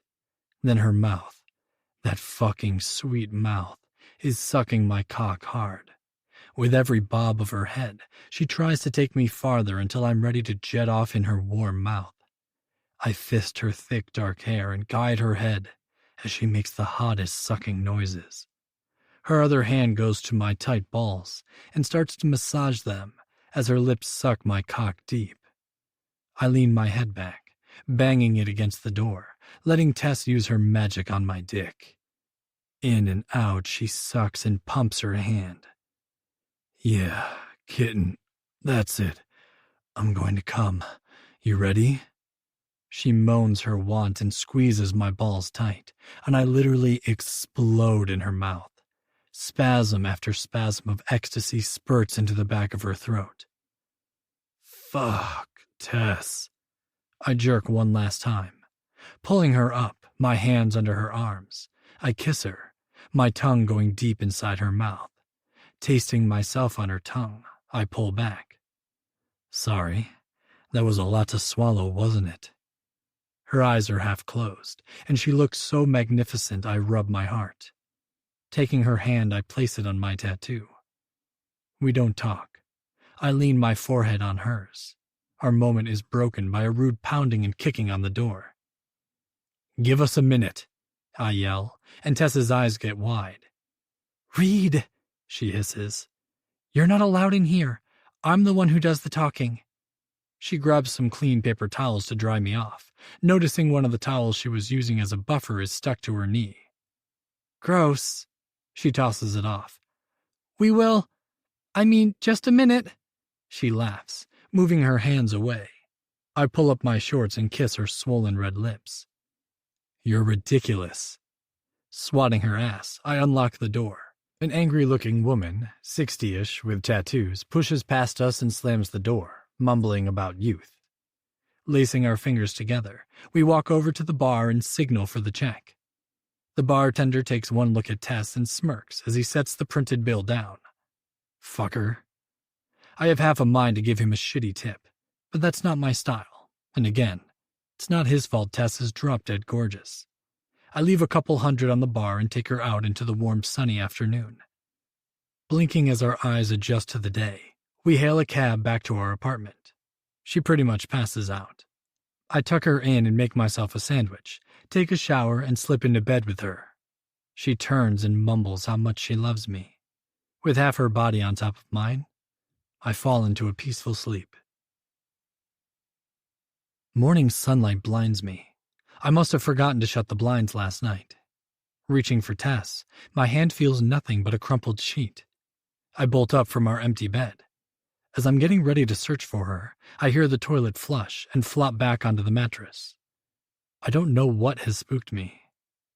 Tess, you okay, kitten? She opens the bathroom door, and I chuckle at her appearance. I can honestly say that no matter what Tess does, I always find her beautiful. That being said, this morning her pale face and wild hair have definitely got me wanting to take care of her. Getting up, I guide her back to bed. Kitten?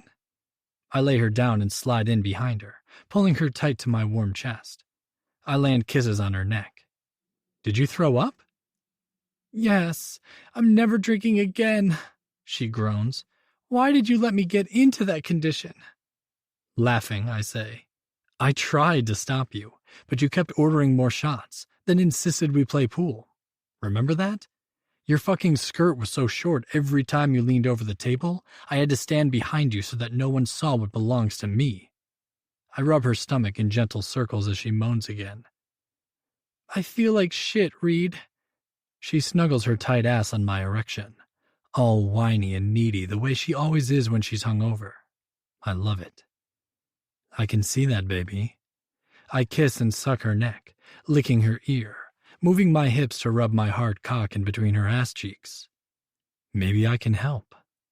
Rubbing her stomach, I slide my hand in between her legs. She's already wet. Reed, she groans. I can't. I don't feel good.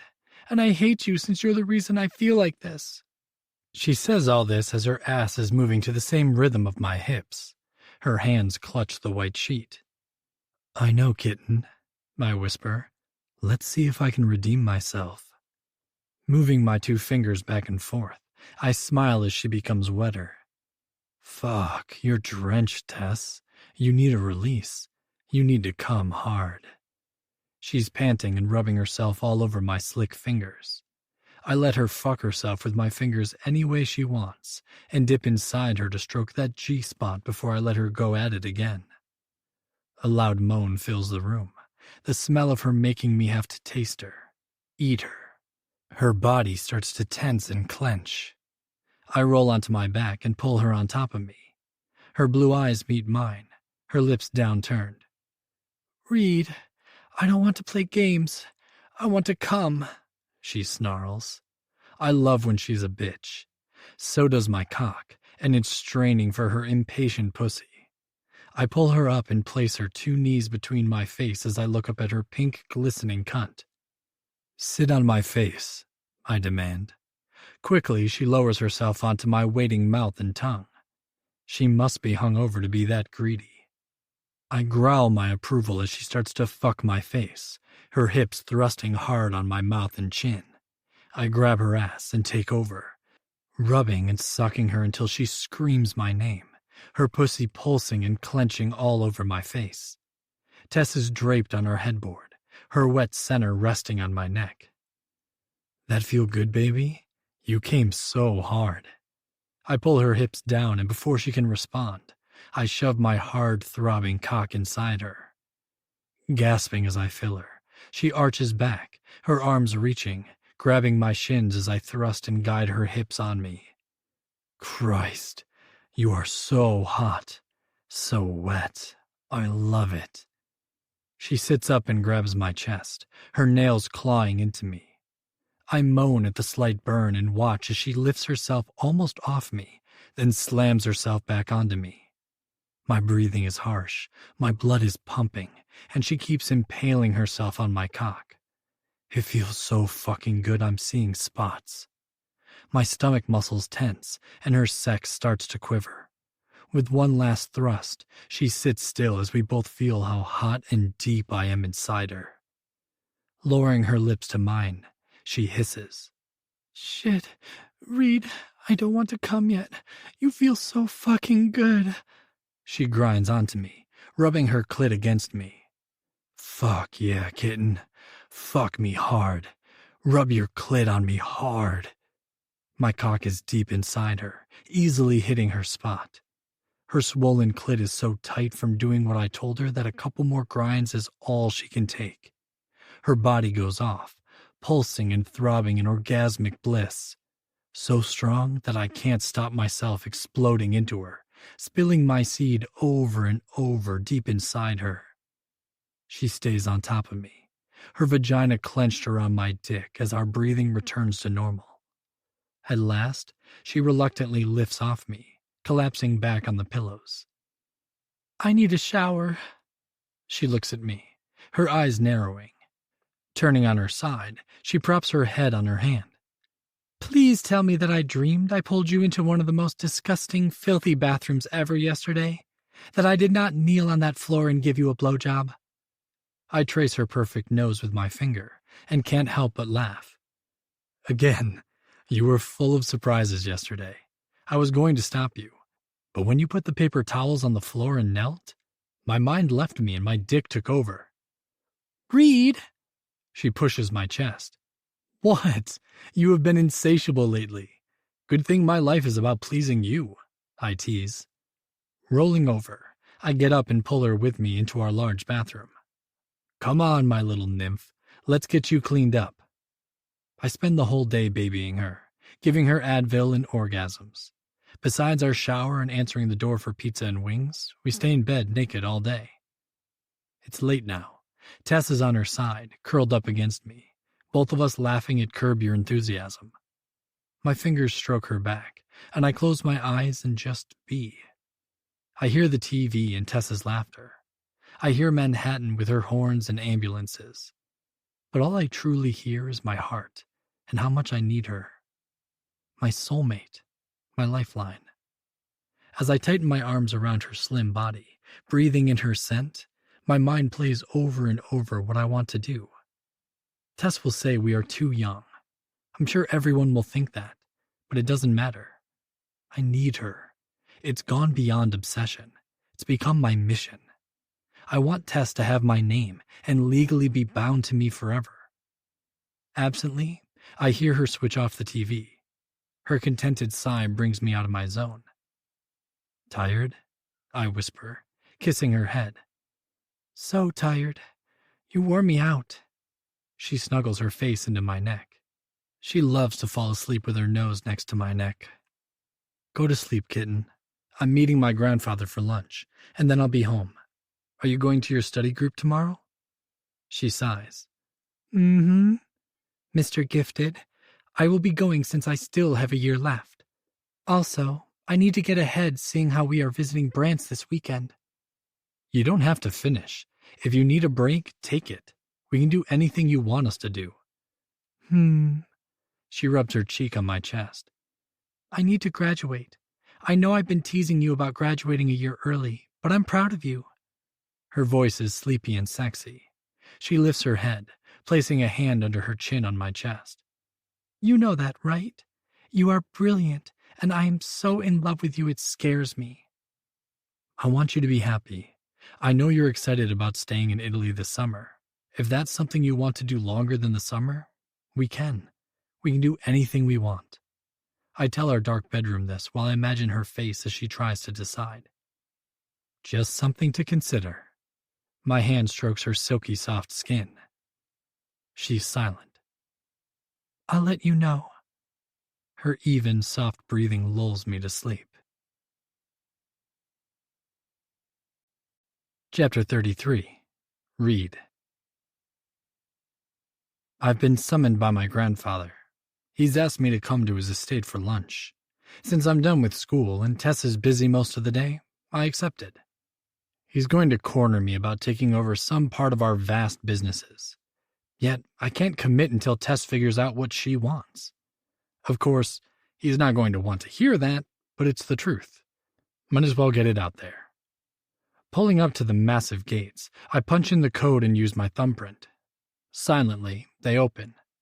I speed up the long stretch of brick driveway to his mansion, turn off the engine, and sit a moment. Tess was the last one to drive the Ferrari, and her scent has been with me the whole trip. Christ, I've got it bad. Reluctantly, I step out. One of the immense wooden doors opens. There's a moment of unease. In all my years of coming to visit my grandfather, he has never greeted me. One of his numerous staff always shows me in. "Hey, old man," I say, taking the brick steps 2 at a time and giving him a big hug. At 82, my grandfather Ian is tall and surprisingly fit. His wise green eyes take in my appearance. Obviously approving, he clasps my shoulder as we enter the mansion. He had it completely redone a couple years ago, still keeping the dark ornate carved woods but adding a lot of much-needed upgrades. I glance at him as we walk, so proud, commanding, intimidating. He has always been a hero to Jax and me. Even with his gray hair, he still gets women my age, and I chuckle at the thought. "Reed, I'm glad you came. We need to talk." Wrapping my arm around his broad shoulders, I say, "Well, that's what I'm here for. I've got all day. Tess has a study group lasting until late this afternoon." He nods. "Good, because she is one of the things we need to talk about." That stops me. What does that mean? My blue eyes narrow on his green ones. "Nothing bad, Reed," he chuckles, making his eyes crinkle and his whole face relax. "So protective." He pats my shoulder with a tight grip. "Such a Saddington." Unmistakable pride oozes from him. Sighing, I say, "Still working on that." I relax, running a hand through my hair. You know how I am with her. Actually, I have something I want to discuss with you too. I take a deep breath. Even after 3 years of living together, any little remark or some guy looks at her and my temper goes off. Sorry, grandfather. Believe it or not, I am working on my whatever I have concerning Tess. I do, Reed. I see an incredible change in you. I have never seen you happier. His eyes sparkle with delight. He opens the French doors leading out to the west side patio. It's cooler out here, peaceful. Birds are chirping, and I let my mind unwind, having left behind the horns and cursing of Manhattan. We sit down and are instantly served some sort of kale and cranberry salad, with bread that still has steam rising out of it. Arching an eyebrow, I look at him. What's up, grandfather? You hate salad. Where's the steak? Can't an old man try to fit in? I know you and Tess eat this rabbit food, and we're having steak next. Laughing, I hold up my hands. I'm not complaining. This looks amazing. Since I'm starving, I dive right in. It's fresh and crisp. He's right. This is one of our favorites. So, you going to tell me why you're not at work? He grimaces slightly. If I didn't know him so well, I wouldn't have seen it. He's hiding something. Ignoring my question, he says, First, I need to tell you how proud I am of you. Graduating a year early, being with Tess. I take a sip of the sweetened iced tea and look at him for a moment. What's wrong? I demand. He starts to laugh. Nothing. I'm genuinely happy for you. He looks down at his wedding ring, which he still wears. And it's time I step down. Hand everything to your father, your brother, and you. Putting down my fork, I lean back in my chair. Why? Because I have been running an empire my entire life. I'm tired, and I'd like to enjoy myself, which is why I pushed so hard for you to go to Columbia. I wanted you to get your degree. I know you don't need it, but you did it, and in record time.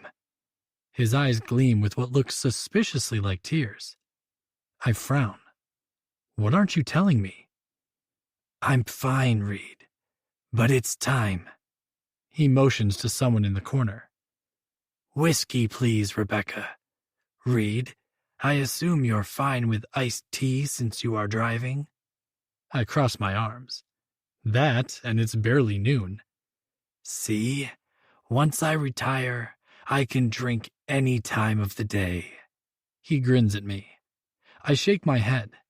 Whatever makes you happy, grandfather. You and Jax make me happy.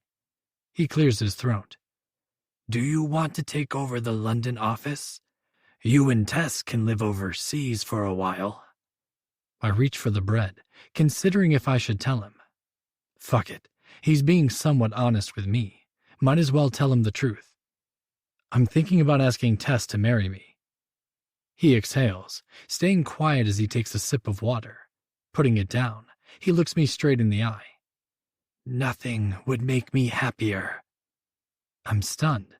I was all ready to defend myself, convinced he was going to say we were too young. You have no idea how happy that makes me. I almost reach over and hug him, but I stay seated. To be honest, I was hoping I could get into the safe, use one of our grandmother's rings. You can have whatever you want. Marry her, settle down, have children. Again, I see tears in his eyes. One step at a time, I laugh. First, I have to get Tess to agree. She has this idea that we should wait, worried that people will judge us for being too young. That's absurd. He thanks Rebecca as she sets down his highball filled with whiskey. Taking a sip, he ponders for a moment. We're too rich for her to worry about that. She seems to care, I shrug. We are going to Los Angeles this weekend. I was thinking about maybe proposing there if the time is right. He smiles as they bring out our rare Kobe beef fillet with asparagus. You weren't kidding. Steak for lunch. Taking a bite, I moan. It's that good. You don't even need a steak knife to cut this. Realizing I'm the only one eating, I look at him curiously. He seems satisfied with watching me and enjoying his drink. You sure you're okay? I'm not going to lie. You saying you want to retire when you are a workaholic? I'm pressing the issue because he is behaving differently. I'm fine, he says, his voice gruff. I decide to drop it, knowing if he hasn't said anything yet, he's not going to. Anyway, I have complete confidence in your father and you to take over. What I want to talk about is Tess. Okay. Hesitating to say anything, I wait to see where he's going with this. He swirls his glass. You are young. You need to trust me when I say there is nothing worse than losing your soulmate. Uncomfortable with his grief, I look away from his tortured eyes. He rarely mentions my grandmother. The few times have always been painful. She died in a car accident before Jax and I were born. He's never fully recovered from the loss. He looks up at the blue skies. Let's go back to your future with Tess. I think she would love living overseas. You both can travel, and you could take care of our European market. I start to eat my lunch again. That's the thing, Grandfather. I have to wait and see what she wants. As of yesterday, she was adamant about finishing her last year at Columbia. Well, whatever you think is best. You can easily help your father here, and we can leave our overseas people alone. We have a good team in place. Don't worry, you will be the first to know. I mean, we are spending the whole summer abroad. That could change your mind. What about Jax? Arching an eyebrow at him, I say, What about Jax? Well, do you think he wants in on the family business? I snort. Grandfather, Jax seems pretty determined to do what he is doing. He's happy at Harvard. Pushing back my plate, I turn my face to the sun, closing my eyes and letting my food digest. I love it like this, warm yet still able to sit outside without the bugs eating you. Yes, it's very beautiful. Read? I open my eyes and look at him. Listen to an old man. Men like us, we love only once. I swallow, getting that ominous feeling again. You don't have anything to worry about. I love her. She will be my wife. There is nothing she could do that would make me not love her. Nothing. Silently, he nods, raising his glass to drink. Good, because life throws things at you unexpectedly. You need to think before you let the famous Saddington temper get in the way. Take it from an old man who wishes he could have a redo. She's my life. It shouldn't be hard. I never lose my temper with Tess. He laughs, his eyes far away. "You'd be surprised," he says, swallowing a huge sip of his whiskey. "I fight for my family, Reed. Always have. We're hot-headed. Just remember to love her. All the other stuff falls into place." I don't know what to say, so I stand up. "How about you show me the family jewels? I know whose ring I want to give her." That seems to have lightened his mood. He stands, smiling as he walks us into the house, hand on my shoulder again, and we make our way to the vault. Chapter 34. Tess. I'm running around like an idiot, grabbing way too many clothes for our 4-day stay in Los Angeles. We both overslept, and I didn't pack last night after I spent extra time studying. Reed decided that I can miss a couple of days, and at the time that he mentioned it, I happily agreed. What was I thinking? Finals are coming up. I'm not a genius like him. I have to put the work in to get the grades I want. So I was up late finishing a paper, and now I'm dead tired. Jesus, Tess, we're going for 4 days. What the hell are you packing?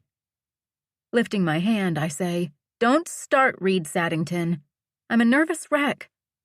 Brance is going to be all over me because I look pale and skinny, so I need a lot of options." I say it like he should know all this. "In other words, you are making yourself sick so that you don't upset Brance because you're not tan and fat?" Yes! I mean, not entirely. We're going to LA. They have the most beautiful people in the world there. I want to, look good. He laughs at me. God, I love you. Pulling me in tight, he kisses my neck. Even at your worst, you look better than everyone at their best. How many times do I have to tell you that? Reed, let me go. I still need to pack my cosmetic bag. He does, but follows me into the bathroom. Crossing his arms, he says, "Kitten, all kidding aside, we need to get a move on. I have the pilot and staff waiting for us." Huffing, I turn to him. "I know, so let me do this. Tess, we are going to LA, not a third world country." Closing my bag, he takes my hand. "Anything you need, we can buy in Los Angeles. Let's go. You know Brance is going to make you go shopping anyway." Taking a breath, I stop my preparations. You're right. I'm excited, that's all. It's been so long since we've seen him. And now he has a boyfriend. I hope it's not going to be different. Well, he sounds serious about this one. I know you aren't used to sharing him, but I think you might have to adjust. Grabbing my new Marnie bag, I push my straightened hair out of my face. Don't be ridiculous. I couldn't be more excited about meeting Logan. And I mean it. I have never heard Brance this into someone, ever. Reed is right, though. I can't help but feel a slight prick of jealousy. After all, Brance has been mine for years now. He smiles. Keep telling yourself that, kitten. Now let's go. I scowl at him while he smirks. Clapping his hands, he guides me to the door. He motions for the guy waiting for us to grab our bags while we make our way into the elevator. Squeezing his hand tightly, I whisper, "Do you think we should have flown commercial?" After all, Brance says Logan comes from a very middle-class family. I don't want him to think we're rich. You're kidding me, right? We never fly commercial. And I don't give a shit what Brance's boyfriend thinks about us. We are what we are. You can't get any more ridiculous than Brance. He's a complete prima donna. Leaning into him, I breathe in his scent. You're right. We'll look like regular Joes compared to him. The elevator opens and Reed grabs my hand, signaling for the driver to stay put. He reaches for the car door handle and I slip into the back seat. We make great time. By the time we pull into the private hangar, I have relaxed enough to stop torturing Reed's hand.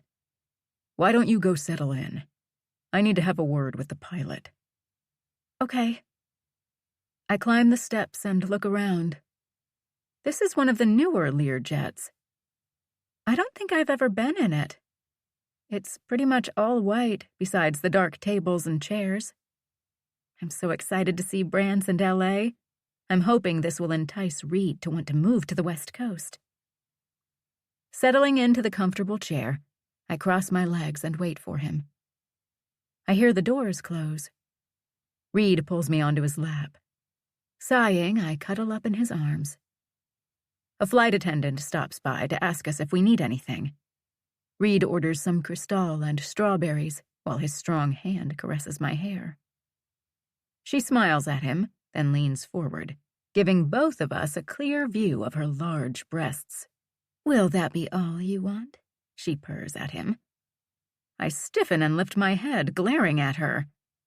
Yes, my boyfriend is hot and rich, but come the fuck on. In front of me? Seriously? No, we're fine, I snap. She nods and goes in the back. Unbelievable! That was entirely unprofessional. My eyes narrow on his turquoise ones, his dark hair curling around his ears. He winks. I think she likes you, kitten. What? Stop it. She was eye-fucking you completely. Hearing the engine roar to life, I don't bother moving to another chair. Reed reaches down and pulls the seatbelt over both of us. As the jet races down the runway and takes to the skies, I sigh into his neck. When we reach altitude, the flight attendant returns with our champagne and fresh strawberries. Again, I give her the death stare. She is average height with long blonde hair. Pretty, but nothing special. I relax back into Reed's arms. She ignores me, opens the bottle, then smiles at him again. Gritting my teeth, I watch as he grins back. Thanks, Julie. We'll call if we need anything. Perfect. As she walks toward the kitchen area, her ass sways so much it's almost comical. I jump off his lap. You know her name? Did you fuck her? I hate when I get like this. Sometimes I have no filter. No, Tess. I don't fuck around on you. He sounds pissed. I meant years ago. I wave my arms around. He's silent for a moment and examines my face. You look tired. Why don't you go into the bedroom and take a nap? I'll join you shortly. I stand there stunned. Did he order me to bed like a spoiled child? I march into the bedroom to use the bathroom only. Sitting at the edge of the bed, I kick off my heels, cross my legs, and wait. Then I sigh dejectedly. What the hell am I doing? This is not a good start to our vacation. So the skank wants Reed. It's not like this is unusual. God, I flop back into the puffy, comfortable pillow. My head pounds, and I shut my stinging eyes and wait for Reed. I'll apologize. It's not his fault he's perfect.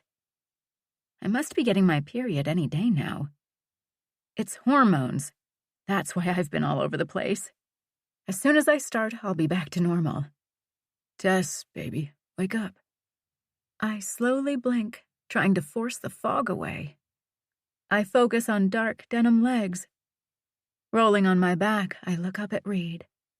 His hair is wet and he smells yummy. I can't help but smile at him.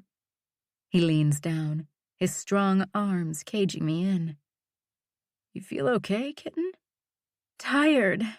How long did I sleep? The whole trip. We're getting ready to land. Giving me a quick kiss, he swats my butt. Come on, we need to get into our seats. Stretching, I say, I need 2 minutes for a quick shower. Standing up, Reed hands me my shoes. My top looks like it's been left in the rain and a dog rolled on it. We're getting ready to land. You can take a shower at the hotel. Reed, you can't be serious. You took a shower? I blink at him. Also, I can't wear this blouse. Look at it. The wrinkled yellow sheer shirt is a sad sight. The phone rings and Reed motions for me to get ready. Hey, Charlie. I know. We'll be right out. Thanks, man. He hangs up. Come on, kitten. Your top is fine. I can't meet Logan looking like this, I say, motioning to my wrinkled shirt and face. Tell Charlie to fly around. I'll be quick, I pout. He pulls me into his arms. Weren't you the one wanting to fly commercial so as not to look rich? Now you want me to tell Charlie to fly around so that you can take a shower? Talk about spoiled. We're already cleared to land. Trust me, Logan is not going to notice. I glare at him, using my own words to his advantage. Easy for you to say. You're wearing a clean white button-down shirt and dark jeans. Wish I could throw my high heels at him. Instead, I hold onto his shoulder as I slip into my pumps. Grabbing my bag, I glance around the cabin to make sure we're not forgetting anything. I expect to see Julie. Instead, we're alone. Settling into the chair, I pull out my makeup bag and groan in frustration at my reflection. My mascara has smeared under my right eye. I look like Spot the dog. You worry too much about your looks, Tess. He pulls out his phone. I roll my eyes at him. I don't understand why you didn't wake me earlier. I tried, and you didn't move. Obviously, you need sleep. How can I argue with that? But come on. All my lipstick has been smeared off, and I don't even want to get into my hair. Crossing my legs, my eyes scan the area for Julie. What did you do while I slept? I cringe and wish I could take it back, but it's out there. He cocks his head. What's going on with you?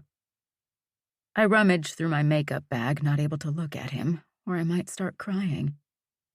I'm sorry, I don't know why I asked you that. Reed stares at me, then sighs as he shakes his head. I talked with Charlie for a bit. Then I wanted to fuck my girlfriend, but she was exhausted, so I sat and watched her sleep for a while. After that, I decided to take a shower. Oh, wait, I also fired poor Julie. She cried, if that makes you feel better. I groan, rubbing under my eye, trying to get the black mascara off. Maybe I overreacted. I was tired. You can rehire her.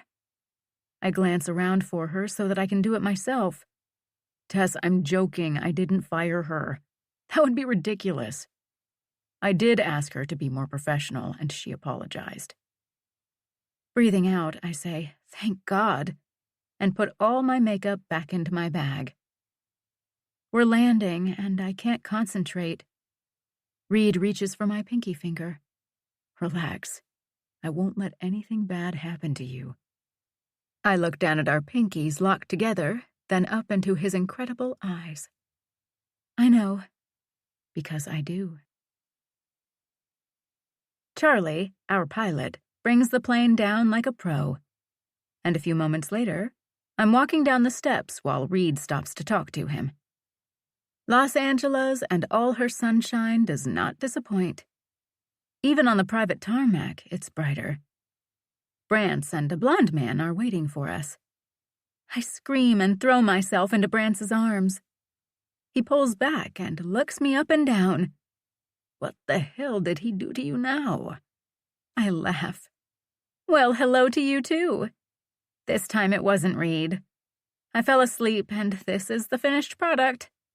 Gesturing to my face and shirt, I add, I looked great this morning, if that helps. Wait, you took a nap? Pulling me back so that his dark eyes can sweep my face, he says, Are you sick? You never nap. Stop it.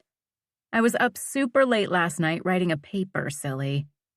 I run my fingers through his thick hair. He must be letting it return to its natural color. I've missed you. Miss you more. You sure you're all right? He arches his dark eyebrows. Brance, I'm fine.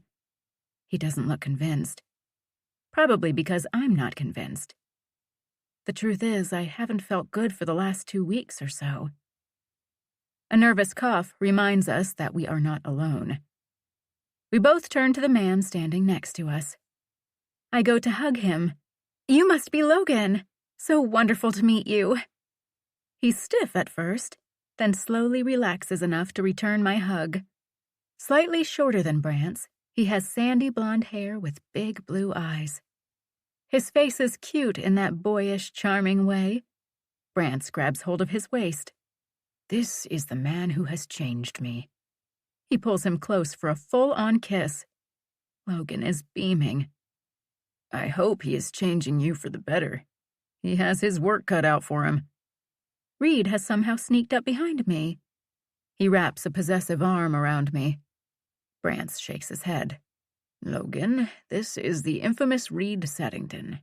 Reed, Logan. Reed holds out his hand to shake Logan's. Yes, nice to meet you. Brant's purses his lips. Shall we? Tess, my love, would you like me to fix you up in the car?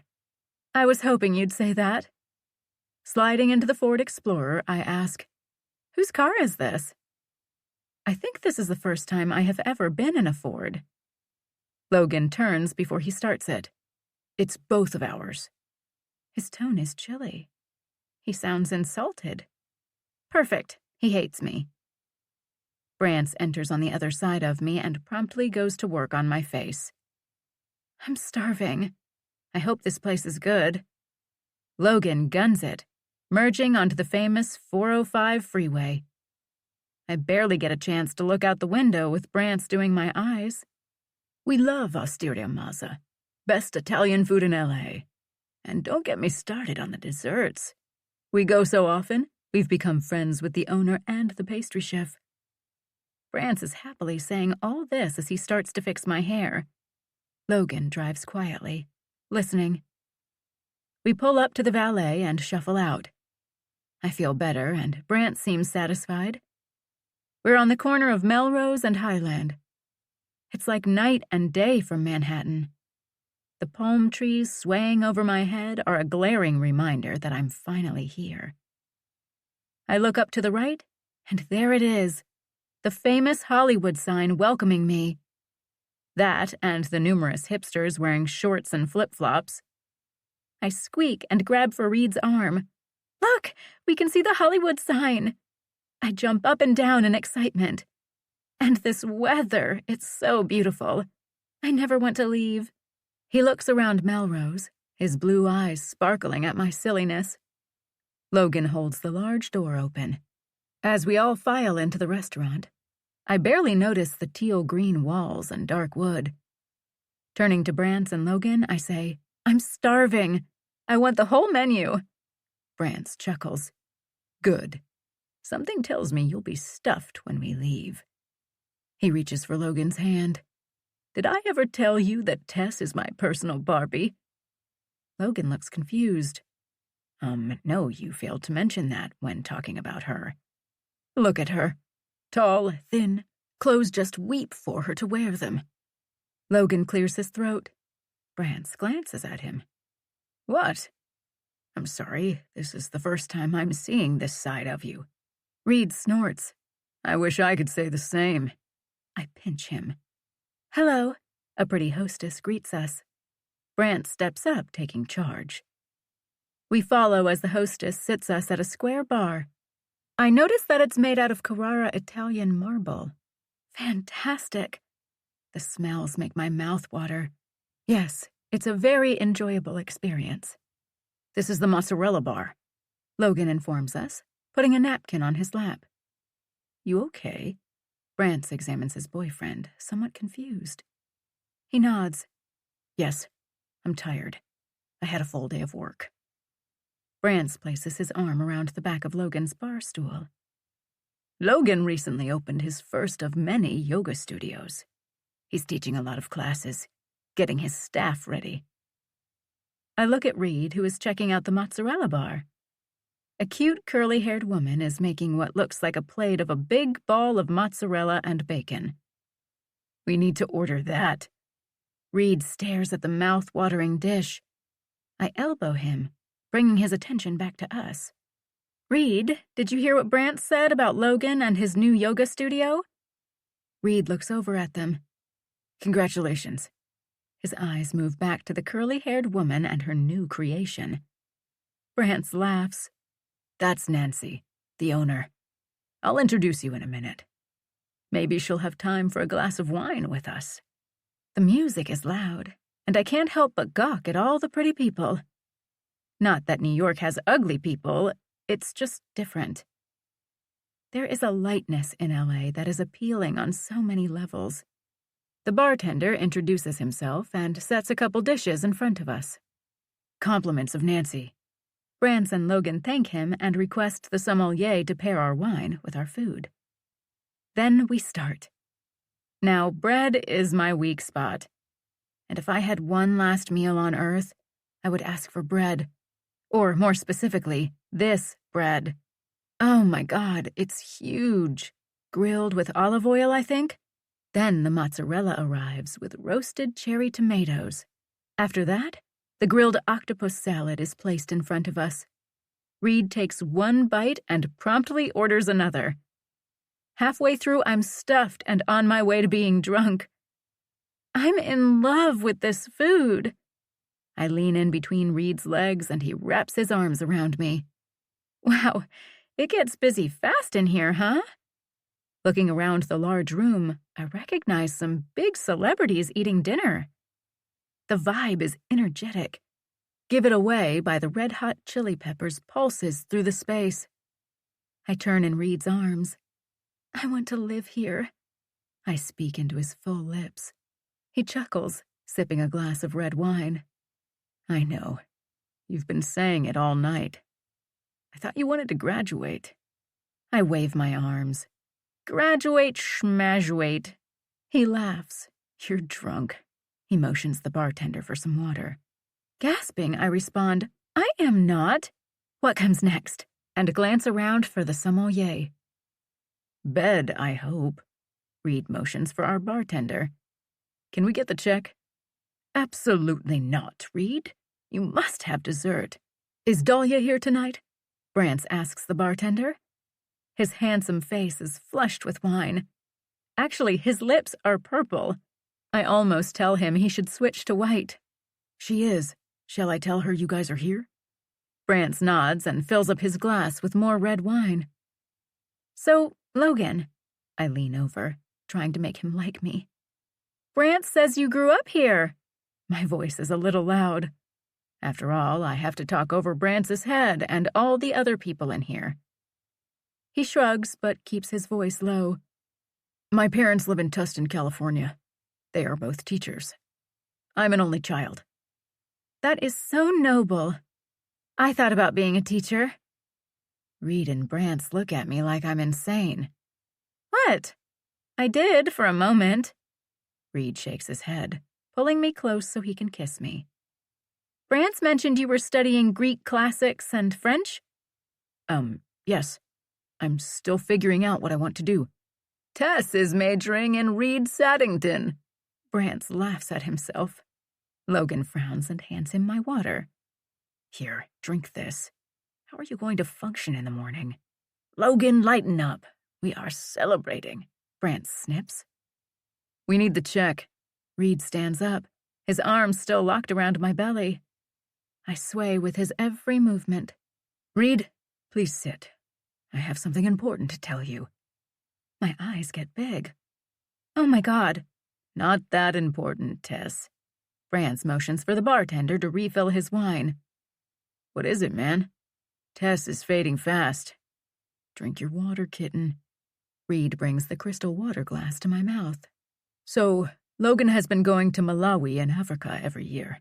He helps teach English, builds houses and schools. Brance takes a breath and smiles, scooting closer to Logan. Now, I know you two are going to think I'm crazy, but being with this incredible man has made me want to be a better person. Meaning? Reed sips his Hendrix and tonic the bartender brought over a few minutes ago. That I have money. I have decided to join Logan. We're going to build houses, schools. They need electricity, clean water, vaccinations. You name it, we are going to do it. Both Reed and I must look shocked because Logan puts his hand on Brance's as if for support. I'm sorry, did you say you are going to one of the poorest areas in the world to help? Reed looks at Brance like he has horns growing out of his head.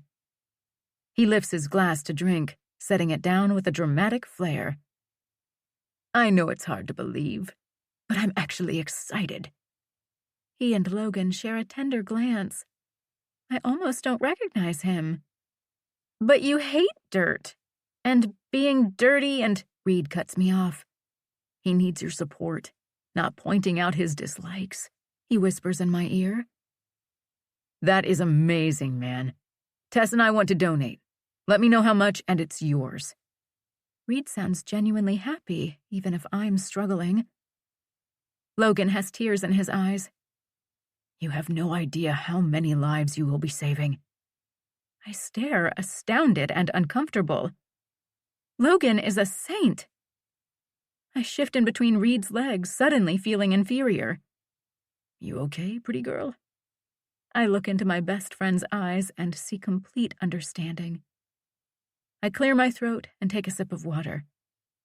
I'm surprised, that's all, and I feel slightly guilty. Yes, Logan sighs dramatically. This dinner, he indicates with his finger. This alone could probably feed 10 families for a month. Now I definitely feel guilty. Talk about a buzzkill. Brance rubs his back. Easy, Tiger. They only met you a couple hours ago. An uncomfortable silence falls over the four of us, even with the loud music and people laughing on all sides of us. Logan is very passionate about saving the world. Brance gives us a tight smile. Reed's grip on my stomach tightens. So we're done. Ready for the check? Brance stops the bartender. Don't be ridiculous. We haven't even had the butterscotch budino. Brance, I'm stuffed and slightly drunk. We should be going. My eyes plead with him. No, I'm not leaving until we have dessert. Great. He's drunker than I am, and starting to get mean. Glancing up, I notice Reed is silently assessing the situation. Logan sniffs. Look, I don't know you people. I'm sorry if the truth hurts. I grew up with pretty much nothing. But people are starving all over the world, including in our own country. He keeps preaching. Reed's jaw is clenched. Logan, I have already said we want to donate. Do not think because we are wealthy that we are ignorant, or that we don't care. My mother donates to so many charities, I think even you would be speechless. Logan sits with his mouth open. Reed, you've made your point. Now sit down for fuck's sake. The desserts here will help us all. Brance mumbles, looking into his empty wine glass. I suddenly feel sorry for the poor pastry chef. Her desserts better be mind-blowing, because without a doubt, the night has taken a turn. Hello. A petite woman with salt and pepper-colored hair and cute glasses walks up to us. She's tiny and looks delicate in her white apron. Brance jumps up, nearly knocking over a glass of wine to hug her. I want to, too. Her timing could not have been better. Tess, Reed, this is the famous Dahlia Narvaez. She is the best pastry chef in the world. She laughs. Well, let's not go overboard. You look like you have been enjoying yourselves. Her eyes take in our plates and wine glasses. Turning to us, she says, Hi, I'm Dahlia. Welcome to Maza. She shakes my hand first, then reads. Now I don't care if her desserts are crap. The fact that she acknowledged me first instead of my hot billionaire boyfriend makes her my new best friend. Thank you, I gush. Even Reed smiles. I can almost feel Brance relax beside me. So, what are you guys going to do while you're here? She asks. I think we're going to eat and sleep. Hang out at the pool, maybe do some shopping. She nods as her crew brings out 5 different desserts. Well, that sounds nice. I hope you enjoy your vacation. She smiles at us, turning to Brance and Logan. See you too soon. Enjoy. After she disappears back into the kitchen, I turn to Reed, sighing into his neck. I love L.A., he laughs. Oh my God, you have to try this. I snap my head up quickly enough for Brance to spoon some lusciousness into my mouth. Holy God, that is divine. My eyes roll back in my head. All of us are feasting and sharing, even Logan. When the check comes, Reed grabs it. Logan thankfully averts his eyes as Reed pulls out his American Express black card and pays. The temperature has slightly dropped to a beautiful 78 degrees. Reed takes my hand. You two go ahead. We're going to get an Uber. Don't be a dick, Brant slurs. We are driving you two to the Four Seasons. It's been a while since I have seen Brant drink that much. He rarely lets himself get into this condition. Logan is silent, and the drive is thankfully short because, again, the only sound we hear is some strange instrumental music. Reed and I can barely get out fast enough. What the hell? You believe that guy? I love how he is funding his Save the World campaign on Brance's money. He rips off his shirt once we're upstairs. Reed, he's different, all right?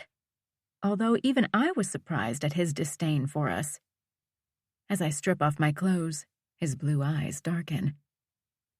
I'm drunk and tired, not to mention in desperate need of a shower.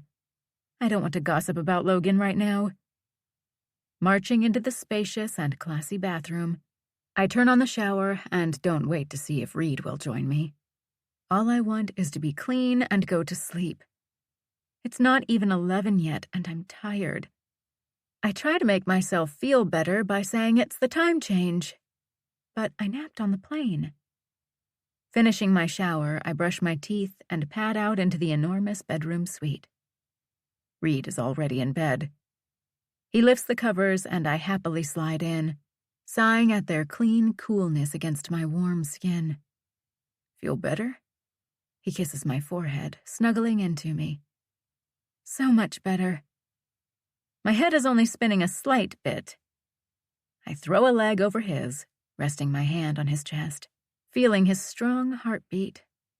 Just breathe. He holds me tighter. I love you, Tess. We're truly lucky. His voice is raspy with emotion. I open my eyes, then close them because it's pitch dark in here. Yes, we are.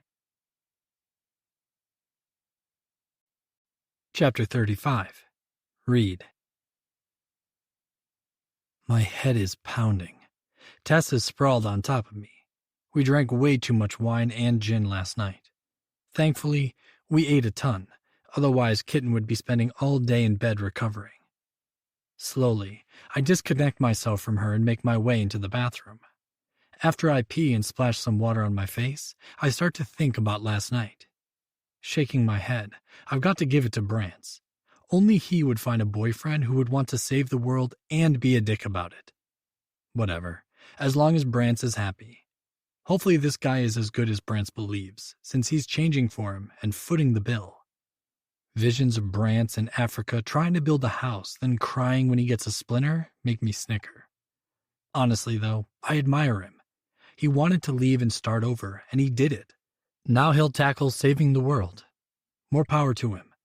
I wasn't joking when I said I would help. Maybe I should call Richard, one of our accountants, and have him wire Brance a couple million. I open up Tessa's boat anchor, or what she calls her purse. I need some Advil this morning. Shaking out 3, I grab a couple bottles of water and go back to bed.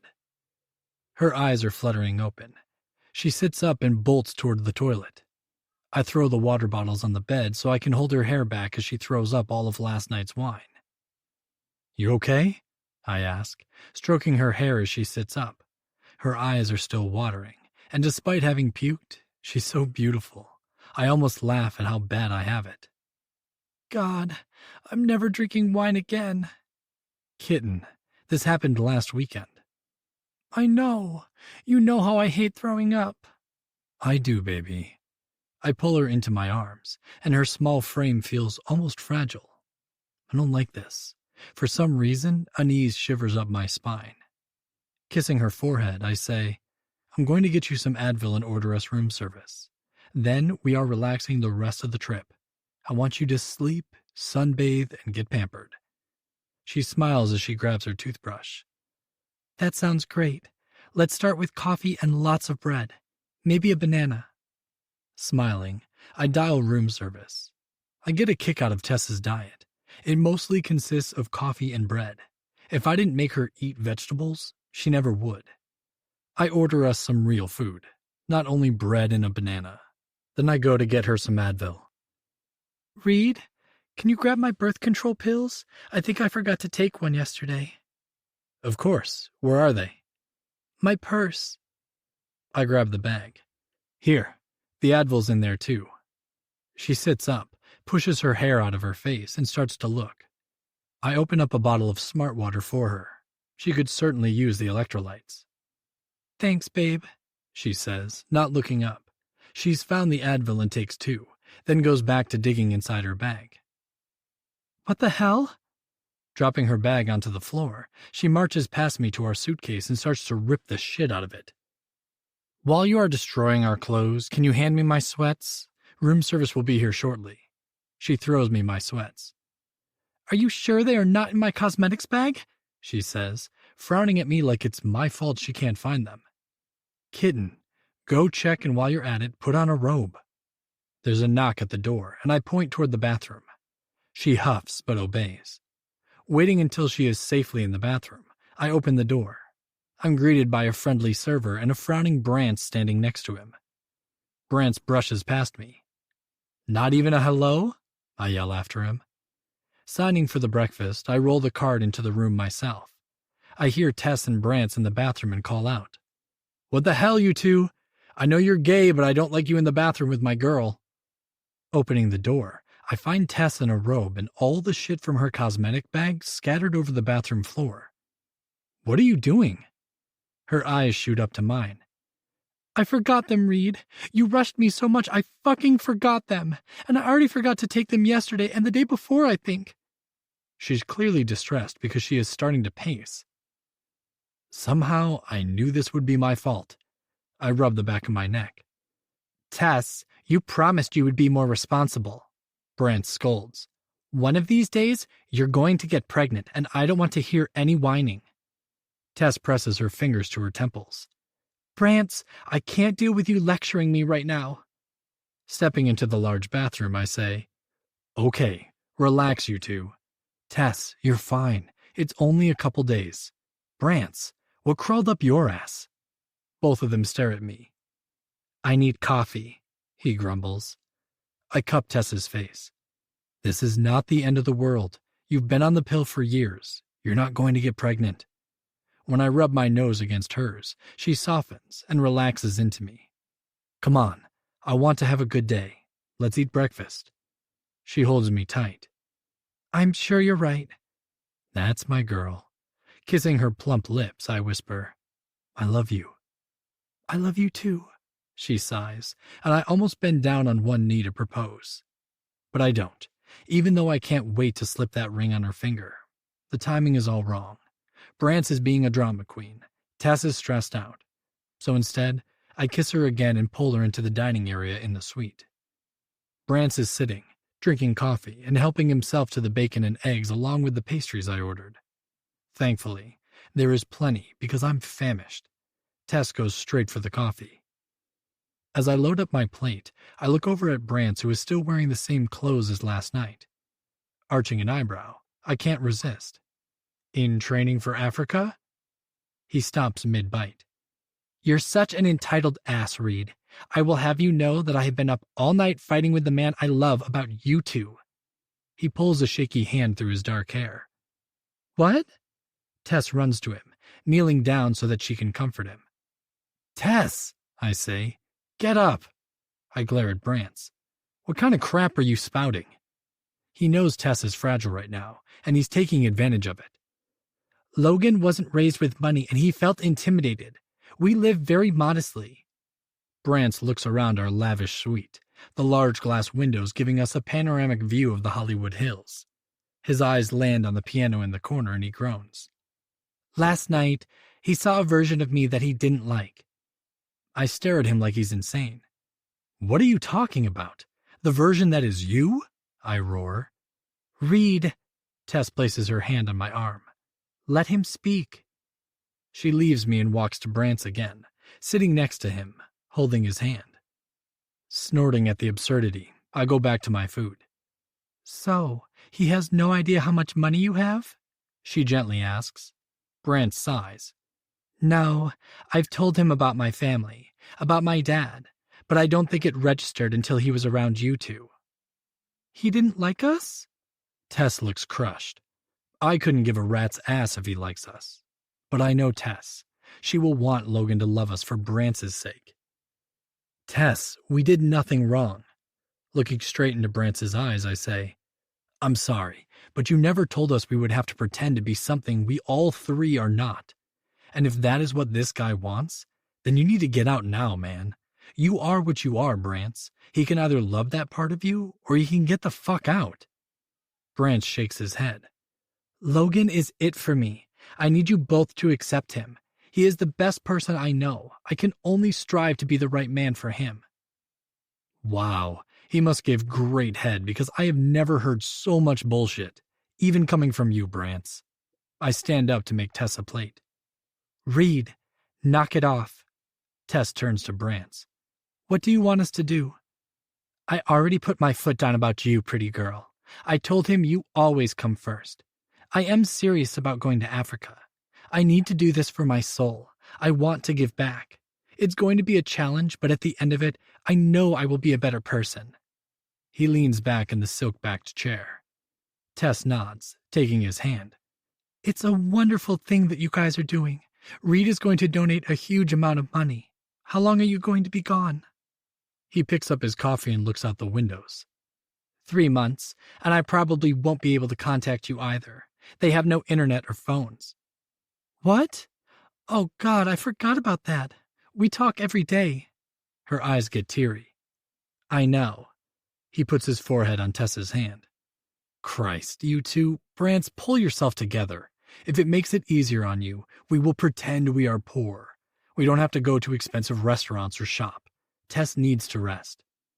No, Logan works all day at the yoga studio, so we'll shop while he is working.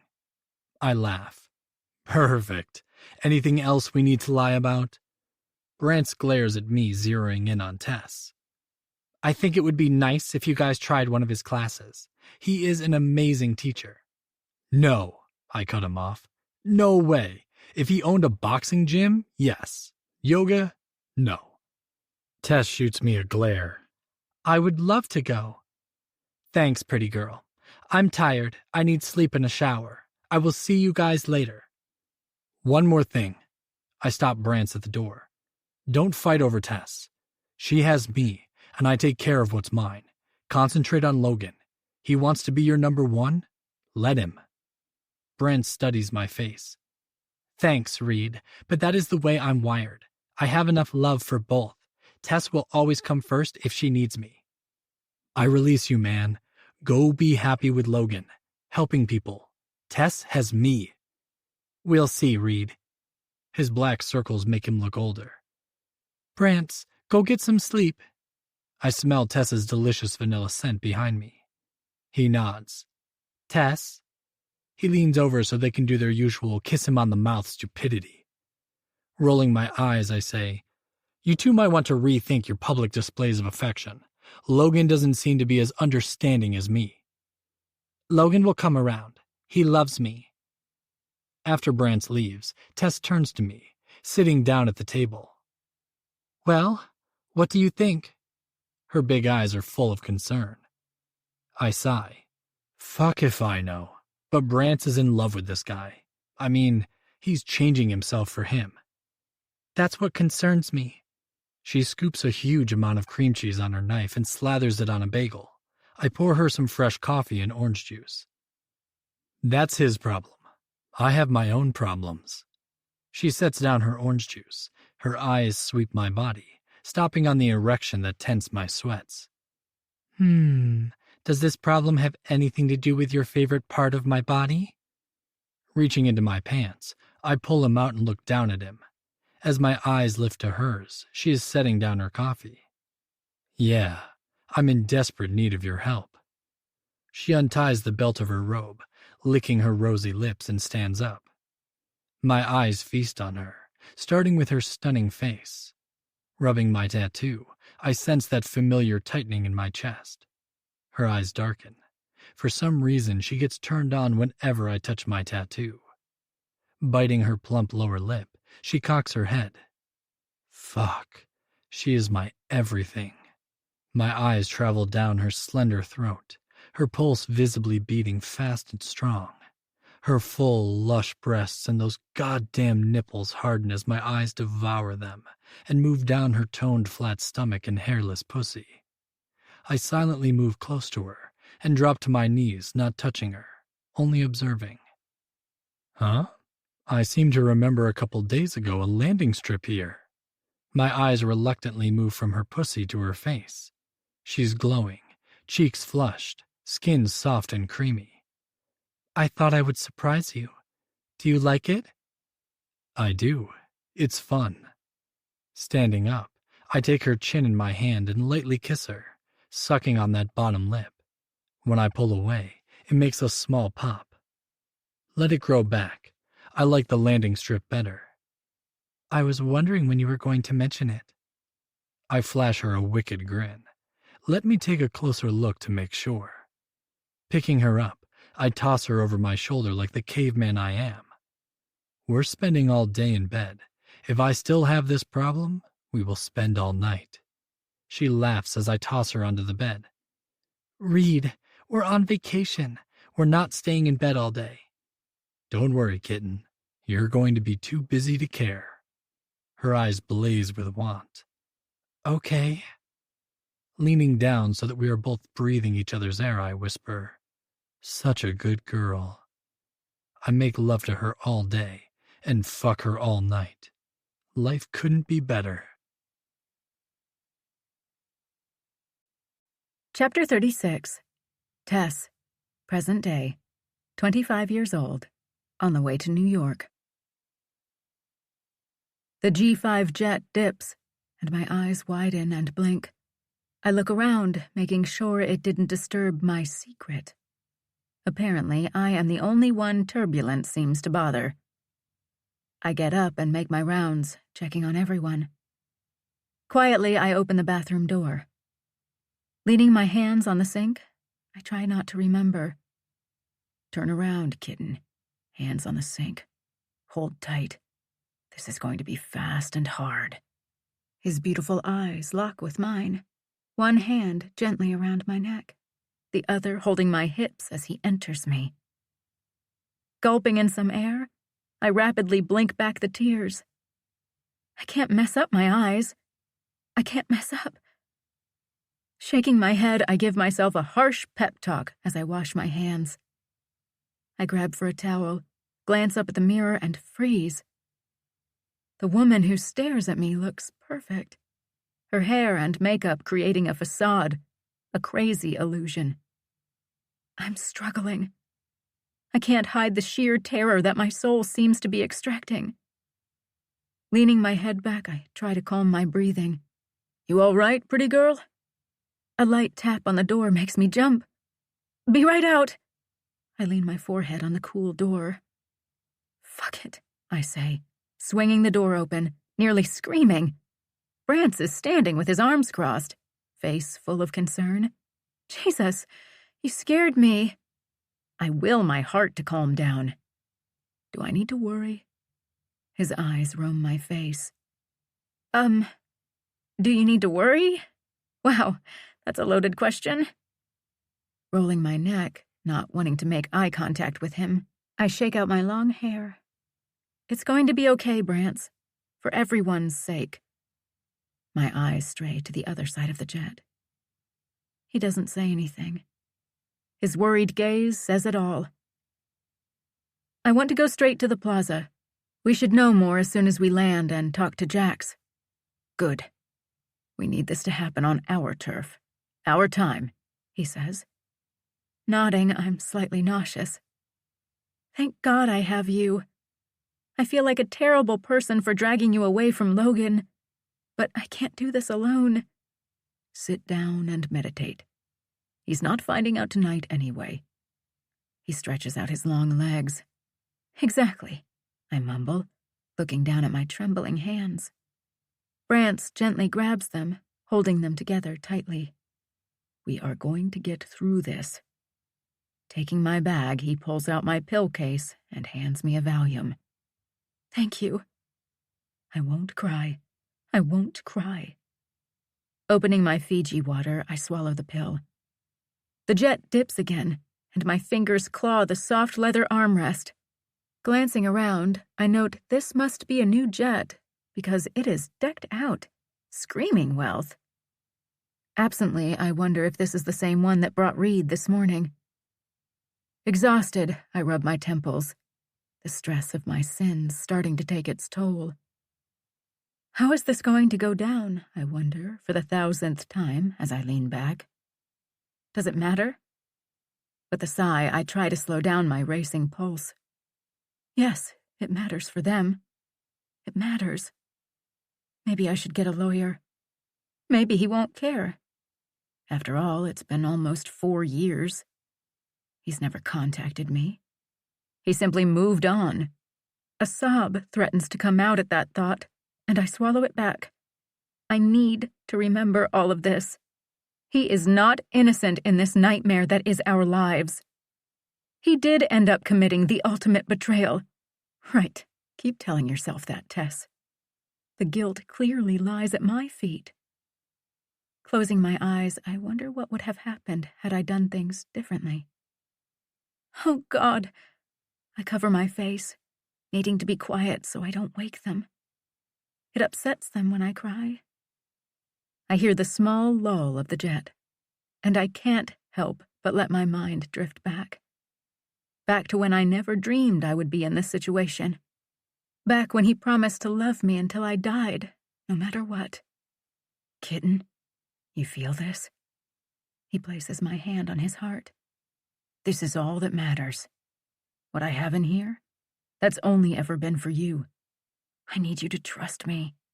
I will always be here for you. I'll take care of you. Forever. His lips claim mine, and I feel myself falling so hard for him. My love like a raging fire that can't ever be contained. I want to believe you so badly, Reed. But what if I do something you don't like? He frowns. I guess that goes both ways. Are you going to leave me if I do something wrong? Never. I will never leave you. I love you. Then you have nothing to worry about, because there is nothing you could do that I would not be able to forgive. My eyes pop open. I look around, my breathing harsh. Reaching for the water, I take a swig to cool my hot mouth. Liar, I whisper. Chapter 37. Tess. Past, 21 years old. Flushing the toilet in our penthouse, I grab a hold of the sink and try to rinse my mouth. Slowly, the feeling that I'm going to vomit again passes. With an exhale, I reach for my toothbrush, instantly gagging as I taste the minty paste on my tongue. Frustrated, I continue to brush, ignoring my dry heaves. I rinse my mouth and splash some cold water on my face. The coolness helps. If I had the energy, I would love to soak in the tub. Maybe later, after I take a nap. I don't even bother looking at myself in the mirror, too scared at what I'll see. Slowly, I make my way to the kitchen for a bottle of water. I also reach for an electrolyte drink. Maybe a banana would stay down? But I'm tired right now, and all I want is my warm bed. Tess, sweetheart? Reed gently shakes me. No, I moan. His hand caresses my face. Still sick? I snuggle into his caress. I'm sorry I was gone so long, babe. The meeting with my dad lasted longer than I wanted. I was hoping you were going to be better. Me too. It's so weird that I'm still sick. Who knew food poisoning would kill me? I whisper, my eyes still closed. Reed is silent, but I can feel his gaze on me. I'm calling Dr. Miller. 2 weeks is long enough.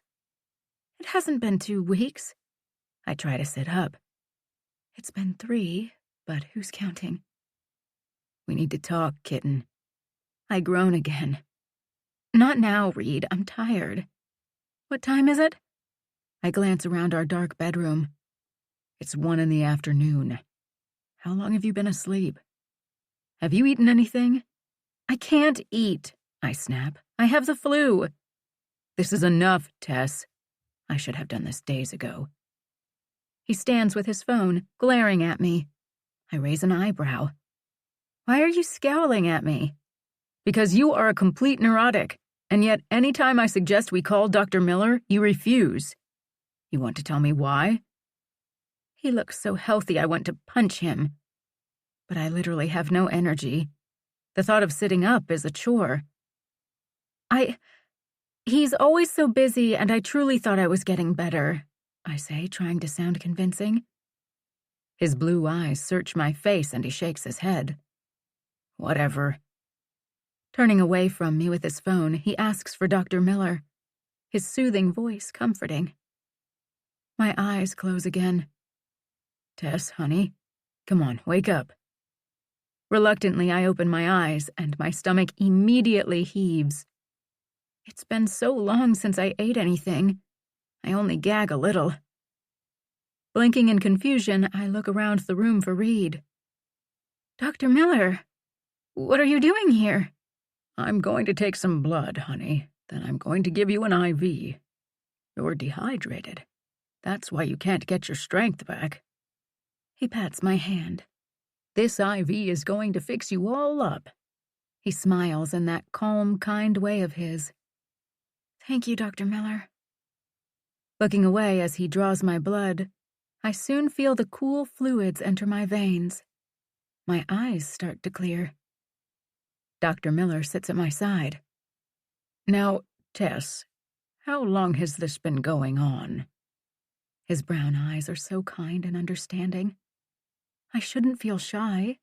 After all, I've known Dr. Miller since I was a child. I ease my way into a sitting position.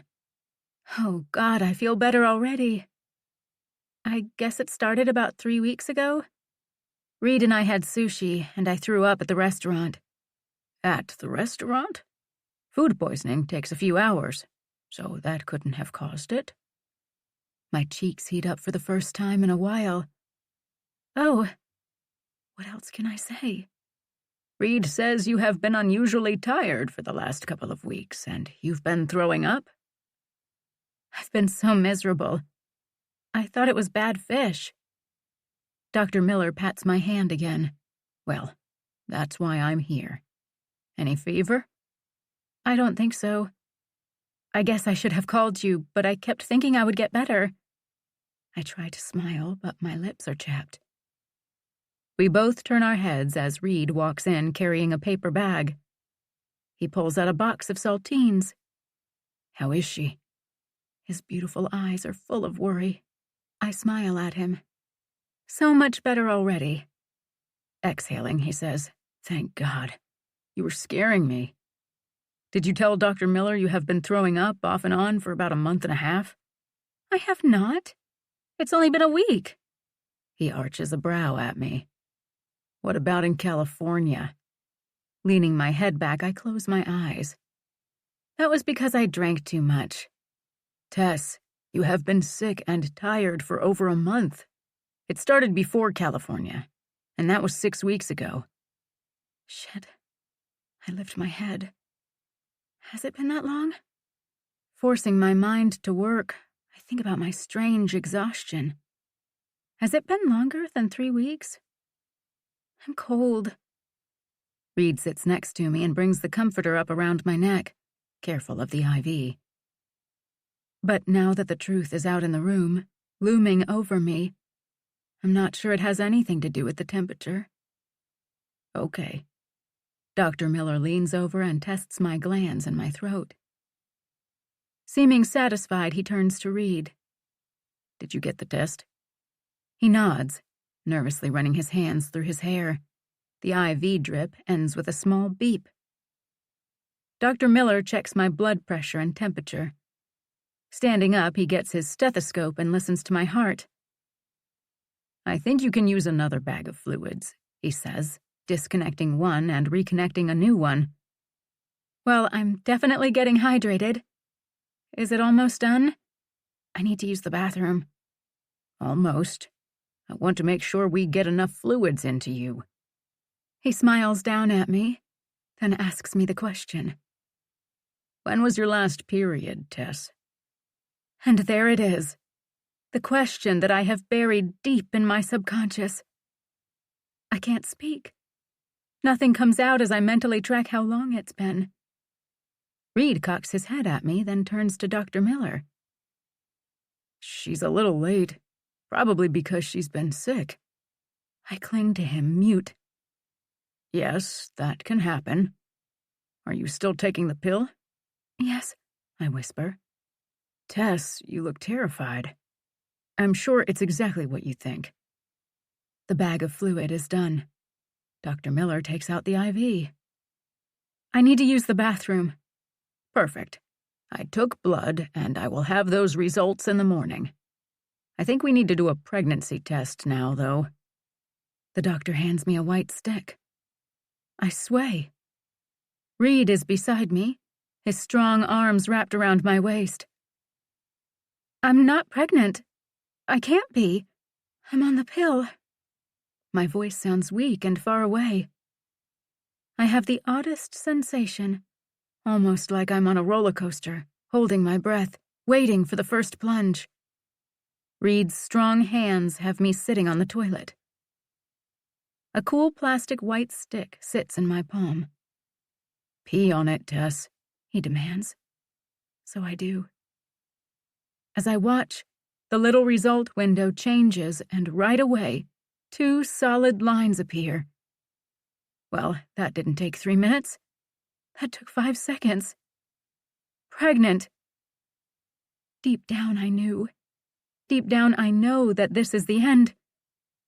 A tortured sob escapes me. Reed holds me. He is murmuring comforting things. Things like it's going to be all right. Like it's meant to be. Lies. Make sure she eats the crackers, applesauce, bread. Bland is the best with morning sickness. Her OB may prescribe her a pill to stop the vomiting. But hopefully, with the fluids we pumped into her, she will be able to keep some food down, and that won't be necessary. Dr. Miller smiles down at me. And I will call in the morning. Congratulations, you two.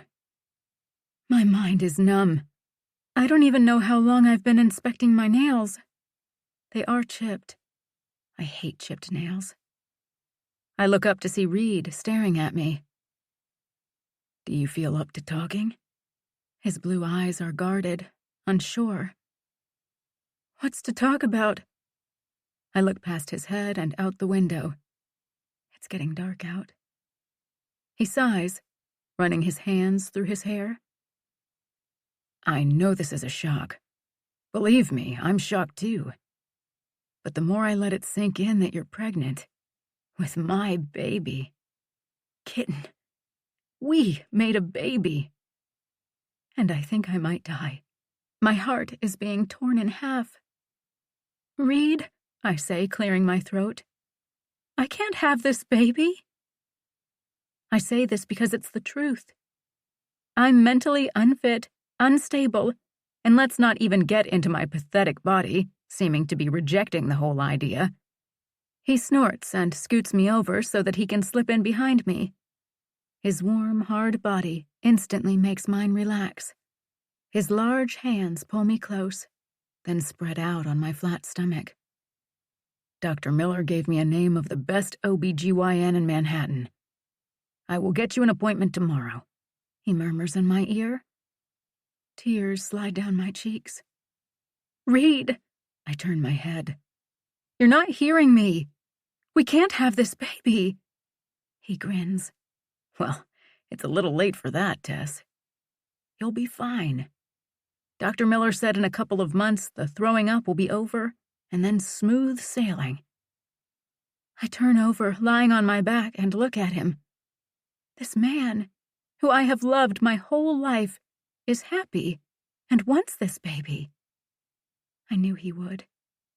My heart is racing. I reach up and trace his full lips. Please don't make this harder than it needs to be. You can't honestly want to be a father. You're not even 22. Maybe later. His warm hand caresses my chin, his thumb gently rubbing my bottom lip as he leans over and kisses me. I feel the wet tears, taste the salt as he continues to worship my face. You have always sold yourself short. You are going to be the best mother. Trust me. I search his face. Jesus, he believes it. He loves me so much that he has no idea I'm not capable of this. Christ, the alcohol alone could have damaged the baby. Or it could be even crazier than I am. After all, I come from a long line of terrible people. Shh, rest. We will talk in the morning. You need your body to recuperate before you say anything you might regret. I turn to my side, my heart breaking. He's wrong, so very wrong. I'm not going to change my mind. Some people can rise to the occasion, do things they don't want so they can make someone else happy. And I would do that. For Reed, I would do that. But I won't do that to an innocent baby. No one deserves a mother like me. Both my parents would tell him so if they were here. He knows I suffer terrible anxiety, panic, whatever. I can't pass that on to a child. I close my eyes, my body and mind hurting. But that is nothing compared to what my heart feels.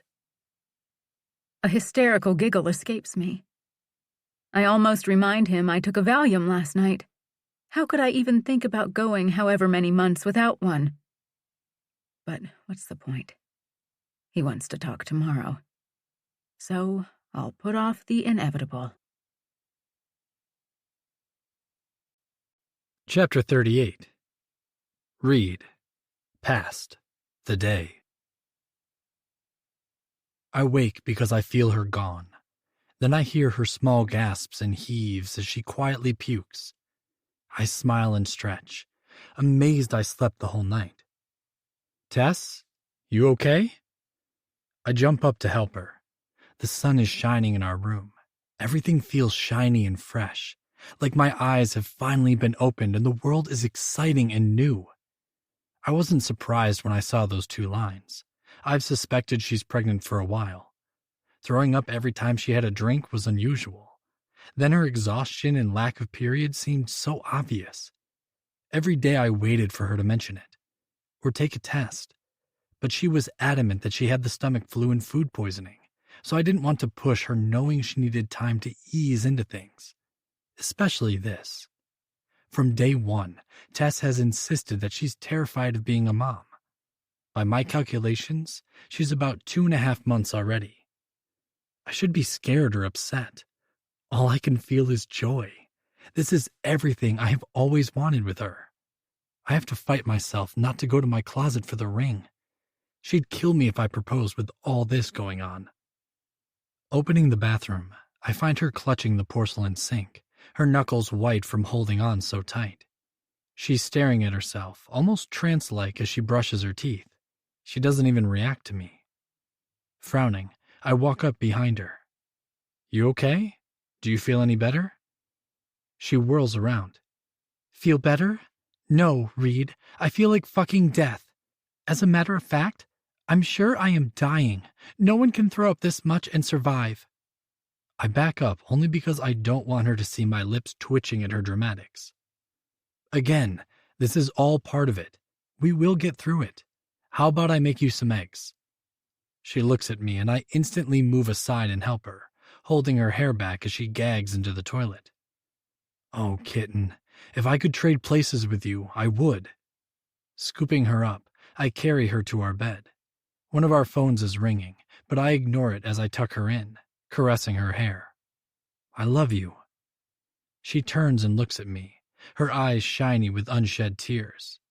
My heart starts to beat faster. The feeling of doom takes a hold of me and twists and turns all over my heart. Suddenly, our room isn't so bright. What? My voice sounds unintentionally harsh. I can't do this. 4 little words that make my heart start to bleed. You're doing it, and you will be fine. Looking away, I don't want to see her tortured eyes. The sapphire sparkle is gone. My eyes focus on the clothes in the hamper. Tess usually keeps everything neat for the maids. Since she's been sick, the room could use some help. You're delusional. Her raspy voice forces my eyes back to hers. Listen to me. I cannot have this baby. She sounds pathetic. Suddenly, I have no patience for her shit. She's pregnant, not dying. What the fuck, Tess? I must get away from her, or I'll say something I shouldn't. I hear her soft sobs and hiccups. I'm sorry, Reed. Please understand. I just can't. What are you saying? You want an abortion? I spit it out, needing her to deny it. Yes. I stop. Surely I didn't hear her right. What? She cringes, and I take a breath. But it's too late. The time for breathing is over. You're not that fucking pathetic and weak, or that insane to want to abort it. Jesus, is she that fucked up? Have I been loving someone who is not real? A made-up version of a little boy's idea of perfection? Reed. She sits up, her arms reaching for me. Don't look at me like that. I shake my head, trying to get some semblance of rational thinking. My temper has always been my weakest of faults. I can go from calm to seeing red in a moment, but never with Tess. She launches herself at me. She's crying, and I catch her. For one moment, I hold her and breathe her in. That wonderful Tess smell circles me like smoke coming out of a campfire. I let my mind pretend that she is not trying to kill my child, that she is crying tears of joy like me. She reaches for my face, her hands ice cold on my cheeks. Shaking her head, she says, I told you, I don't want children. I only want you. Her eyes are so hopeful, I start to question myself. I'm not fit to be a mother. I've been drinking, and let's not forget my Valium. I grab her wrists tightly. You are fine, but if you do this, we won't be. She pulls away and walks slowly to the window, crossing her arms, almost as if she's protecting her belly. Reed, it isn't even a person yet. It's as though she just stabbed me.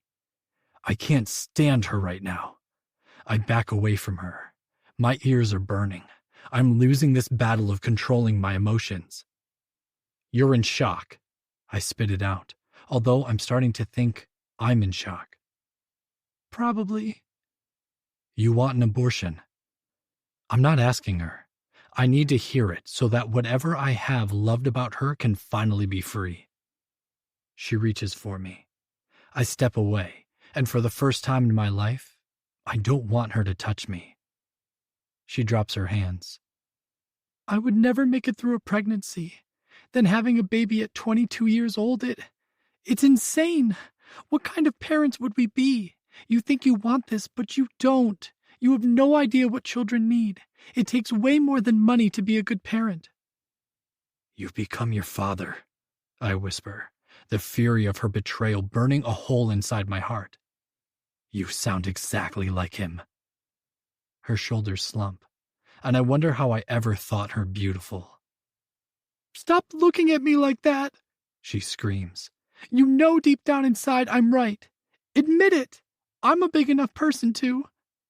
My eyes shift to her pale face, the black circles under her eyes. I feel nothing. Sinking to our bed, I put my hands over my face. Tess, I'm begging you not to do this. I love this baby already. I'm saying all this like a robot, knowing it's pointless, but needing to try. Try for that little boy or girl who is ours. I know you don't feel good, and you're scared of becoming Claire and your dad. I know they made you think you can't do this, but you can. You're strong and healthy.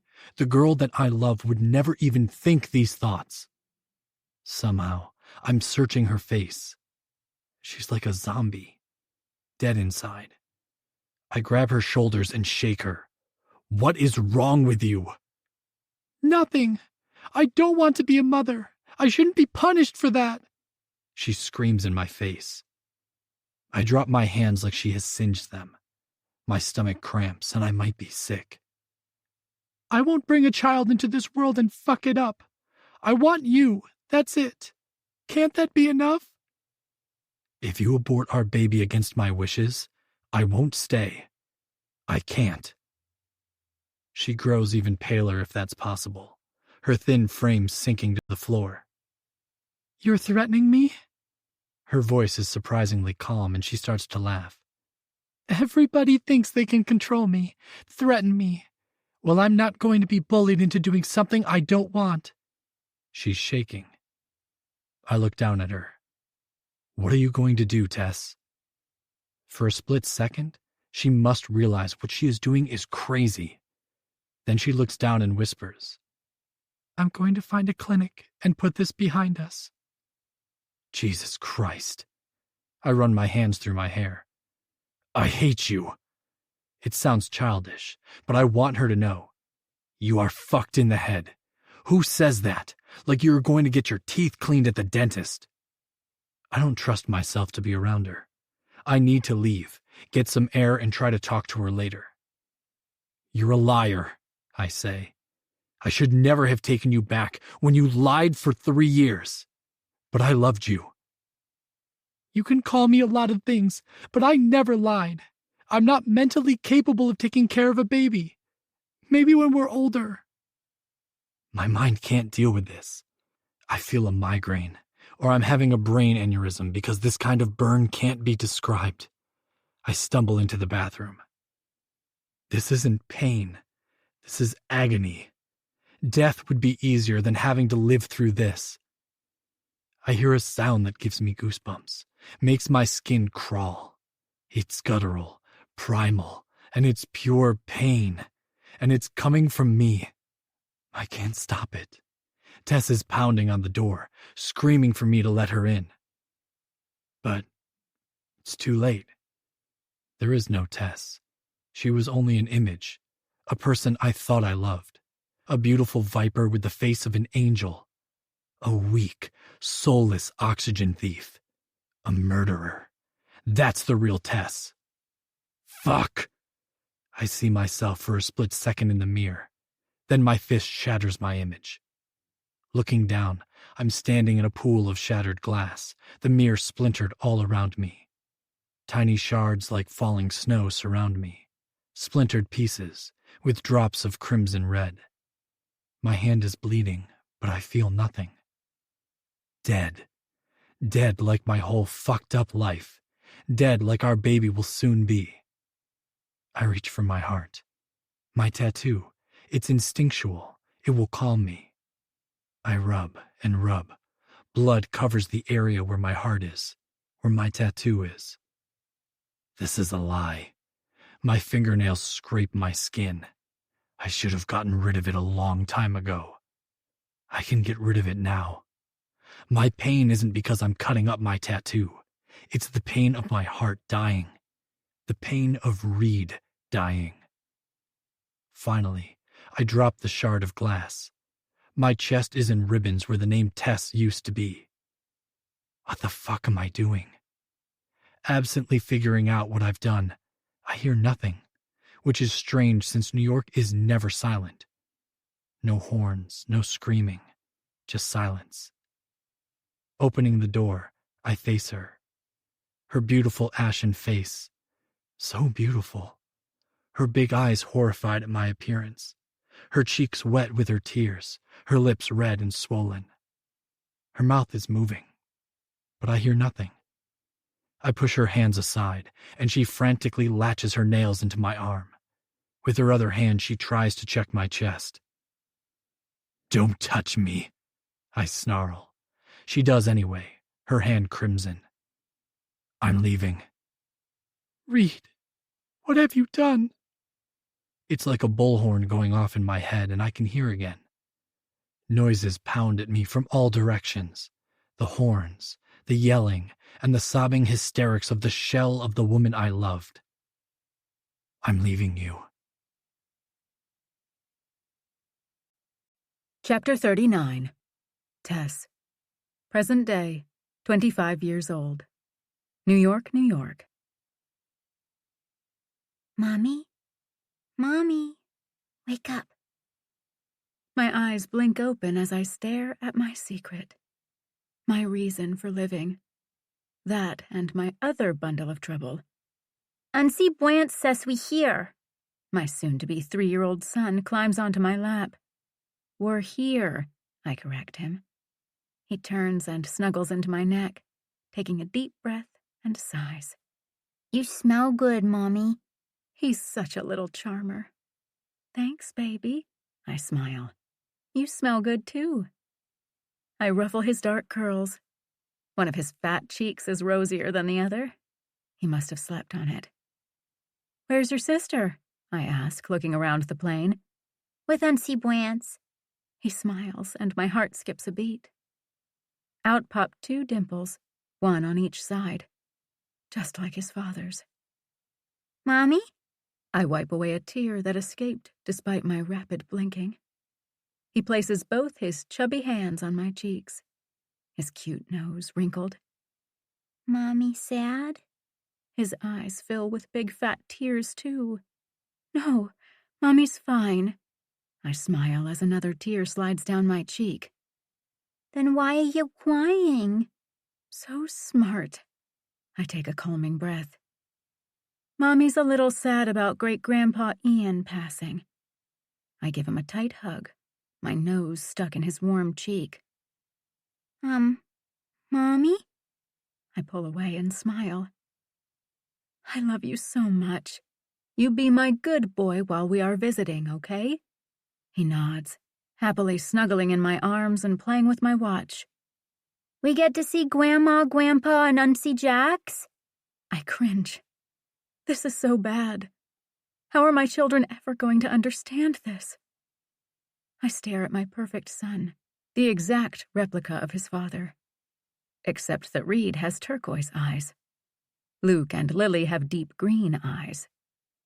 Other than that, there is no denying who the father is. At least Lily looks a little like me. She has my lips and nose. "Luke?" Snapping my mouth closed, my mind spins. What am I going to tell him? I have been keeping you and your sister from your father. He thought I aborted you, so he deserted us. He's not even 3 yet. Won't be for another 2 weeks. Leaning my head back, Luke snuggles in my lap, my guilt eating at me. I kiss the top of his head, and I almost hear the phone ringing again. "Hello?" "Tess, honey, it's Dr. Miller. I've been trying to reach you all morning. Everything all right?" I almost start laughing. I have to bite my tongue not to scream out that Reed has left me because I don't want his baby. "Tess?" Clearing my voice, I try to speak. It's hoarse with all the screaming and crying I've been doing. "I'm here." Silence. "Well, you are indeed pregnant, and according to your HCG levels, it's very likely you are carrying twins. Now, I have made an appointment with the best doctor in Manhattan." Mommy? You sleeping? My eyes bolt open and I blow out some air. That phone call changed everything. Mommy! Lily comes hard, charging straight into my arms. She shoves at her brother, trying to push him off my lap. He wraps his arms around my neck. No, Luke, I want Mommy. She pushes again. "Both of you stop. Mommy has 2 legs, one for each of you." My arms surround both of them tightly. Uncle Brant says you need to get it together. She takes my face with her chubby hands, holding it so that I'm forced to give her my undivided attention. Lily repeats everything Brant tells her. See, my daughter is almost 3, but going on 30, and Brant's best confidant. He does, huh? I'll do my best. It's impossible to hide my smile. Now I need you both to listen. Mommy is really nervous and sad. This is a different visit. We're not coming just to see Grandma and Grandpa. I need you two to stay right with me or Uncle Brant's, okay? I grab Luke's hand away from his sister's hair. Luke, stop pulling her hair. But Mommy, she won't swear, he says. I share, she whines. Enough. Stay with me or Brant's, all right? Looking at them, I sense my heart fluttering. They are quite frankly remarkable. The most pure and good thing Reed and I have ever created. He's going to want them. I know it in my gut. I should hide, run away. Nothing good is going to come of this. Glancing down, both of them are playing happily with their toys. No matter what I do, he is going to find out. Jax has assured me. What are you doing? I jump at Brant's snippy tone. Go and fix your makeup. I see the Bentley. Jax is waiting. He leans over me to stare out the window.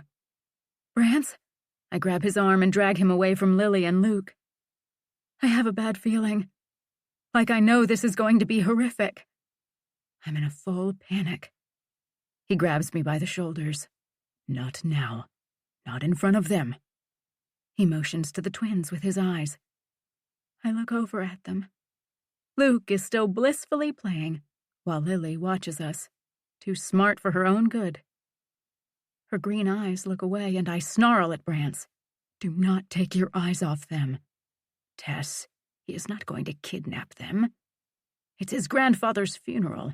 You don't know that. We have no idea what he is capable of. Remember? I hiss. He sighs, rubbing the back of his neck. You two ready? The doors are opening. We both glance over at Jay. He gives me a nod. Don't show him weakness. Jay's words replay in my head. Squaring my shoulders back, I grab my bag. Not even bothering with a mirror, I slather on some lip gloss. I'm ready. But I'm not ready. I'll never be ready. Wait. I look at my children. Do you need to use the potty? Lily has been potty trained since 2. Luke got the hang of it last month. Nope, I just went, Lily says as she tries to wiggle her hand in my purse. She pulls out some lip gloss. Honey, not today. No lip gloss. She pouts as I take it away. I look at Brant, who is staring at her like she is a genius. Can you help? He chuckles.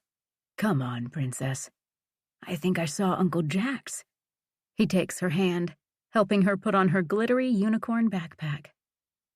What if he tries to take them away? I try to breathe as I put on Luke's backpack.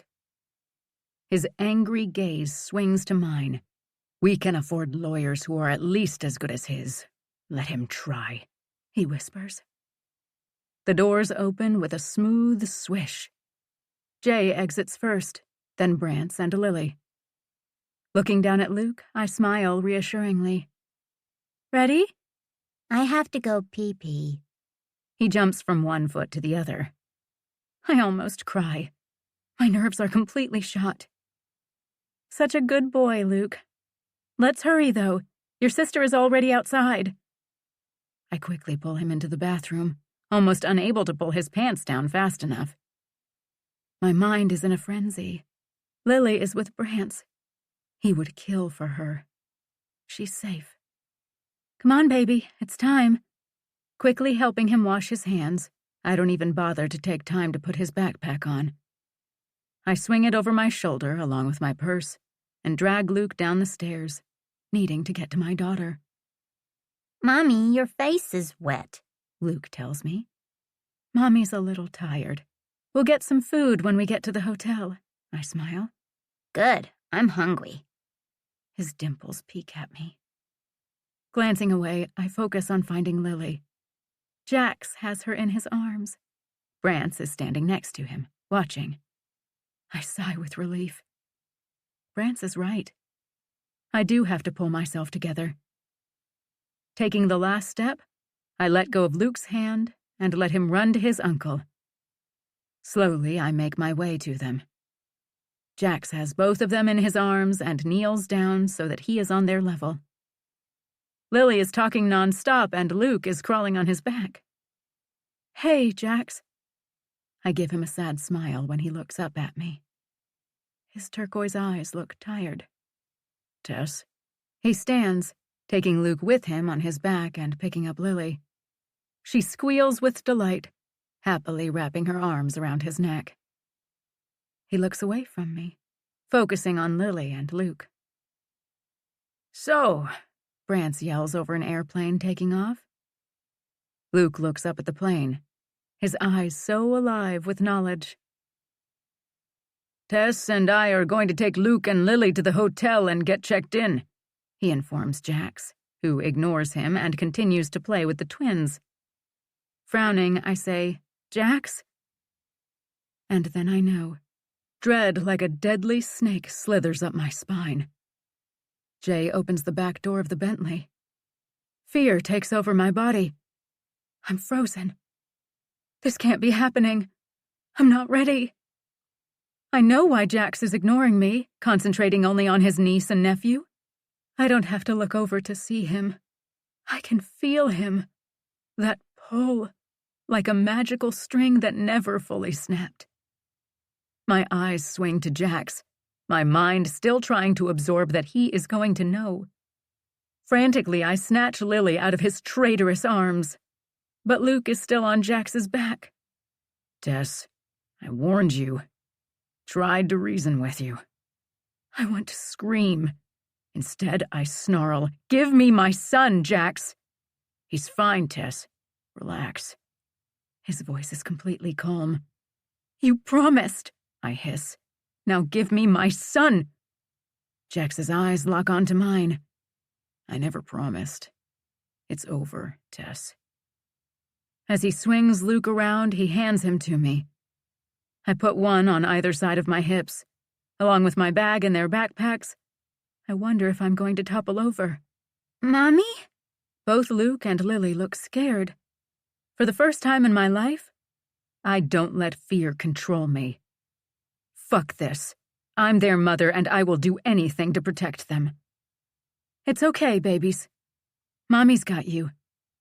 I kiss their dark curls, holding them so tight Luke is making a face. I hear Brance swearing. Jax is holding him back. Turning around to face my enemy, I stand frozen and blink at the face that has haunted me for more than 3 years. Read. This recording of The Entitled was presented by Dreamscape Media, LLC. Narrated by Virginia Rose and Liam DeCosmo, and produced by Dreamscape Media, LLC. Text copyright 2018 by Cassandra Robbins. Sound recording copyright 2021, Dreamscape Media, LLC. This recording may not be copied or played for an audience without the written permission of Dreamscape Media, LLC.